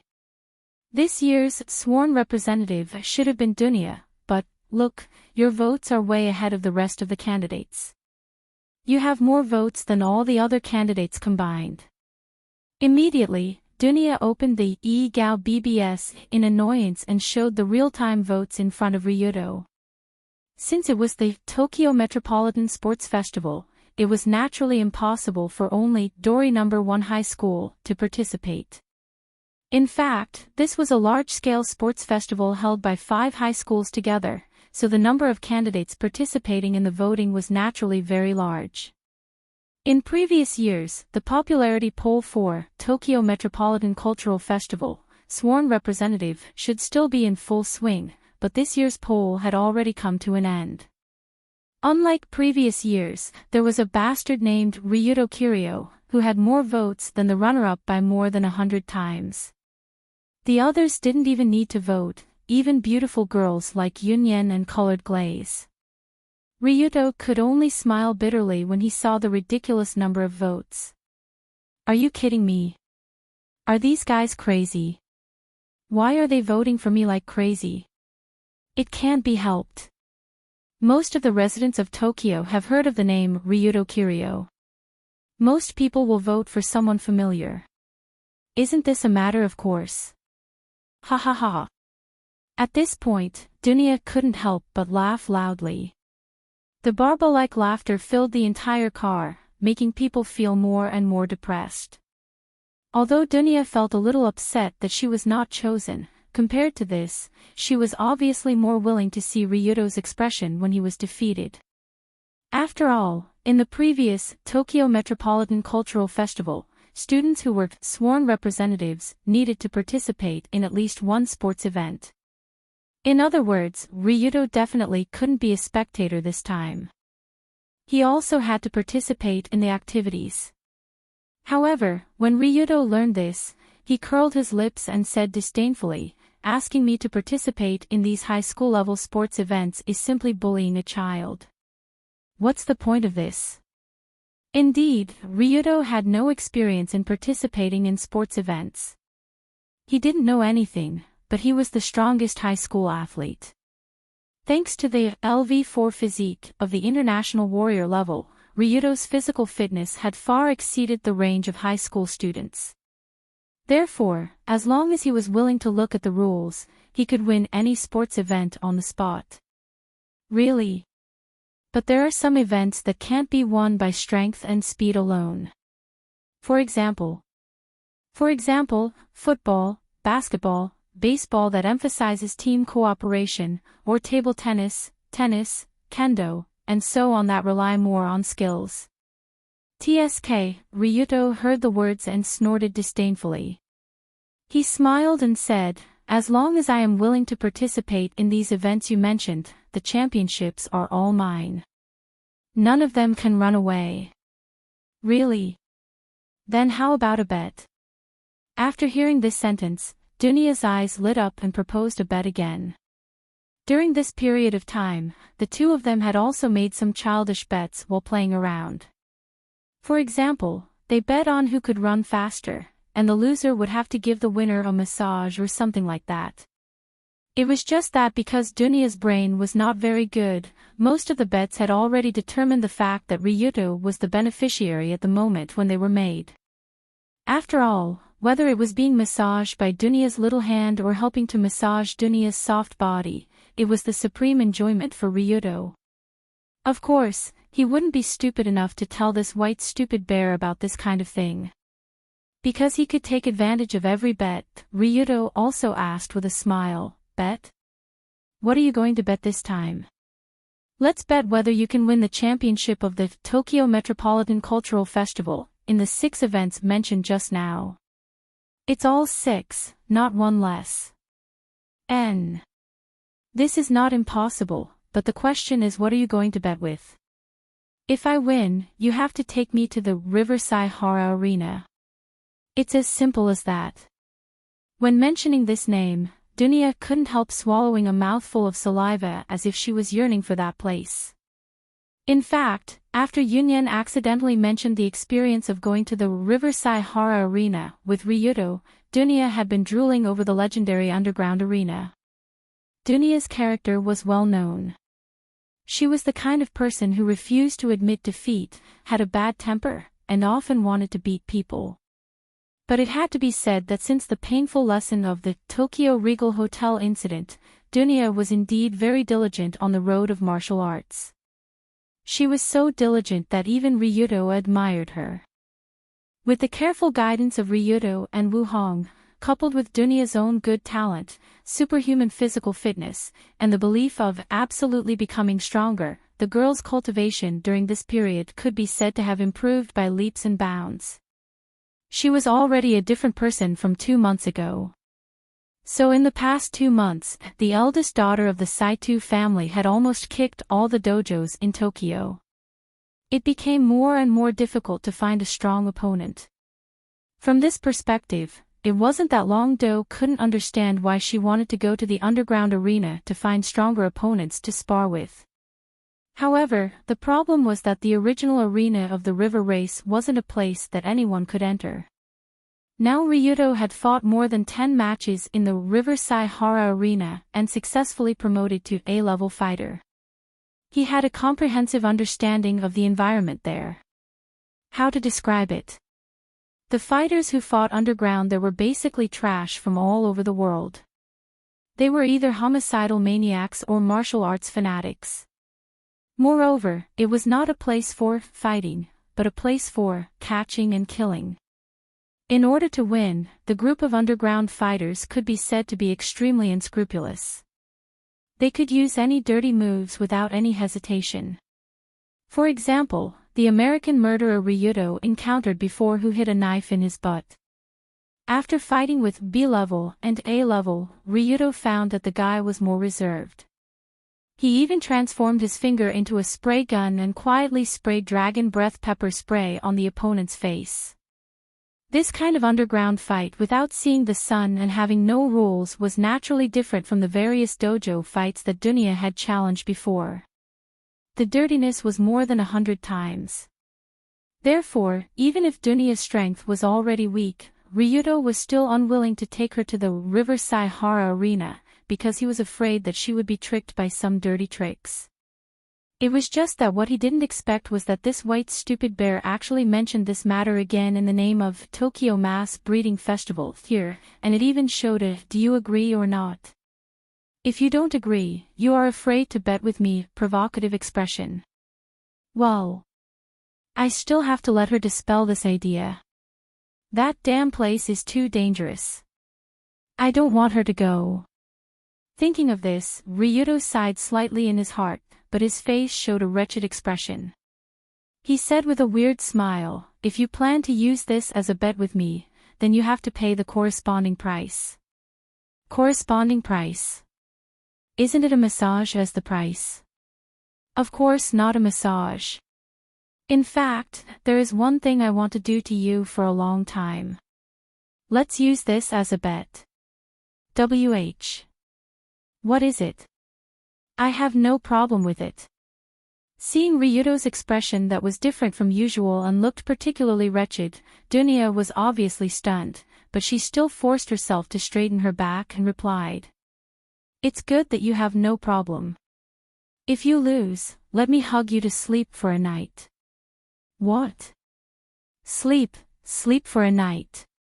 The moment she heard Ryuto's outrageous bet, Dunya's cute twin ponytails on her head almost stood up, like a kitten with its hair standing on end.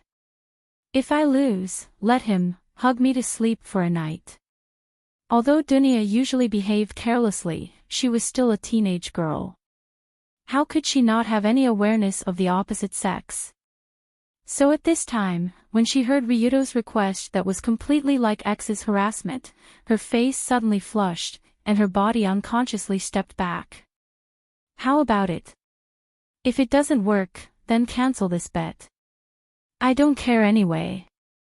After seeing Dunya's panicked expression, Ryuto secretly laughed in his heart, but his face continued to maintain the expression of a weird uncle looking at the white-haired little loli next to him. This scene made people want to call 110 on the spot. In essence, Ryuto didn't want to make this bet with Dunya. Because participating in the Tokyo Mass Breeding Festival sounded very troublesome, and it would be even more troublesome if he accidentally lost. That was why he deliberately proposed such a ridiculous bet, hoping that Dunya would give up on her own accord. Give up, just give up, you don't want to be hugged by me, humph. No problem. Let's bet. I'm not afraid of you, bastard. But after a few seconds of silence, Dunya roared with a flushed face, and her voice almost blew Ryuto's head off. Obviously, Ryuto seemed to have underestimated Dunya's determination. Perhaps he also underestimated the thickness of her face. She could even accept such a stupid job. This is a wonderful catch.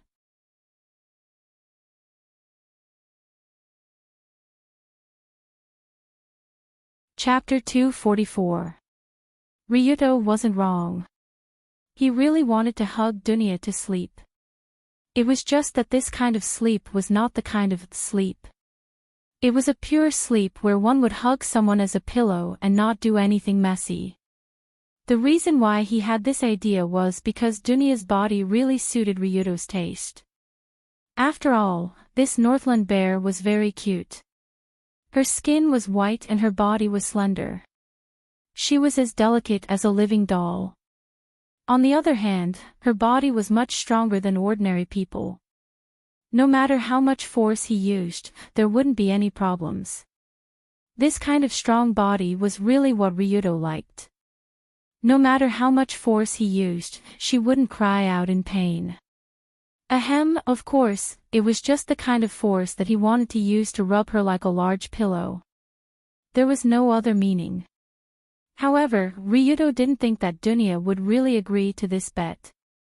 At first, he only wanted to scare the girl away to prevent more trouble. It's decided then. This time's Tokyo Mass Raising Festival will be the time for us to decide the winner. Humph. Even when the two arrived at the gate of Dulik First High School and Dunya walked toward the first-year teaching building, she couldn't help but raise her head and puff out her chest. From Dunya's attitude, it seemed like she really didn't care that she had to sleep with Ryuto for a night. Although this Northland bear probably didn't know what would happen if she slept with a man for a night. That's right, the balloon incident from before was still fresh in her mind. Sigh. What the hell is this? When Ryudo accepted a bet early in the morning and felt complicated about the strange thing that he bet, the next thing that happened made his feelings even more complicated. Generally speaking, the students of Takuri First High School had to change into indoor shoes before entering the building. Although it was troublesome, rules were rules. So Ryudo went to his shoe cabinet as usual and reached out to open it. Crash! Then, a huge pile of love letters and gifts poured out from the shoe cabinet and smashed his face. The total weight of today's love letter and gift is 23 kilograms. After quickly tidying up the pile of things, Ryudo couldn't help but sigh. He felt even more tired in the morning. If it had been Ryudo, the greatest villain in history, from a few months ago, it would have been hard to imagine such a scene. Early in the morning, the shoe cabinet was stuffed with love letters and gifts. It was the kind of treatment that only school idols would receive. But in reality, the current Ryudo was indeed a campus idol-level existence. His LV4 charm was second only to Yunyen here. Moreover, there were many amazing things that had been revealed, so it wasn't too far-fetched for many students to take a fancy to him. Ryudo was actually a little happy about this situation. After all, no one would really hate a shoe cabinet full of love letters and gifts. Of course, if there weren't so many male students who sent him love letters and gifts, it would be better. Damn it! Cursing under his breath, Long-do picked out the love letter with the words, Long-do-kun, I want a fence with you, on the cover and threw it into the trash can. Then, he packed up the rest of the love letters and gifts and put them back in the shoe cabinet. He planned to take them with him after school. Ring ring ring ring ring. But just as he was about to go to the classroom, his phone suddenly vibrated. Apparently, someone sent a message. Old man Adolf. Is it the principal? Is he looking for me? Ryudo picked up the phone and saw that it was the old principal who sent a, "Are you free? Come to the principal's office" message. It looked like the old man was lonely and wanted someone to accompany him. Long-do was also very familiar with the principal, Adolf Pescarolo, who matched his suit and wine glass very well. It was obvious that he was an old gentleman at a glance. Long-do was also very familiar with him. After all, from the beginning, Ryudo was able to enter this Kyoto First High School because of the old principal's great efforts. One of the reasons was that when he was dancing outside, he touched the butt of a Kyokushin girlfriend and was almost hit in the head by her boyfriend with a bottle. It was a passerby who saved him. It was also because of this relationship, plus the fact that the old principal was indeed an interesting old man, Ryudo usually had a good relationship with him. He would go to the principal's office to sit and play games with him. But at this time, in the principal's office of Kyoto First High School, Principal Adolf was anxiously sitting in a chair with his hand on his forehead. There was a document on the principal's table. According to the document, the Tokyo Metropolitan Festival swearing representative was Ryudo Kiryo. It also deliberately reminded the principal of Kyoto First High School to let the student attend and participate in the sports competition. In fact, since a long time ago, this so-called Tokyo Metropolitan Education Festival was a competition between 5 of the more famous universities in Tokyo in order to attract outstanding students. Therefore, every time the Tokyo Metropolitan Festival opened, it was tantamount to a war for Adolf, a war that could not be lost. Especially 2 years ago, the swearing representative that could attract popularity to the school was consecutively won by 2 beauties from Ichihin High School. While this brought a lot of popularity to Ichihin High School, it also attracted the jealousy of the other 4 high schools. Jealousy made people unrecognizable, especially between old men. Principal Adolf, this year's swearing representative is from your school again. It's really glorious. Isn't it? And it's a Kyokushin young master, haha. Oh right, he's a big shot. Will he come to participate in the Tokyo Metropolitan Festival? If he doesn't show up, how will Ichihan High School get off the stage? How is that possible? Principal Adolf will definitely deal with that Kyokushin young master, right? Just last night, at the banquet where the principals of the 5 high schools gathered together, the other 4 principals made all kinds of sarcasm and ridicule to Adolf about Ryuto, as if they were sure that the Kyokushin young master would not participate in this kind of high school level competition. But from an objective point of view, what they said was not completely unreasonable. After all, last year when Ryuto was in the Tokyo Metropolitan Festival, he chose to run away directly. He ran to the street and beat up by Chinge. Adolf knew this very well, and he knew that the Kyokushin young master was indeed not interested in this kind of activity. Thinking of this, Adolf almost didn't sleep last night. He had been thinking about how to persuade Ryuto. In the end, Adolf thought of a very shameless way, commonly known as crying, making a scene, and kneeling down. Ryuto-kun. For the sake of your father and I know each other. Just give this old man some face, okay? Ryuto-kun. You must come and participate in the competition. Otherwise, how can an old man like me live? Ryuto-kun. Do you think my posture under the ground is standard? Do you have the heart to let an old man like me kneel on the ground like this? Just as Adolf was imagining himself crying and kneeling down in various positions in his mind, the door of the principal's office was pushed open from the outside, and the familiar figure walked in leisurely. Very good, ready to attack at any time. Suddenly, Adolf swallowed a mouthful of saliva and reached out to touch the knee pads that had been wrapped around his knees. Because Adolf has rich experience in kneeling to his wife, he knows very well how to do this Japanese etiquette to the extreme. That, Ryuto-kun, you see, by the way, old man, I want to participate in 6 events in the Tokyo Metropolitan Festival in a week. This should be okay, right? Before Adolf began to cry and kneel down with snot and tears, Ryuto, who walked in the door, took the lead and said such a sentence. Did I fucking hear it wrong? Ryuto Kiryu. He took the initiative to participate in the Tokyo Metropolitan Festival project. Doesn't that mean I don't have to kneel? Pfft. Ha ha ha. Ha ha ha ha ha. Suddenly, Adolf couldn't help but laugh out loud, and there was a sense of heroism in his laughter. Before Ryuto could figure out what this guy was laughing about, he reached out and patted Ryuto on the shoulder and laughed, no problem. Although it's reasonable to say that each person can only participate in one event, I will use the principal's privilege to help you open the back door and guarantee that you can participate in all 6 events. Oh, thank you very much. You're welcome, it's what I should do. By the way, why did you ask me to come here? Actually, I just want to inform you that you have been selected as the representative of the oath ceremony, and you will have to speak on stage. That's all. Sigh, it's nice to have a principal who is easy to talk to. This kind of thing that doesn't conform to the rules can be easily explained.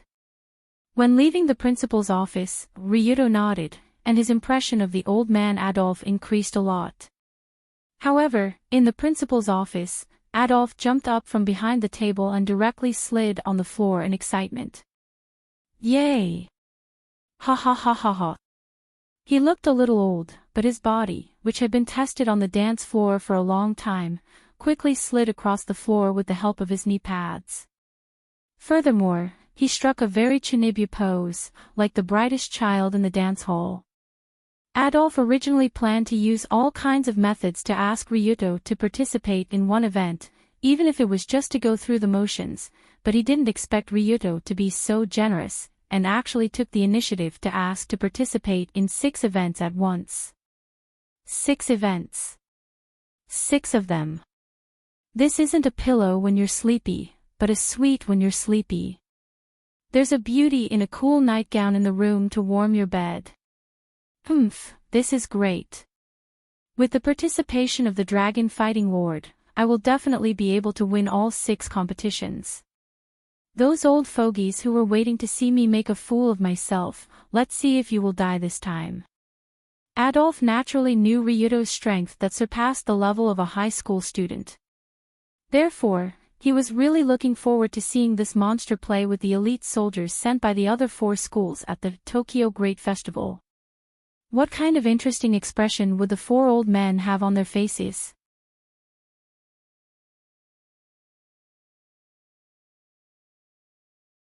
Chapter 245. In the eyes of ordinary people, the Tokyo Metropolitan Cultural Festival was just an ordinary sports meet for high school students. However, for the 5 participating high schools, this sports meet was an earth-shattering battle. Nobody knew when it started, but this sports meet had become a battlefield for the 5 high schools to compete with each other. Every time the Tokyo Metropolitan Cultural Festival opened, the sports clubs of these high schools would be full of energy and do everything they could to win for their school.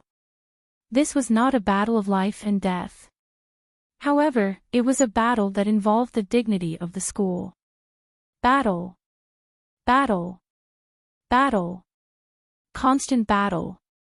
The winner was king. The loser was the bandit. The winning high school would hold their heads high and walk with pride for the next year. The losing high school would be dejected and cowardly for the next year. Under the leadership of this evil trend, the Tokyo Metropolitan Cultural Festival became more and more exaggerated every year. In order to win, the group of high schools became more and more unscrupulous. Dori No. 2 High School was a high school with a long tradition in the sport of football. On the football field that was a week away from the Tokyo Metropolitan Cultural Festival, a handsome high school student was running with the ball. He suddenly picked up the ball, jumped up, and swept out a golden hook that was at the professional level. He directly kicked the football from a distance of tens of meters into the goal. Well done, Student E. This will be your last high school competition before you go to Brazil to participate in the professional competition. Leave your legend behind. Looking at the captain of the football team who already had the strength of a professional football player and had led the team to win the high school national competition for 3 consecutive years, the principal of Dori No. 2 High School could not help but smile happily. On the other side, in the Dori No. 3 High School, a bloody storm was also taking place on the tennis court, which made people drop their glasses. Boom!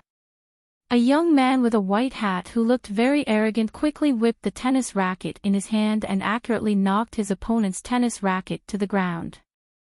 You're still far from it. The young man used his hand to support his hat and threw out a very arrogant sentence. Yes, yes, yes. Student Ryuma's condition is very good. It seems that the 3 consecutive victories of this tennis event are close at hand. Seeing that the student known as the Prince of Tennis showed good competitive condition, the principal of Dori No. 3 High School was even more delighted. At the same time, on the basketball court of Dori No. 4 High School, a tall young man with dyed red hair was practicing with a big guy who looked like an orangutan. The person who controls the rebound can control the entire game. You must remember this. No problem. I'm a genius.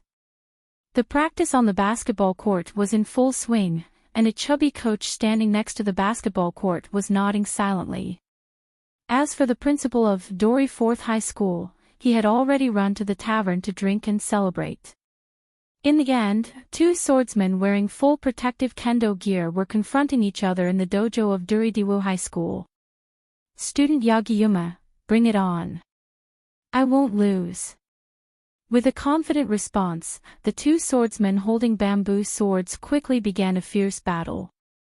However, if one was a fan of kendo, it was not difficult to find that the swordsman on the left was actually the most famous professional kendo athlete in Japan. His sword was like the wind, and his movements were agile. At first glance, it was obvious that he was not a high school swordsman. However, student Yagiyama, who was fighting with this professional kendo athlete, was even more amazing. He actually blocked all the attacks one by one as a high school student, and could even make a counterattack. Very good. With student Yagioma's condition, the Kendo event of Tokyo Metropolitan Sports Festival will definitely be won. Russell. Seeing the fierce battle on the court, the principal of Dori No. 5 High School held a paper fan in his hand and waved it slowly with satisfaction. Obviously, from the current situation, although there was still a full week before the Tokyo Metropolitan Sports Festival, the 5 participating schools had already made sufficient preparations for it. For this unique sports festival, every school had their own sports events that they were good at.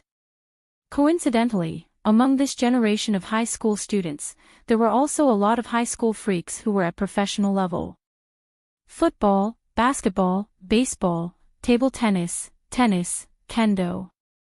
These very normal high school sports events had become turbulent because of the influx of these freaks.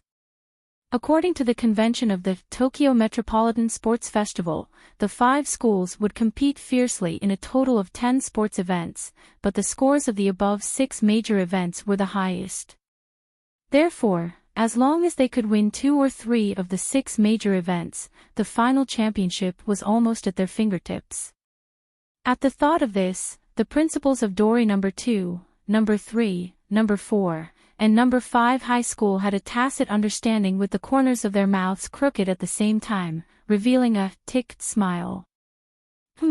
This time our school is full of heroes and geniuses, called the Golden Generation. How can the other schools compete with us?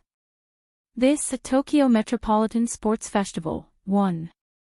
Looking at the group of high school sports geniuses who were training crazily, the principals of these schools clenched their fists and even thought about their final posture when they went up to receive the championship trophy. Of course, if this was just an ordinary sports festival, then their idea might be right. After all, the group of sports students in their school were indeed monsters far beyond the level of high school students. Unfortunately, in Dori No. 1 High School, there was a real monster, and he was rubbing his hands and trying to familiarize himself with the rules of these games in order to get the right to sleep with a little loli. In this way, time passed day by day, and the Tokyo Metropolitan Sports Festival, that was destined to be recorded in history, finally slowly opened its curtains. The day after a week was a carnival day for all the students of the 5 high schools. Because on this day, they could put down their heavy studies and collectively go to the Tokyo Stadium to watch the exciting sports games. The blend of sweat with sweat, the collision of muscles with muscles, the concert of youth with youth. Oh, just thinking of the scene of the group of high school athletes on the field, many girls couldn't help but cover their faces and scream out loud. In this case, early in the morning, the entrance of the Tokyo Stadium was already crowded with young people in school uniforms, and under the arrangement of the teachers, they rushed inside noisily. The Tokyo Stadium, located in the Shibuya district of Tokyo, Japan, was one of the most famous sports venues in Tokyo. It was once used to host Olympic-level competitions. Such a huge venue was actually used to host a high school sports event, which was somewhat exaggerated. But considering that the stadium that could accommodate 10,000 people was already full in the early morning, it was enough to see the status of this Tokyo Metropolitan Sports Festival. Young people, full of vigor, naturally liked this kind of intense activity very much. However, for the 5 college principals sitting in the VIP stands, they seemed to be much more enthusiastic about this sports festival than the group of hot-blooded young people. Looking carefully, in the VIP stands, 5 seats were lined up in a row, and the principals from the 5 schools sat on them one by one. It was quite like the 5 elder stars patrolling the battlefield. At this moment, the athlete teams of the 5 schools had also appeared from 5 different entrances, holding flags and walking to the field in the middle of the stadium. Hundreds of young athletes walked together valiantly, and this scene caused the group of students in the stands to scream and cheer again. However, in this huge square formation of students, there was a guy with dyed yellow hair who looked particularly conspicuous, obviously giving people the feeling that he was a crane in a flock of chickens. Adolf, I didn't expect you to actually invite Ryuto Kiryu, you are really amazing. Looking at the yellow-haired young master walking toward the oath stage, the principal of another school couldn't help but congratulate Adolf in a sarcastic tone. Exactly, it seems that Ryuto Kiryu is not as unruly as the rumors say. By the way, he is also going to participate in the competition. Which competition is he going to participate in? After all, he is from Jido, it should be good for him to participate in the kendo competition. Although he is definitely not as good as our classmate Yagyu, his ancestors were in the kendo industry, ha ha ha. In the VIP stands, the principals chatted because of the appearance of Ryuto, looking like a group of old men buying vegetables at the market. However, Adolf, who was the center of the conversation, just smiled and didn't intend to argue with this group of stupid principals at all. Because he knew very well that from the moment Ryuto was willing to step on the field, this Tokyo Metropolitan Sports Festival had already changed. This was no longer a competition. Instead, it was a one-sided trampling. At the same time, Ryuto, as the oath representative, also walked to the oath stage under the invitation of the MC and bathed in the eyes of tens of thousands of students. Tongsheng, please represent the 5 schools to take the oath of this Tokyo Metropolitan Sports Festival. Although the MC felt a little numb when he saw the legendary leader of Jido, the professional MC still handed the microphone to Ryuto with a smile. Generally speaking, this oath ceremony was actually a very formal event. It was nothing more than saying a few words, swear that all contestants will follow the spirit of sports. However, after Ryuto picked up the microphone, he grinned, coughed twice, and said the following oath speech that was enough to be recorded in history. Dear audience, and the contestants who are coming to win the runner-up, good morning. When he said the words, win the runner-up, Ryuto's tone showed an arrogant tone of, I'm not targeting anyone, I'm saying that everyone here is trash.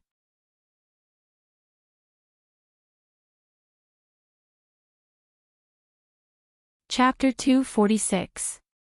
The moment they heard this, almost all the audience, players, and staff members present were dumbfounded. After all the oath ceremonies in the past were to promote the spirit of sports and praise the spirit of young people. They had never heard such a unique speech. In particular, Long Do's everyone here is trash aura gave everyone a fright. If it had been anyone else who dared to say such a thing in public, they would have been dragged down and beaten up by the angry players. But the person who said this was Ryuto, the legendary young overlord who commanded the entire Tokyo underground world. Therefore, the players who were ridiculed by him could only be angry and not say anything. But after all, the young people were more hot-blooded, especially those who were stronger. They had already secretly remembered this hatred and were ready to teach this guy a lesson in the game later. Ryuto Kiryu. Although you are the leader of the underground world, we are the experts in sports games.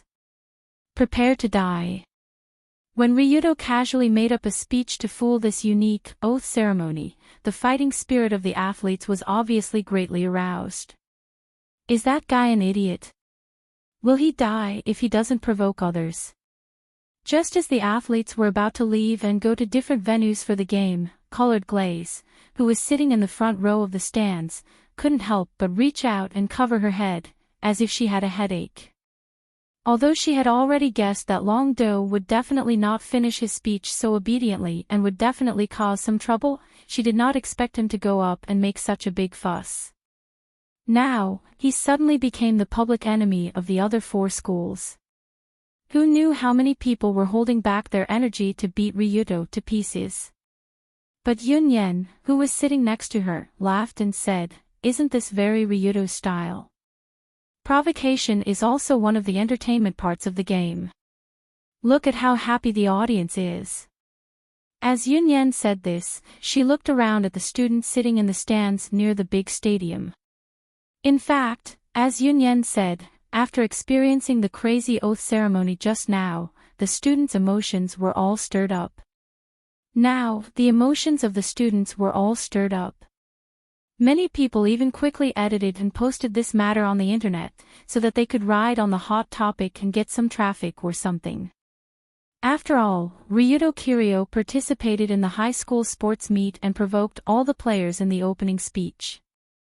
This was such a hot-blooded event. If it was any other student who did such a thing, they might be condemned in speech and in writing. However, the one who did this was Long Do. Everyone was already used to his unconventional behavior. It was normal for him to do something as trivial as giving the middle finger to someone in Hwangju. At this time, Tonya, who was sitting with the two of them, took out her mobile phone and looked at the schedule of this Tokyo Great Festival, and said, "Speaking of which, the first event in a while is football. It's our school against Dori Second High School. Dori Number 2 High School. I heard that their football department is very strong. It's not as simple as that. They are the 3 consecutive champions of the National High School Football Competition.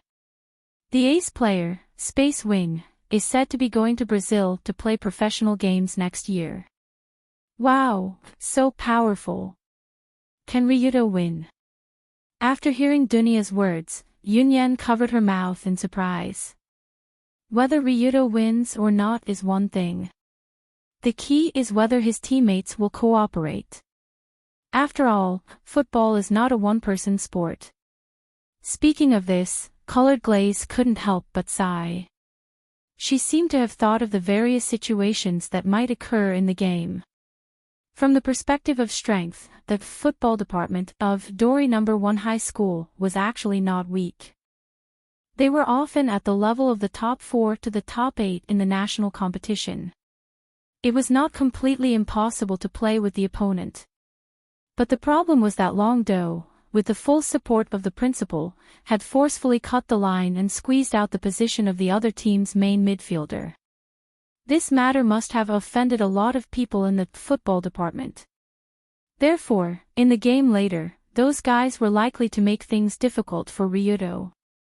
It would not be surprising if they deliberately lost the game. In fact, just as Colored Glaze thought, it was impossible for the group of football department members to not be angry. At this time, in the players' lounge, the other 10 members and coaches who were ready to play were gathered in a group for the final pre-game mobilization. Ryuto was nowhere to be seen. No one knew where he ran off to. Damn it, the game is about to start and that guy still hasn't shown up. After taking a deep breath, the coach couldn't help but say to the other group of players, "As I said before, letting that stinking hooligan step on the sacred football field is a blasphemy to this sport. You know what to do, right?" Firmly oppose Ryuto Kiryu. Who wants to play football with him? This guy is too much. He forced his way in and said he wants to play. How can we let him do as he wishes? In short, we will never pass the ball to him. We must make that guy stand on the field for 90 minutes. That's right. The coach finally sneered and said, "Winning or losing is not important. The most important thing is that we must not let him touch the ball, not even once. Bet on the glory of our football department." Whoa, whoa, whoa, whoa. Bet on the glory of our football department. In the players' lounge, everyone in the Duli First High School football department reached a consensus and made up their minds to make Ryuto a figurehead in the game. A stinking hooligan like you is worthy of playing football. Let's see if we don't make you stand on the field for 90 minutes. When the time comes, let's see who will be the one making a fool of themselves. Not long after, this aggressive and stern-looking football team was led out of the field by the coach cum team leader. At this time, Ryuto slowly came over to gather. However, unlike the football department members who were neatly dressed in football uniforms and sports shoes, looking very proper, Ryuto was actually only wearing his usual school uniform. He didn't even wear sports shoes. After coming over to gather, Ryuto stood in front of the coach without hesitation and was the first to walk to the field. Those who didn't know better would think that he was really the boss of the football department. This unspeakably arrogant move immediately made the group of people behind him so angry that their eyes were blazing. However, due to Ryuto's prestige, this group of club members didn't dare to say anything. They could only secretly curse this stinking hooligan to die a horrible death. This ridiculous guy actually wore normal shoes to play football. But forget it, he can't touch the ball anyway. He'll just be a good clown on the field. When they thought that Ryuto would become the funniest clown on the field, the coach and the other team members couldn't help but laugh. That's right. Just before they were about to enter the field, Ryuto suddenly turned his head to look at them, giving everyone a fright. Before we start, let me remind you that my way of playing football will be a bit rough. I hope you can forgive me. Way of playing football. A bit rough? What is this guy talking about? Does he really think that he has a chance to play football? Hearing this, the coach could only smile dryly and said, "Yes, yes, yes, you can play however you like. Is this okay?" "Oh, that's very generous. Then I won't hold back." Suddenly, the corner of Ryuto's mouth raised. He then took the lead to walk out of the players' tunnel and came to the field covered in green. Oh, oh, oh. It's Ryuto-kun. He's out. Ha! Why is Ryuto-kun wearing different clothes? This is probably a crane in a flock of chickens. It doesn't matter, as long as he's handsome. At this time, almost all the spectators were watching this unprecedented game on the football field, so when Ryuto led the team to appear, it naturally caused the audience to cheer. However, after hearing so many students, especially so many girls cheering for Ryuto, the football club members were obviously even more upset. Why do you think our group of high school students work so hard to join the sports club, train hard every day to play in the game? Isn't it just for the cheers of the girls? Generally speaking, the period after the Tokyo Metropolitan Cultural Festival was the period when the boys in the sports club were most popular with girls. The probability of finding a girlfriend at this time was unprecedentedly high. Therefore, the Tokyo Metropolitan Cultural Festival was the best stage for many boys to show themselves. The long-awaited opportunity to stand in the spotlight was equivalent to a male peacock spreading its tail to seek a mate. However, Ryuto Kiryu, this little bastard, directly blocked the way and attracted all the attention of the entire football club. The girls did not look at them and all began to stare at Ryuto and cheer. Without the attention of the girls, what's the point of me playing the game? Go f***ck yourself. Thinking of this, the 10 players on the field slowly walked to their positions while they could not help but look at Ryuto with eyes full of hatred. They could not wait for this kid to die on the spot.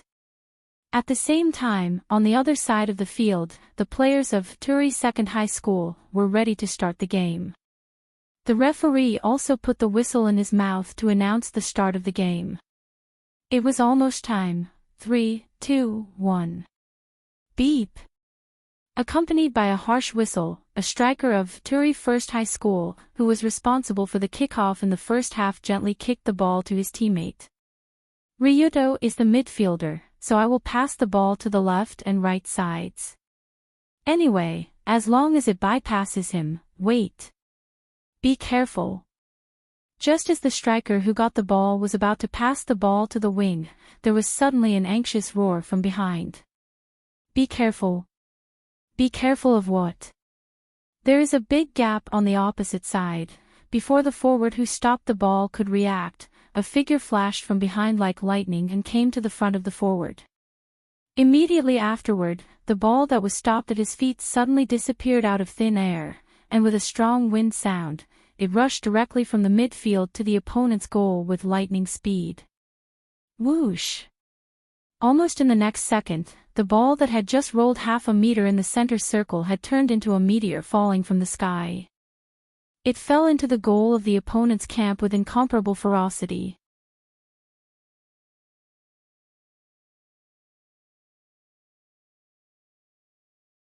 Chapter 247. What am I looking at? Isn't this the Tokyo Metropolitan Sports Festival? Isn't this a football game between two high schools? Why? Why would a football game have such a scene where a goal is scored within a second after the kickoff? Could it be? Is this the real football? Is this how football is played? For a time, many people who saw the scene just now had a cognitive deviation from the wonderful sport of football. As for the people who were more surprised than the audience, it was naturally the other 21 football players who were just ready to sweat their youth on the football field. What the F***ck? Is there something wrong with my brain? Although the striker who had just completed the glorious stopping work and was still standing in the same place at this time did not know what had happened, most of the other players clearly saw the whole process of the goal just now. The moment the two strikers had just finished the kickoff and stopped the ball, Ryuto, who was standing in the back midfield, had already rushed to his own striker at a speed much faster than the 100-meter race champion, and then kicked the ball out with a smooth volley. The flight trajectory of this ball was nothing special. It just rushed straight out of the goal, but the problem was that its power and speed were really too exaggerated. This was the Tokyo Stadium. The football field inside was naturally the international standard 68-meter x 105-meter field. The distance from the center circle to the goal frame was more than 50 meters. From more than 50 meters away, a shot from the center circle into the goal frame, and even the goalkeeper could not react. What kind of concept was this? In fact, if you have this ability, you can just go to the World Cup and get the Golden Boot. Why come to a high school level football game to bully children? If it were not for the fact that no one dared to speak to Ryuto like this, it was estimated that many people would have said that to him. Beast, it was really too much of a beast. It was simply not something that a human being could do. Poof. Beep. Perhaps it was because the scene was too horrifying. The referee was stunned for a few seconds before he reacted and blew the whistle on his neck. The first time he blew it the wrong way, making a sound similar to a fart. Go in. There's a goal near the capital. It's effective. 1-0. At this time, the host in charge of the commentary was so frightened that he changed from a broadcasting major to a stuttering major. He explained with a stuttering ventriloquism that would make his broadcasting teacher so angry that he would bang his head against the wall. But even so, no one cared about the host's little problem because everyone was stunned by Ryuto's earth-shattering kick. No. Impossible. It must be luck. How could a high school student kick such a ball? Just as the players of Dori No. 2 High School quickly calmed down and prepared to kick off, something even more terrifying happened. The moment the two players kicked the ball out, Ryuto's figure once again rushed out like lightning. He actually snatched the ball away from them. His speed was so fast that no one could react in time. Then, he lifted his leg and shot at the goal. The ball once again rushed towards the goal with the momentum of a meteor chasing the moon. He saw it. But because the goalkeeper was prepared this time, the burly goalkeeper also rushed towards the ball without any regard for his own safety. Then, he was shot into the goal along with the ball. That's right, it was not an exaggeration at all. It was the truth. When the goalkeeper barely caught the ball with both hands, the terrifying force of the ball directly pushed his body back. He and the ball hit the net together. Immediately, it became a 2-0 situation. What? How could this be played? How could this game be played? The goalkeeper hugged the ball and was shot into the net. Was this something that a human could do? In this way, under the stunned gaze of all the spectators and the players on the field, the following field could be said to be completely hosting a fantasy football game from another world. Every time the ball was kicked out, Ryuto's figure would quickly rush over there, snatch the ball and shoot directly on the spot. His speed was too fast and his movements were too smooth. No matter how the other 21 people on the field passed the ball, they could not escape the clutches of this great demon king. Ryuto would catch up and intercept the ball. 2-0, 3-0, 4-0, 5-0. 36-0. Before the end of the half, the scoreboard had already shown such a score that did not look like a football game at all. It looked like a funny football movie. When the referee finally blew the whistle for the halftime break, everyone on the field except for Ryuto showed a relieved expression because they did not want to stand on the same football field with this animal anymore.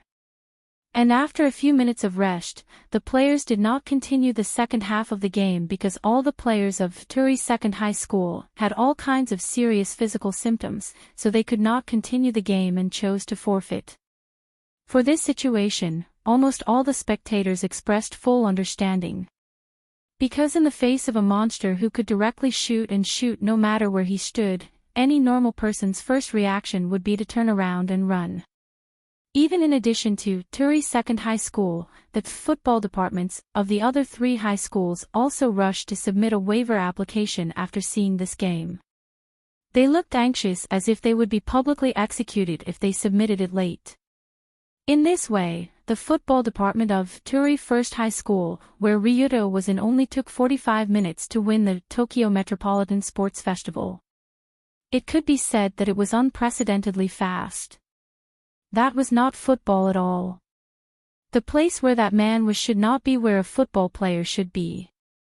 Many years later, Space Wing, who had become a professional player and successfully won the UEFA European Championship, once recalled this, and when he mentioned that incident, there was always a wry smile mixed with complicated emotions on his face. Of course, this kind of painful memory did not only appear in Space Wing, who was a football player. After the football game, Ryuto went to the small stadium next to him without stopping to play the tennis game. When they saw Ryuto pick up the tennis racket, most of the players who participated in the game also chose to forfeit very wisely. Obviously, they did not want to compete one-on-one with such a monster, except for the tennis prince of Turi Third High School. Go all out, let me see what you're good at. Just when Ryuto and the arrogant kid with a sun hat stood on the tennis court and looked at each other across the net, the latter said to him in an arrogant tone. It was just that when it came to arrogance, no one in the world could be more arrogant than Ryuto, except perhaps I am. Boom! The tennis racket in Ryuto's hand swung forward violently. As if the tennis ball was burning with raging flames, it directly pierced through the opponent's racket. It pierced a big hole in the net made of nylon thread. What the hell is this? Is he really playing tennis? Looking at the racket in his hand with a big hole in it, the kid in the sun hat was stunned for a moment. Although he also immediately chose to change his tennis racket to play again, every time Ryuto played a ball, it would still be accompanied by a tennis racket on the spot, and this ball could not be caught at all. So after 20 tennis rackets were pierced through, the tennis prince finally lost because he had no rackets to use. Ryuto successfully won his second championship. This bastard, is he really human? When Ryuto won 2 championships in a row, the principals of the other schools in the VIP stands were pale with fright on one hand, but on the other hand, they were slightly relieved. After all, according to the rules of Tokyo Metropolitan Festival, each student can only participate in 2 events at the same time. Ryuto has now won 2 championships, so the rest of the game has nothing to do with him. Finally, it can be carried out normally. What the hell? The kendo competition is about to begin. All participating students, Ryuto Kiryo number 2, please go to the kendo hall. I repeat, please go to the kendo hall. Ryuto Kiryo number 2, please go to the kendo hall. Puff. When they heard the name Ryuto Kiryo number 2 from the broadcast, the principals couldn't help but spit on the spot. Wait. Adolf. Isn't each student only allowed to sign up for 2 competitions? Is there? I don't remember such a thing. Facing the accusations of several principals, Adolf leisurely picked up the red wine glass. At this time, a principal picked up the list of rules of this year's Tokyo Metropolitan Festival and said to Adolf righteously, "It's clearly written here. The same student, name. What the hell? When was the word name added?" When they saw the word name suddenly added on the list of rules, the principals next to them were suddenly stunned. The same student can participate in at most 2 competitions, and the same student name can participate in at most 2 competitions, which is obviously a different concept. It's written right, a name can only participate in 2 competitions, so Ryuto-kun ran to change his registration name after the second competition, so he can continue to participate in other competitions. You're obviously acting shamelessly here. Damn it. We are going to complain to the sports committee. Go quickly, by the way, because Ryuto is willing to participate in the competition. The ratings and popularity of this year's Tokyo Metropolitan Festival soared, and the sports committee is happily drinking and celebrating. Speaking of this, Adolf smiled and raised the red wine glass, with an old rogue attitude of, "Go and complain. If the complaint is successful, it's my loss." Bang! At the same time, the competition in the kendo hall has quickly come to an end. With the referee's order, the kendo genius Yagyu from Dori 5th High School fell to the ground with a thud, holding a broken bamboo blade in his hand. As for how the bamboo blade was broken, naturally, it was completely cut off by Ryuto. And the remaining force of the blade also shattered the protective gear on Yagyu's head, and finally the kendo genius was knocked out on the spot. This is definitely not a kendo competition. Absolutely not. Watching Yagyu being carried out on a stretcher, the trembling referee couldn't help but think.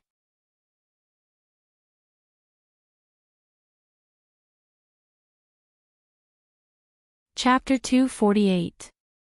For the players who participated in this Tokyo Grand Cultural Festival, this sports meet was definitely a nightmare in their sports career. One day. In just one day's time, the 6 competitions that Dragon Fight had participated in had all ended, and without exception, he had won all of them by a large margin.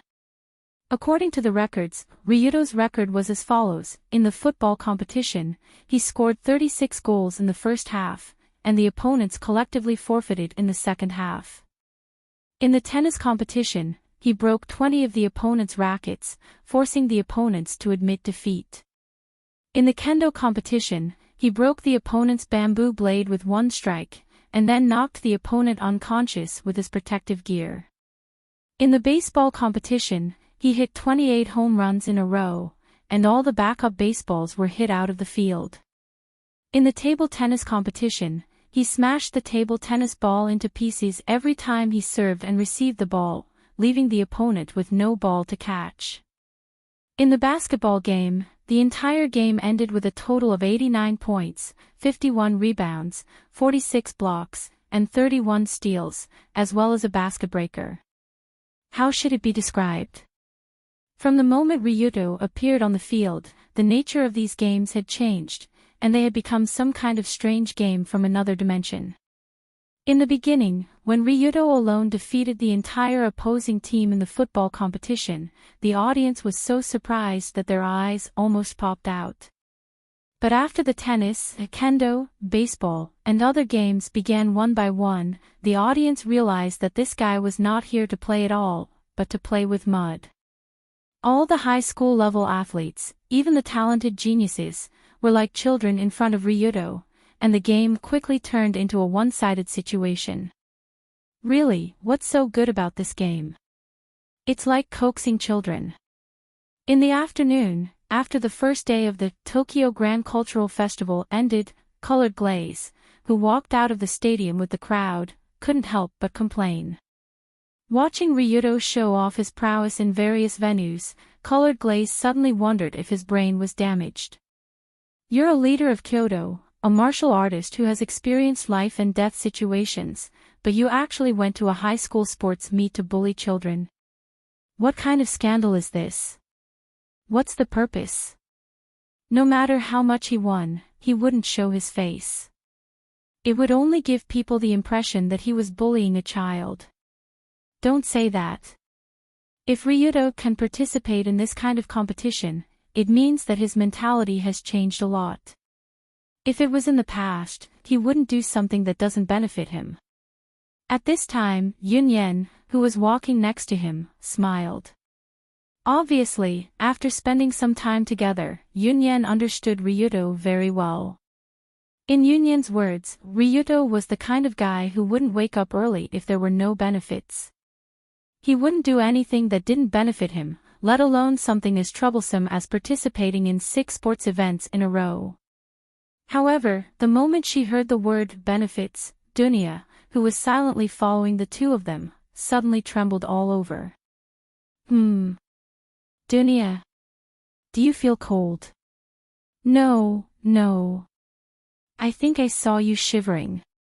Are you sure you're okay? No problem, I'm just a little tired. Dunya reluctantly squeezed out a smile from her mouth, but her heart was in a state of chaos. Are you kidding me? Is there any justice? Is there any law? What's wrong with Ryuto? He actually won the championship of all 6 events in one go. In this case, does this mean I have to accompany him, to sleep with him? Thinking of this, Dunya's face couldn't help but blush. Speaking of which, Dunya was actually a girl who had very little knowledge in the relationship between men and women. It was just like when she stayed in the safe house with Long Do, she didn't even know what the long, round, and plastic condoms that could be put on special places to play billiards were. And for the specific things between men and women, Dunya was even more confused. She didn't know how big of a problem there would be. It was just that the girl's natural shyness and the last trace of Miss Seidu's reservedness still made her feel that Ryuto's hug-to-sleep request was very strange. How to put it, Dunya didn't resist Ryuto's approach, but she felt that this kind of action was too intimate, and she always felt very embarrassed. But since the two of them have finished the bet, and Ryuto won the bet beautifully, then now Dunya has no way back.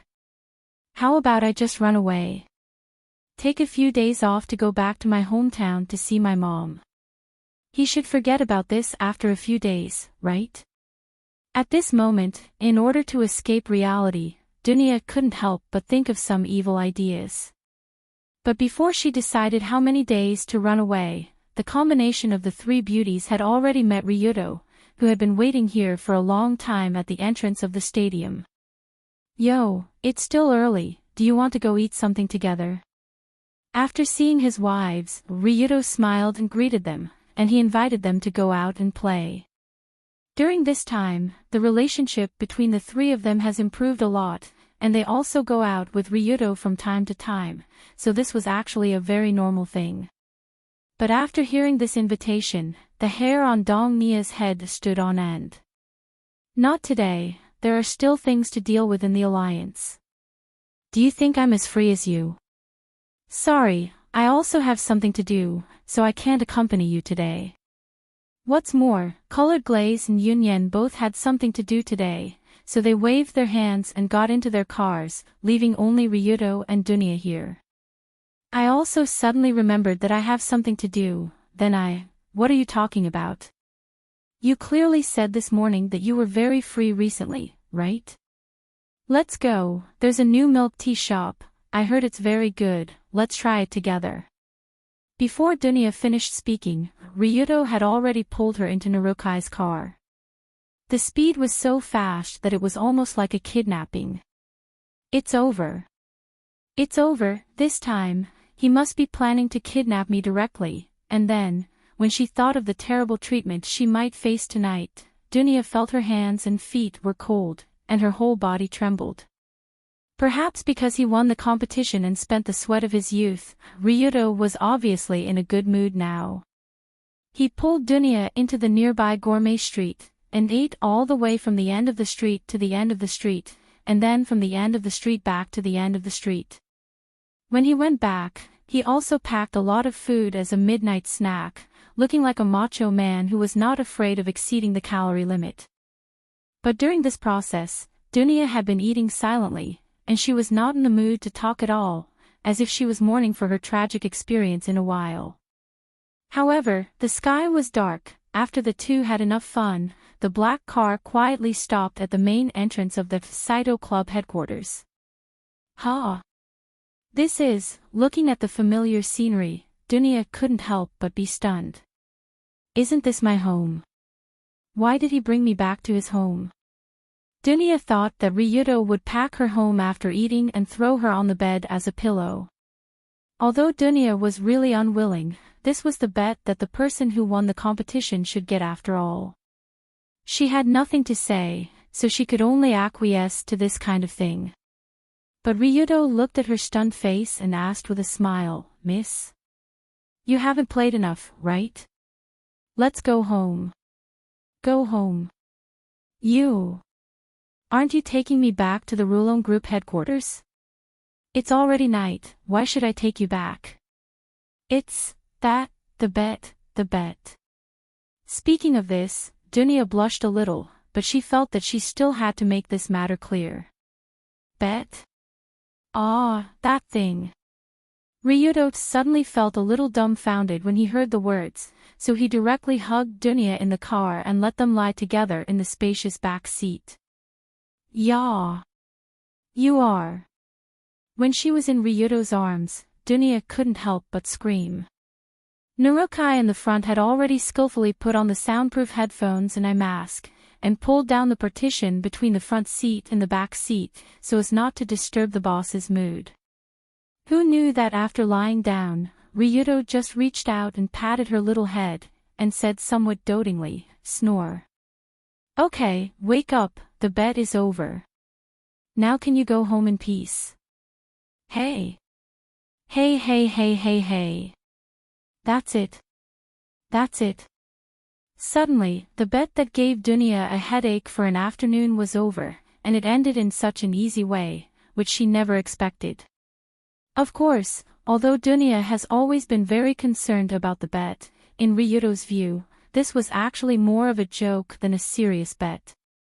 He just didn't agree with Dunya's statement that he couldn't win all the championships, so he personally proved to her that he was an omnipotent Superman. As for the matter of sleeping with Dunya for a night, Ryudo originally proposed the bet to dissuade the white-haired man. Even if he won, he couldn't really ask her to sleep with him for a night. Then he would have to call the police. After hugging and sleeping, Ryudo sat up with the girl in his arms, opened the door and said to her, "Good girl, let's go back, see you tomorrow morning." After sitting up in a daze, Dunya looked at Ryudo's face without saying a word, with a thoughtful expression. "What's wrong? Is there anything that makes you unhappy? Come, I will send you back first." Although he didn't know what Dunya was thinking, Ryudo still took the lead to step out of the car, ready to pick up the girl outside and throw her back to the Saito Guild Hall. But just at the moment when Ryudo was about to get out of the car, a seemingly white and slender hand, but containing a powerful force, grabbed the corner of his clothes. "Dunya. Please, take me to the original battle arena of the Sai River. I really want to go there. Is that okay?" The afterglow of the setting sun slowly shined through the car window. The girl reached out and pulled the man's clothes, and for the first time, pleaded with a soft voice.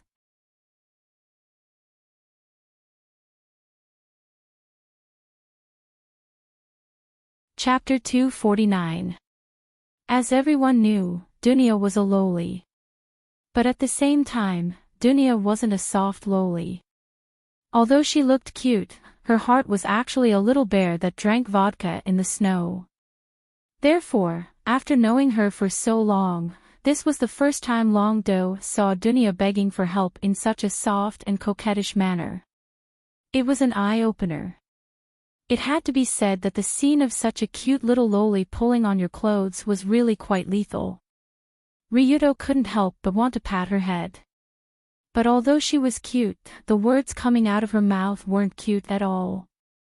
A normal loli would say, "I beg you, take me to the doll store to catch dolls. I really want to go, okay?" But Dunya said, "I beg you, take me to the arena where people die every day. I really want to go, okay?" Okay, my ass, was this even a concept?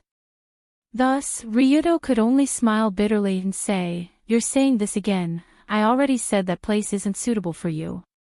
"I know, it's a place where a bunch of despicable people stay, and it's also very dangerous, but I still want to go."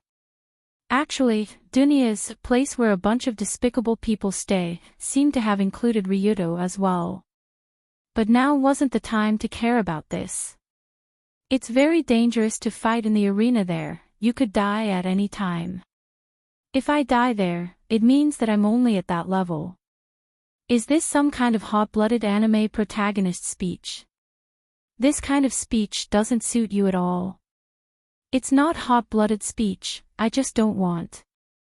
I don't want to be protected by you anymore, I don't want to be far behind you anymore. At this point, Dunya's tone revealed a firm conviction. If you asked the current Dunya whether she liked Ryudo or not, she would definitely shake her head and deny it, because a boorish bear like her wouldn't think about such complicated things. However, if she was asked whether she wanted to stay with Ryudo forever, she would definitely nod her head in affirmation, because this was something that did not require much thought. In fact, ever since Dunya was rescued by Ryudo from the Tokyo Emperor Hotel a few months ago, she had experienced a 12-hour chase and her father's near-death tragedy. Dunya had always been chasing after the strength in her heart. She wanted to be strong enough to protect her loved ones, to stand on the front lines with Ryudo, and to fight alongside him. Because of this firm belief, the girl's strength had improved by leaps and bounds during this period of time. But it wasn't enough, it was far from enough. By now, Dunya already possessed the basic eyesight of a martial artist. Therefore, from the Tokyo Great Body Raising Festival that had just ended, she could completely determine how exaggerated Ryudo's current strength was. Even if it was just some football, basketball, or kendo movements, that kind of inhuman speed, strength, technique, and absolute control of the body was something that Dunya could not compare with at the current stage. Obviously, in these few months, although Dunya had become stronger, Ryudo had also become stronger. This can't go on. This can't go on, I will only be left further and further behind by him. Just when Ryudo was about to get off the car, Dunya seemed to have an illusion that this man would be further and further away from her, further and further away. Without a doubt, Ryudo's attitude towards Dunya had always been rough on the surface, unrestrained on the surface, but was actually very gentle on the inside. Whenever Dunya's mouth was dirty from eating, Ryudo would disdain it while wiping it clean with a tissue. Whenever Dunya cultivated until she was too tired to move, Ryudo would laugh while carrying her to take a shower and rest. Whenever Dunya willfully made all kinds of requests, Ryudo would also try his best to satisfy her on non-principled issues. Normally, when a guy confesses to a girl, doesn't that mean he wants her to be his girlfriend? Why did Ryudo immediately shake his head after confessing? Was it you who confessed? Was it you who gave people the good guy card? You did everything, why are you so arrogant? Seeing Dunya's stunned expression, Ryudo said confidently, "You're only 15, although you're already a loli, you're still not old enough to be my girlfriend, so this kind of thing is still too early for you. Are you fucking kidding me?" Hearing these righteous words, Dunya clenched her teeth, and angrily said, "You just said you want to marry me. How can you deny it so quickly? Are you still human? You have to wait until you're 16, otherwise it's illegal. We can't do illegal things." Suddenly, Ryudo straightened his back and put on the appearance of a model student while shamelessly saying. But in fact, this was indeed the case. In today's Japan, the age of marriage according to civil law was 18 for men and 16 for women. But because they were underage, they still needed the consent of their parents or guardians to get a marriage license. But in any case, a 16-year-old girl could already marry and have children, so Yunyen and Colored Glaze were already marriageable women. On this basis, Ryudo could be assured to date them, and even make them pregnant. This was all reasonable and legal, and he would not be dragged to jail. But among them, only Dunya was not a woman of suitable age, and she was still 3 months away from her 16th birthday. Therefore, in these 3 months, Ryudo would not date Dunya. At most, he would confess to her to avoid being called 110 and sent to the police station to eat pork chop rice. Of course, Ryudo's wonderful view of love was simply an eye-opener for Dunya. Especially after being called an expired loli, her snow-white face suddenly darkened visibly. Who's an expired loli, bastard? I'm still in my freshness period. But although Dunya was a little angry, at least she knew an important piece of information, and that was that Ryudo did indeed like her. Since she knew that Ryudo liked her, the next thing to do was simple. Although Dunya's brain was not very good, she benefited from her experience of pretending to be a rich lady since she was a child. Her acting skills were also first class. Therefore, Dunya slightly lowered her head, and when she raised her head again, there were tears in her eyes. Seeing that the little loli was crying, Long-do hurriedly asked nervously, You're crying just like that? No way. Sob, I'm about to get married. If you still treat me like a child, you're too much. Sob. While pretending to cry, Dunya took advantage of the situation and threw herself into Ryudo's arms like a white bear. There was a strange soft and heavy touch in his arms. His nose was filled with a strange mixture of vodka and cream on the girl's body. At the same time, he could feel the little head crying in his arms. This feeling, for a lolicon, was a killer move. Although Ryudo was not a lolicon, for him, it was still a killer move. Therefore, from a certain perspective, it didn't matter whether he was a lolicon or not, the key was whether the loli was cute enough. So in the end, Ryudo still lost to Dunya's crying and tantrums. He obediently took her to the Sai River fighting arena.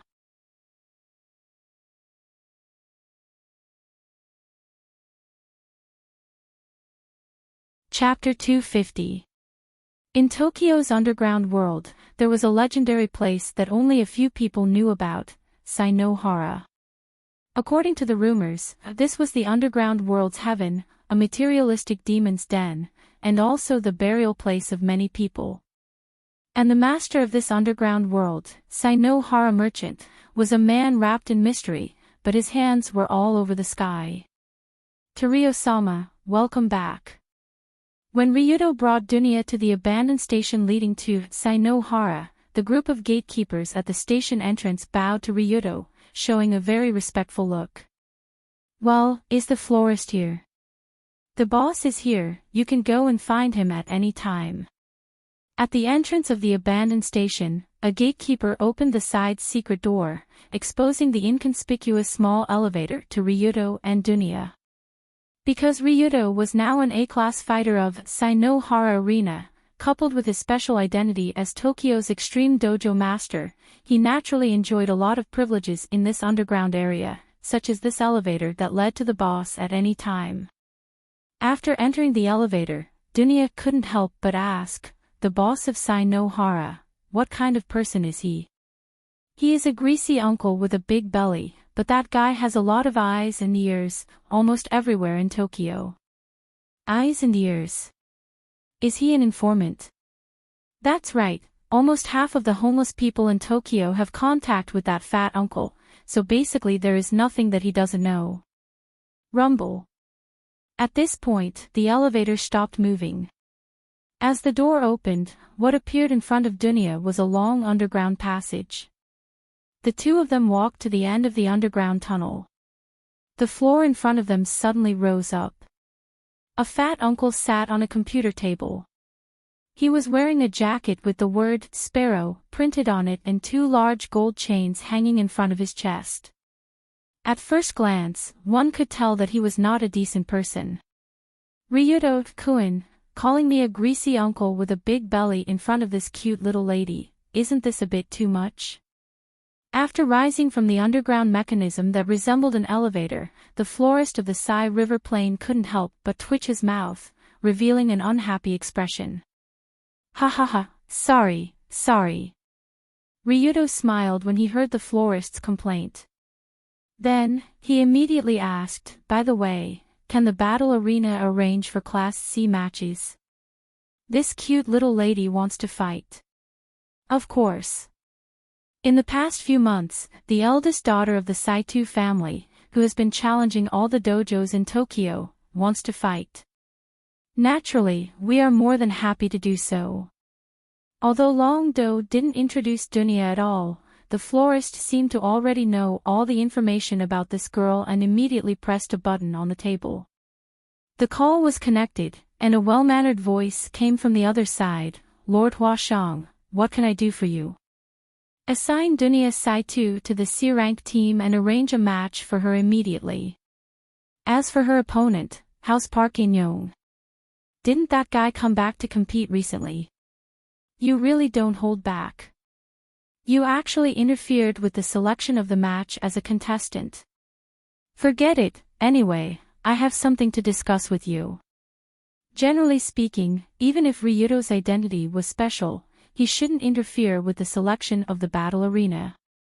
However, the florist still gave him face and arranged the Thai Tiger as Dunya's first opponent. Park In-young was obviously a Korean, so why was he called the Thai Tiger? This was related to the shocking match between him and Ryuto a few months ago. During the match, Ryuto punched Park In-young's vital point. Well, it was a direct hit to his balls. Ever since his balls were smashed by that punch, Park In-young decided to have his balls removed. After that, other than his throat becoming sharper and his beard not growing any longer, he felt very good everywhere else. As for why Ryuto chose Park In-young as Dunya's first opponent, it was mainly because that guy's fighting style was more orthodox and not so dirty. It was more suitable for her to practice and adapt to the atmosphere of the iron cage battle. However, when she heard the florist and Ryuto arrange her match in just a few words, Dunya was a little surprised and asked, Can we start already? No need for any preparation. Miss, where do you think this is? Hearing Dunya's naive words, the florist smiled and said, This is the Sinohara battle arena. No one here will refuse to fight because everyone is here for this. Aren't you the same? Yes, it's my problem. If you want to fight, then let's fight. There's no need to prepare at all. That's right. Young lady, you're very bold. You'll like it here. As the florist nodded, the three of them took the elevator to the battle arena area. When Dunya followed Ryuto and the florist into the dome building that wasn't particularly big, but the atmosphere was much more lively than outside, she was instantly excited. As long as one was a martial artist, the moment they entered the Sinohara battle arena, they would be able to feel the thick fighting atmosphere around them. This was a field that was about half the size of a football field. In the middle of the field, there was an iron cage that was about 10 meters in diameter. Inside it, there were two contestants fighting with their lives on the line. Around the iron cage, there were spectator stands arranged in a circle like a football field.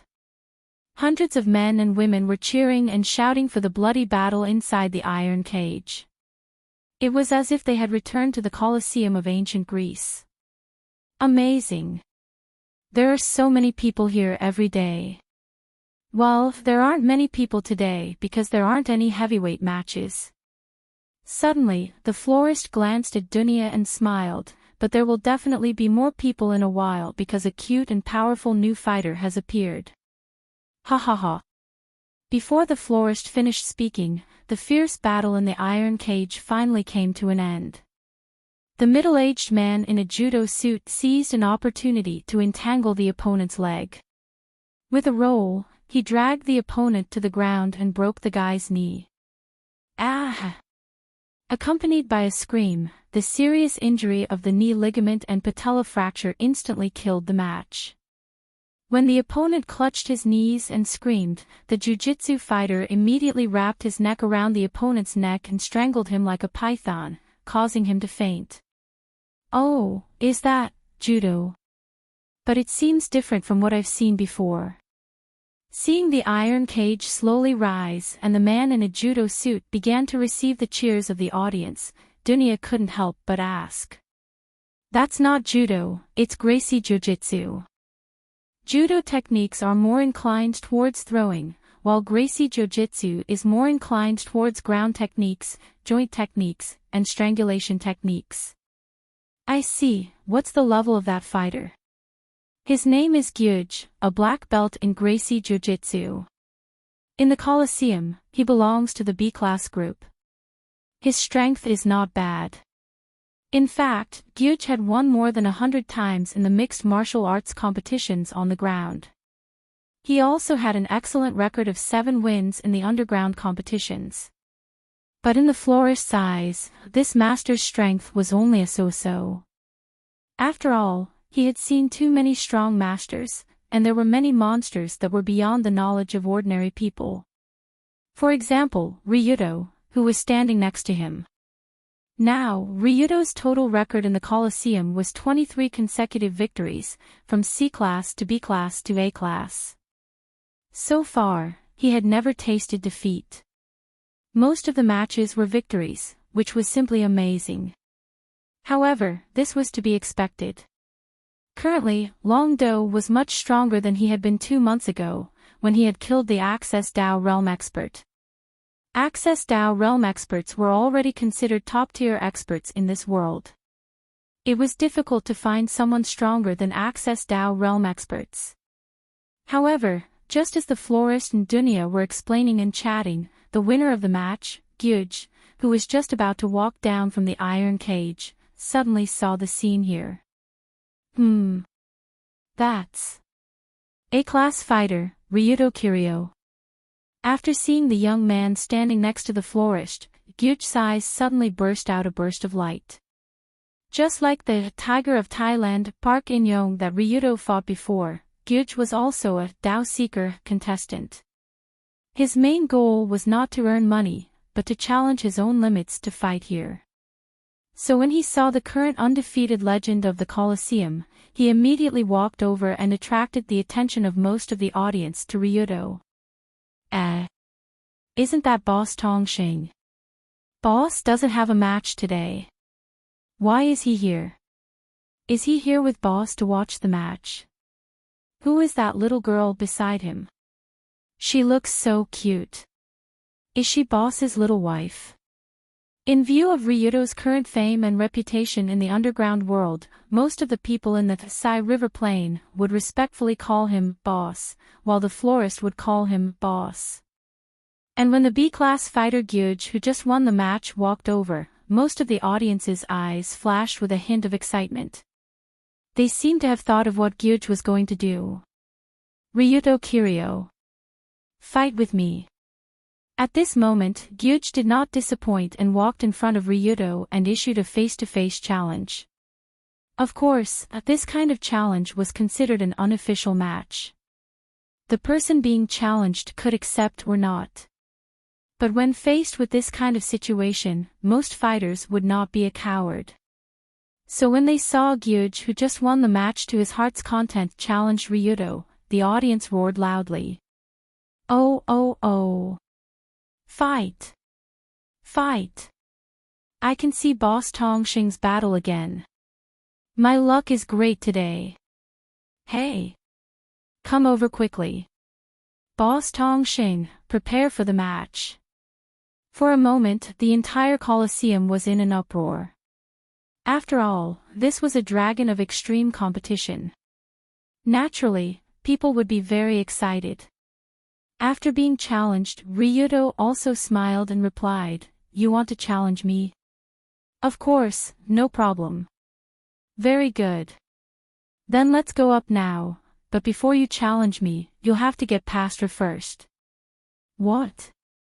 Under everyone's stunned gaze, Ryuto gently pushed Dunya from behind and pushed this little loli in front of him.